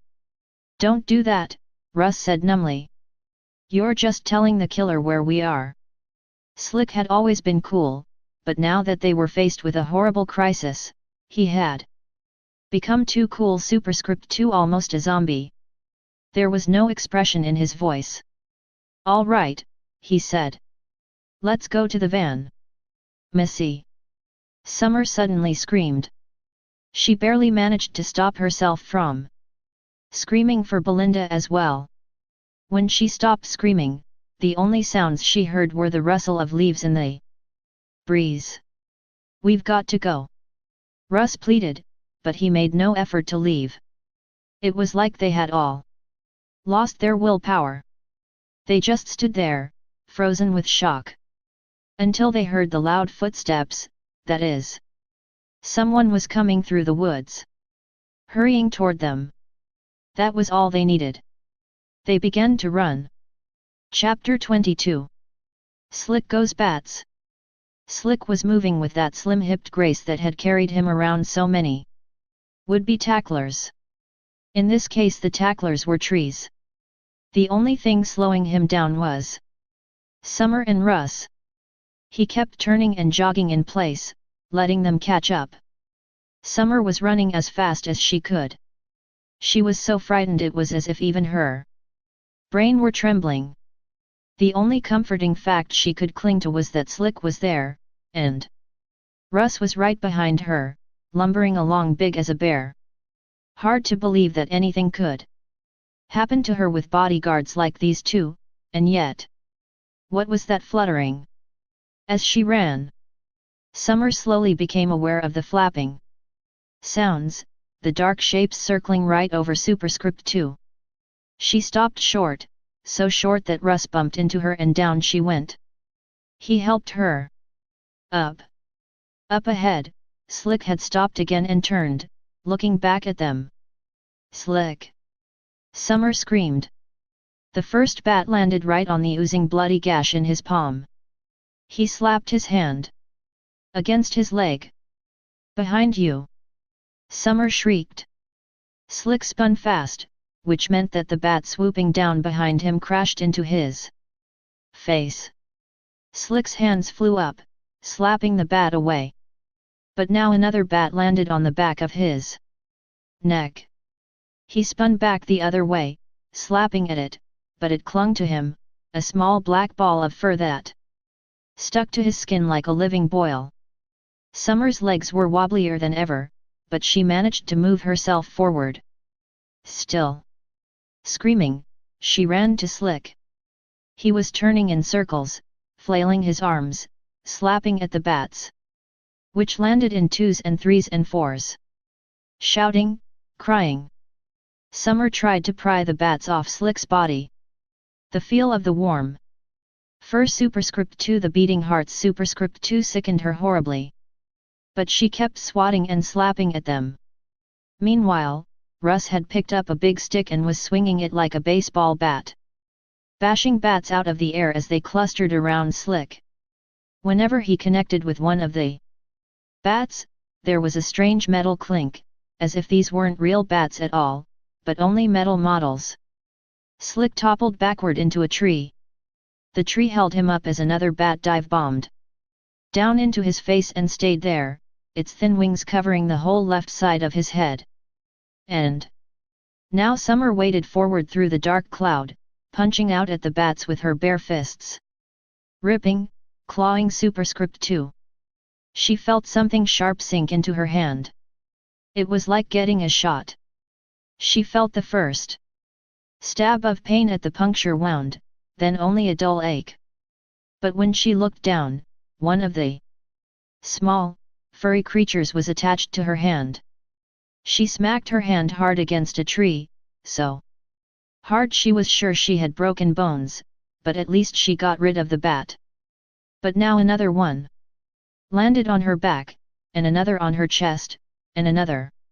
She felt the pulsing, furry bodies nestling against her neck. Felt the little heads of the awful creatures pushing through the gaps in her clothes, pushing with a terrible urgency until they reached bare skin. The fangs bit into her flesh. But still she tried to get the bats off Slick. He was screaming. And then Russ grabbed her and was pulling her away. No, she screamed. But Russ didn't listen, pulling her harder, yanking, shoving, so that she tripped backward over a rock. But Russ held her up, dragging her. He had the stick in one hand, and he used it to clobber the bats that clung to her. It meant he hit her too, and she went down from the force of the blows. She heard that same strange metallic crunch as he struck each bat. Then he picked her up in his arms, and for the second time she was being carried, like a bride over the threshold, as Russ ran through the forest. She turned her head, still screaming. Looking back over Russ's shoulder, she saw Slick sinking slowly to his knees. His body was covered with bats. It was as if he were on fire, but instead of being engulfed with flames he was being consumed by a black cloud. And more bats were landing every second. Summer kept shouting, kept clawing at Russ's arms, but it was as if his skin were made of steel. He kept running. Slick quickly receded, disappearing into darkness. Chapter 23. The van. Russ ran back along the trail and out to the muddy road. Still carrying Summer, he thundered back toward the van. Summer screamed for him to put her down, but he didn't listen until she started to sink her nails into his neck. He jogged to a halt. But as soon as he put her down, she started to run back to Slick. Russ grabbed her. She flailed away at his chest, pummeling him, trying to push him away, but he held her easily. Pushing against his arms was like trying to lift a piano. Tio, you can't help him. Russ shouted at her, even though their faces were only inches apart. We've got to save ourselves. Only part of Russ's message got through to her. There was no help for Slick. That she got. And it was as if part of her own body was dying back there in the woods. She had given in to Slick fully, she had given him her heart. And now her heart was dying. She felt her knees buckle. She went down. The next thing she knew, Russ had picked her up again. He was carrying her. She felt her body shaking up and down with each jolt as his feet pounded the dirt road. He didn't put her down again until they reached the spot where the van had left the road. Holding her hand, he guided her down over the edge of the sandy shoulder and down the wet, grassy culvert to the spot where they had left the van. The woods were dappled silver with moonlight. Summer could see the van's tire tracks. She could see the battered tree the van had crashed into. But the van.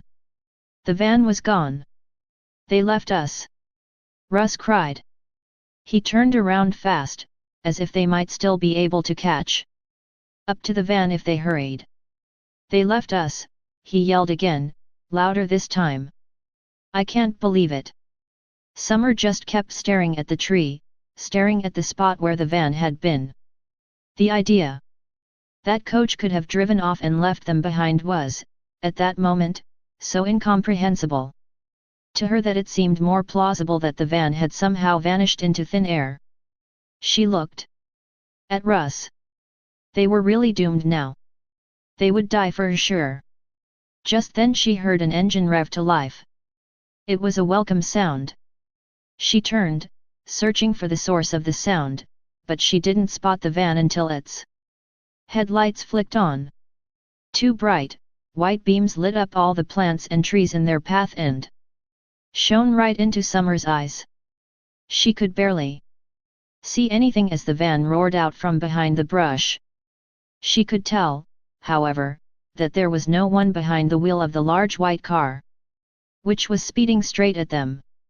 Chapter 24. The Sacrifice. Summer tried to dive out of the way, but Russ was in her way, standing rooted as a tree. A tree that was about to get mowed down by Superscript 2. Shrieking, Summer shoved Russ with all her might. Russ, losing his balance, took one step to the side, taking her along with him. The van came so close to hitting her that she felt the metal flick the back of her shirt before she and Russ went down. The van rushed on, hitting first one tree, then the next. Then the driverless car stalled. The ignition turned Superscript 2 once, twice, 3 times before the engine caught. The headlights came back on. The van started to maneuver through a U-turn. Summer didn't need to see any more. She knew the van was coming for them again. She was pulling on Russ now, shouting, trying to get him back to his feet. Together, they both started to run into the thickest part of the surrounding forest, putting as many trees as they could between them and the van. They went about 100 yards before they heard the crash. They stopped, turned. The van was coming after them. Smashing into trees right and left, the battered car kept backing up and, HKE a battering ram, cleared its own path through the woods until kaboom! The engine of the van exploded in a giant fireball that turned the black forest into a blaze of light. A wave of heat surged outward from the blast, knocking Summer and Russ to the ground. She could actually hear the tips of her bangs singeing. She could feel the smoke and grime burn into her skin. But at least the van was dead. Russ moved close to her, putting a protective arm around her shoulders, holding her, squeezing her tightly as they watched the van burn. As they lay on the ground, their heads were close together, which made it easy for Teddy to smack them both in the skull with one clean blow. Teddy didn't know it, but it was the third time that night that Summer had been carried in a boy's arms. Before tonight, Teddy had barely been able to lug the equipment bag out to the field for football practice. The team would always jog past him as he struggled and sweated. Buzzy! Buzzy! They would chant. Now that he had put on the mask, Teddy was carrying Summer effortlessly. If only the team could see him now. Well, maybe they'd get that chance, he thought. Happily. Killing Missy and Belinda and Dave had been a real thrill, but it hadn't satisfied him. Besides, the bats had gypped him out of one of his dearest prizes. They had sucked all the blood out of Slick before he got there. When he hacked at Slick with his tire iron, there was nothing left of him, just a bunch of guts. He had kicked him in the face a few times, but he couldn't get too excited about it, knowing that Slick couldn't feel a thing. Killing 3 teenagers Superscript 2, it didn't seem like enough of a payback for 16 straight years of humiliation. Maybe if Teddy drove the van back to Carville and ripped out the guts of Every single player on the team, maybe that would start to calm him down. But first, he looked down through his mask at the beautiful, unconscious girl in his arms. First he would kill Summer and Russ. They were just about the only kids at Carville High who had ever been nice to him. They had treated him special, and he would return the favor. He would sacrifice them on Jason's altar. The bats wheeling in crazy circles over Teddy's head helped lead the way up Crystal Hill. It was so dark out, Teddy could barely see the hole in the rock wall that marked the entrance to the cave. But up ahead, the bats were disappearing in droves, and as he came closer, he saw the jagged gap in the rock. The cave felt strangely familiar to him, as if in a dream. He ducked his head as he entered. That was a strange experience in itself. Before tonight he'd been a shrimp, he'd never had to duck his head to get in anywhere. He stepped over loose rock as he entered the cool, dripping grotto. Summer's head lolled lifelessly over his arm, her short, dark hair hanging straight down and bouncing. Such a beauty! With such sharp features, superscript 2 thin lips and thin nose, as if someone had drawn them on Summer's face in clean lines. Summer was a wisecracker, but Teddy had always known the truth about her. She had a heart of gold. And now that heart would be his. Literally. Her head was bouncing. And with each bounce, Summer felt the pain at the base of her skull. It was as if she were being hit there again and again. And superscript 2. She briefly opened her eyes. Stalactites. The word, which she had once had to memorize for some science class, now floated up into her brain. She closed her eyes again. Stalactites, those were things that formed on the upper walls of caves as they. She lost consciousness again, but the pain kept bringing her back awake. Then came a jolt of fear as she remembered where she was and superscript 2. This time when she opened her eyes she kept them open and saw the white hockey mask on the man's face. Just like Slick had said. She began to squirm and wriggle as best she could, but whoever was behind that mask was very strong. He looked down at her, surprised to see she was awake. He tightened his grip. Not only did she stop squirming, she now found it hard to breathe as well. Those eyes staring down at her through the dark eyeholes of the mask superscript 2, there was something familiar about them. But her head was bouncing too hard and she couldn't get a clear look. And now superscript 2. He was carrying her into a smaller grotto. The air was getting colder and colder. The farther back they went, they came to a small, jagged hole in the rock face. The man in the mask set her down on the rock floor. She was about to try to get to her feet and run when he grabbed a handful of her hair, just for safekeeping. She watched him as he began to step through the hole. She only watched for a second, because as he stepped into the hole, he pulled her head hard, and her whole body was dragged across the rocks and up against the base of the wall. He disappeared through the hole. Then 2 hands reached back for her, 2 hands that gripped like iron. The hands found her hands and dragged her roughly up the wall and through the hole after him. She went through the hole face first, scraping along the rocks as if she were a vegetable going through a giant scraper. They were in the last room of the cave. There was a dim light spilling from a metal flashlight that lay on the cave floor. Strewn near the flashlight were the chewed-up remains of a middle-aged man in a tattered, blue-plaid hunter's vest. Some of the light from the flashlight spilled onto the cave walls. Something had been scratched all over the walls, like a decoration in wavy lines. Summer struggled to her knees. But the masked man picked her up. He carried her, kicking, to a large, smooth rock like an altar. He put her down on her back across the rock, so that her head hung back off one end, her legs off the other. With her head at this angle, she could read the markings scrawled so furiously all over the walls. It was the word Jason, scratched into the wall upside down as with tiny claws, over and over and over. That wasn't all she could see. Way up high, the entire ceiling of the cave was wriggling with furry little bats. The sight of the bats gave her another jolt of energy and she struggled desperately to her feet. The man in the mask towered over her. He pushed her back onto the rock with a shove of his big hand. She went down hard, so that the bone at the base of her spine thumped the rock, sending a shock wave of pain back up her nervous system. The man in the mask reached in the pocket of his pants and pulled out something short and grey. Summer's dazed brain made a strange guess. Superscript 2, a glasses case. But then the man pushed a little button on the grey case and a triangle of metal pushed out the tip. An X-Acto knife.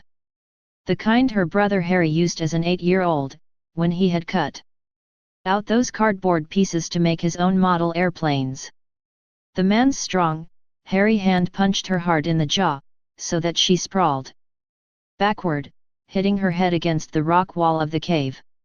She felt like she had blacked out, but she couldn't even tell anymore. Superscript 2, it was all she could do to lift her head, flailing an arm to push off against the rock. She got her head up high enough to see the man slit her cotton cheerleading shirt right down the middle, as if he were about to perform surgery. She felt a sting. He had drawn blood. Over her head, the bats stirred restlessly. And then Summer smelled the faint smell of smoke. The man in the mask must have smelled it too, because his head turned toward the small hole that led out of the cavern.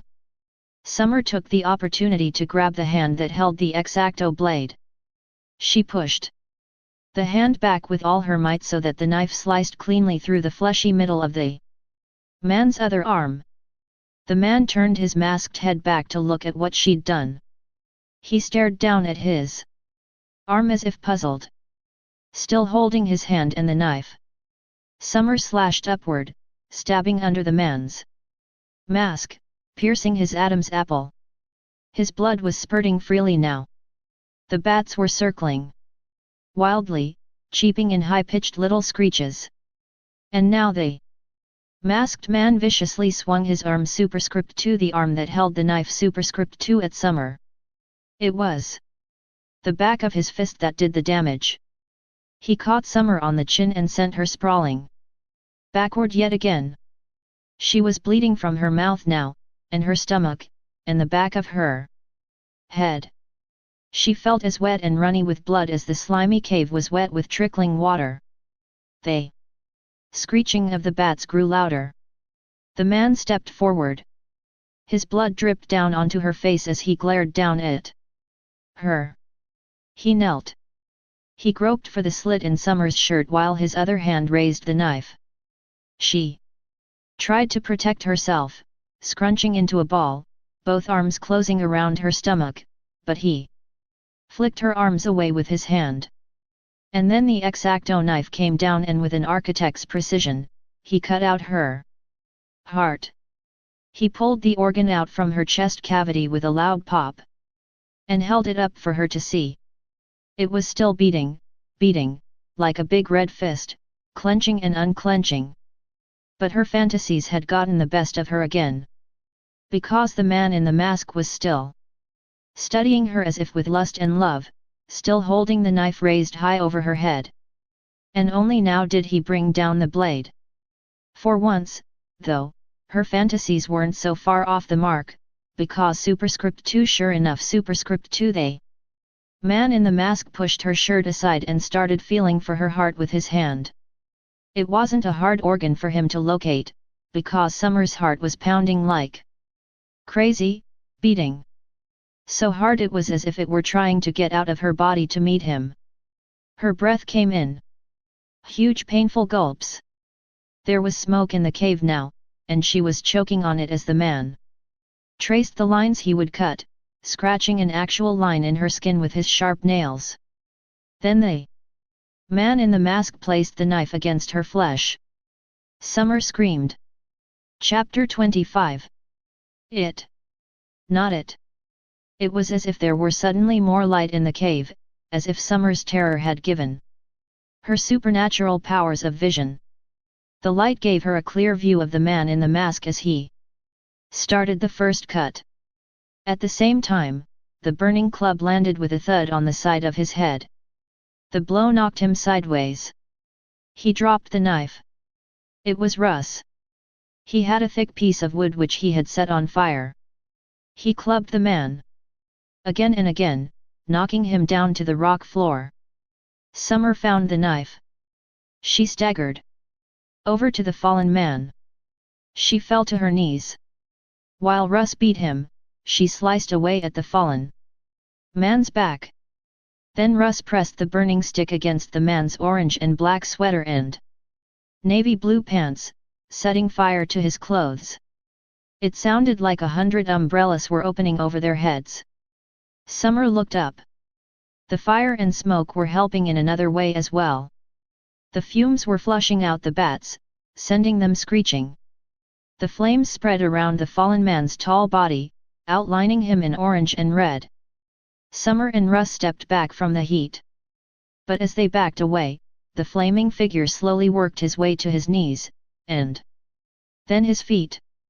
He started toward them, a walking wall of flame. He didn't need a weapon now, because his entire body was a torch. He staggered after them, lunging for them. They tried to dodge out of his way, but the tiny grotto was cramped.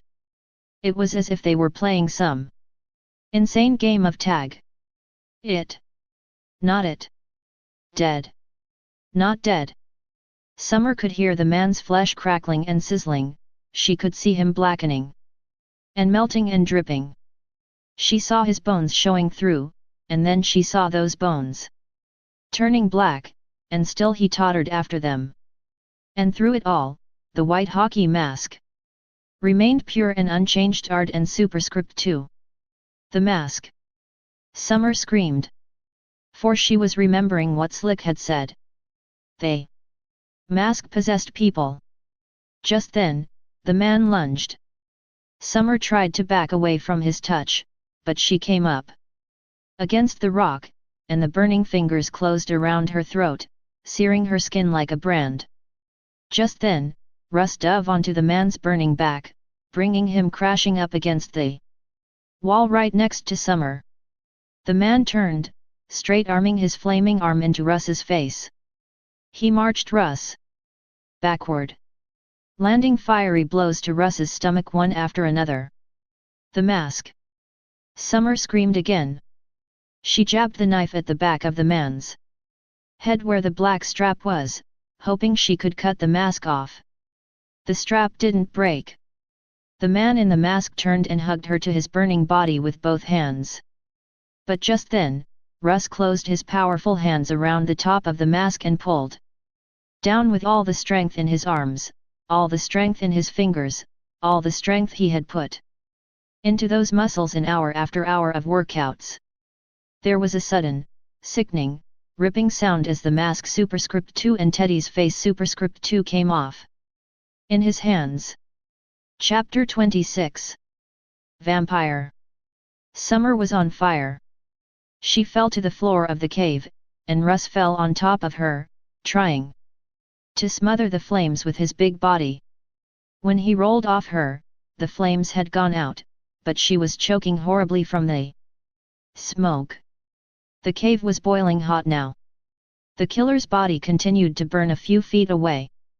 That meant there was enough light to see the huge vampire bat with the white streak on his head as he wheeled jerkily over their heads. The bat swooped down onto Summer's face. At the same moment Summer brought her arm up with the last of her strength, plunging the X-Acto knife up into the furry creature's breast. She felt the tiny black talons scrabbling furiously against her neck and cheeks. Then a huge black wing drew across her face like a veil as the bat crawled off of her, turning in slow, wounded circles on the rock floor. The knife was sticking out of the bat's chest. She had plunged it in past the blade so that half of the thick, grey handle was buried inside the bat. The bat was as big as a small dog. It had an almost human face. Summer got to her feet. She was bleeding all over. She was burned. And yet she felt almost nothing. She planted one shoe on the wriggling bat, holding it in place. She saw the tiny black talons close around her shoe's rubber sole, then she found the handle of the knife blade end. Pressed down hard. The screeching grew louder as she pushed the blade deeper and deeper, until her whole hand had disappeared inside the bat. She kept pushing. She brought the knife out the bat's face. The huge bat had stopped screeching now, stopped wriggling. It was dead. Summer stared in dumb horror at the bat's exposed innards, blood and wire and gears and flesh, all intertwined. Then she dropped the knife and began to sob. Russ and Summer didn't say a word to each other the entire time they were walking back down Crystal Hill. Once, Summer tripped and almost fell. Russ caught her and held her. Superscript 2 held her for a long time. Somehow they made it back to the cabins of the abandoned camp before they both fell to the ground. They lay in each other's arms. They slept. And the next time Summer opened her eyes, it was daylight. A bright, sunny September morning with birds chirping. The bright sunshine only made the horror more vivid in her mind. She and Russ got up without a word. They were both so wounded, their clothes so burnt and tattered, that they almost didn't recognize each other. Without a word, they started their long walk out. Behind them lay Jason's latest victims. Behind them lay the mask, with Teddy's face attached. The mask. Once the police had removed the face, the mask became evidence in the new murder spree. As such, it was duly tagged and tossed onto the pile of other odd junk sitting in the evidence room in the basement of the Crystal Lake Police Station. And there the mask lay, waiting for its day in court.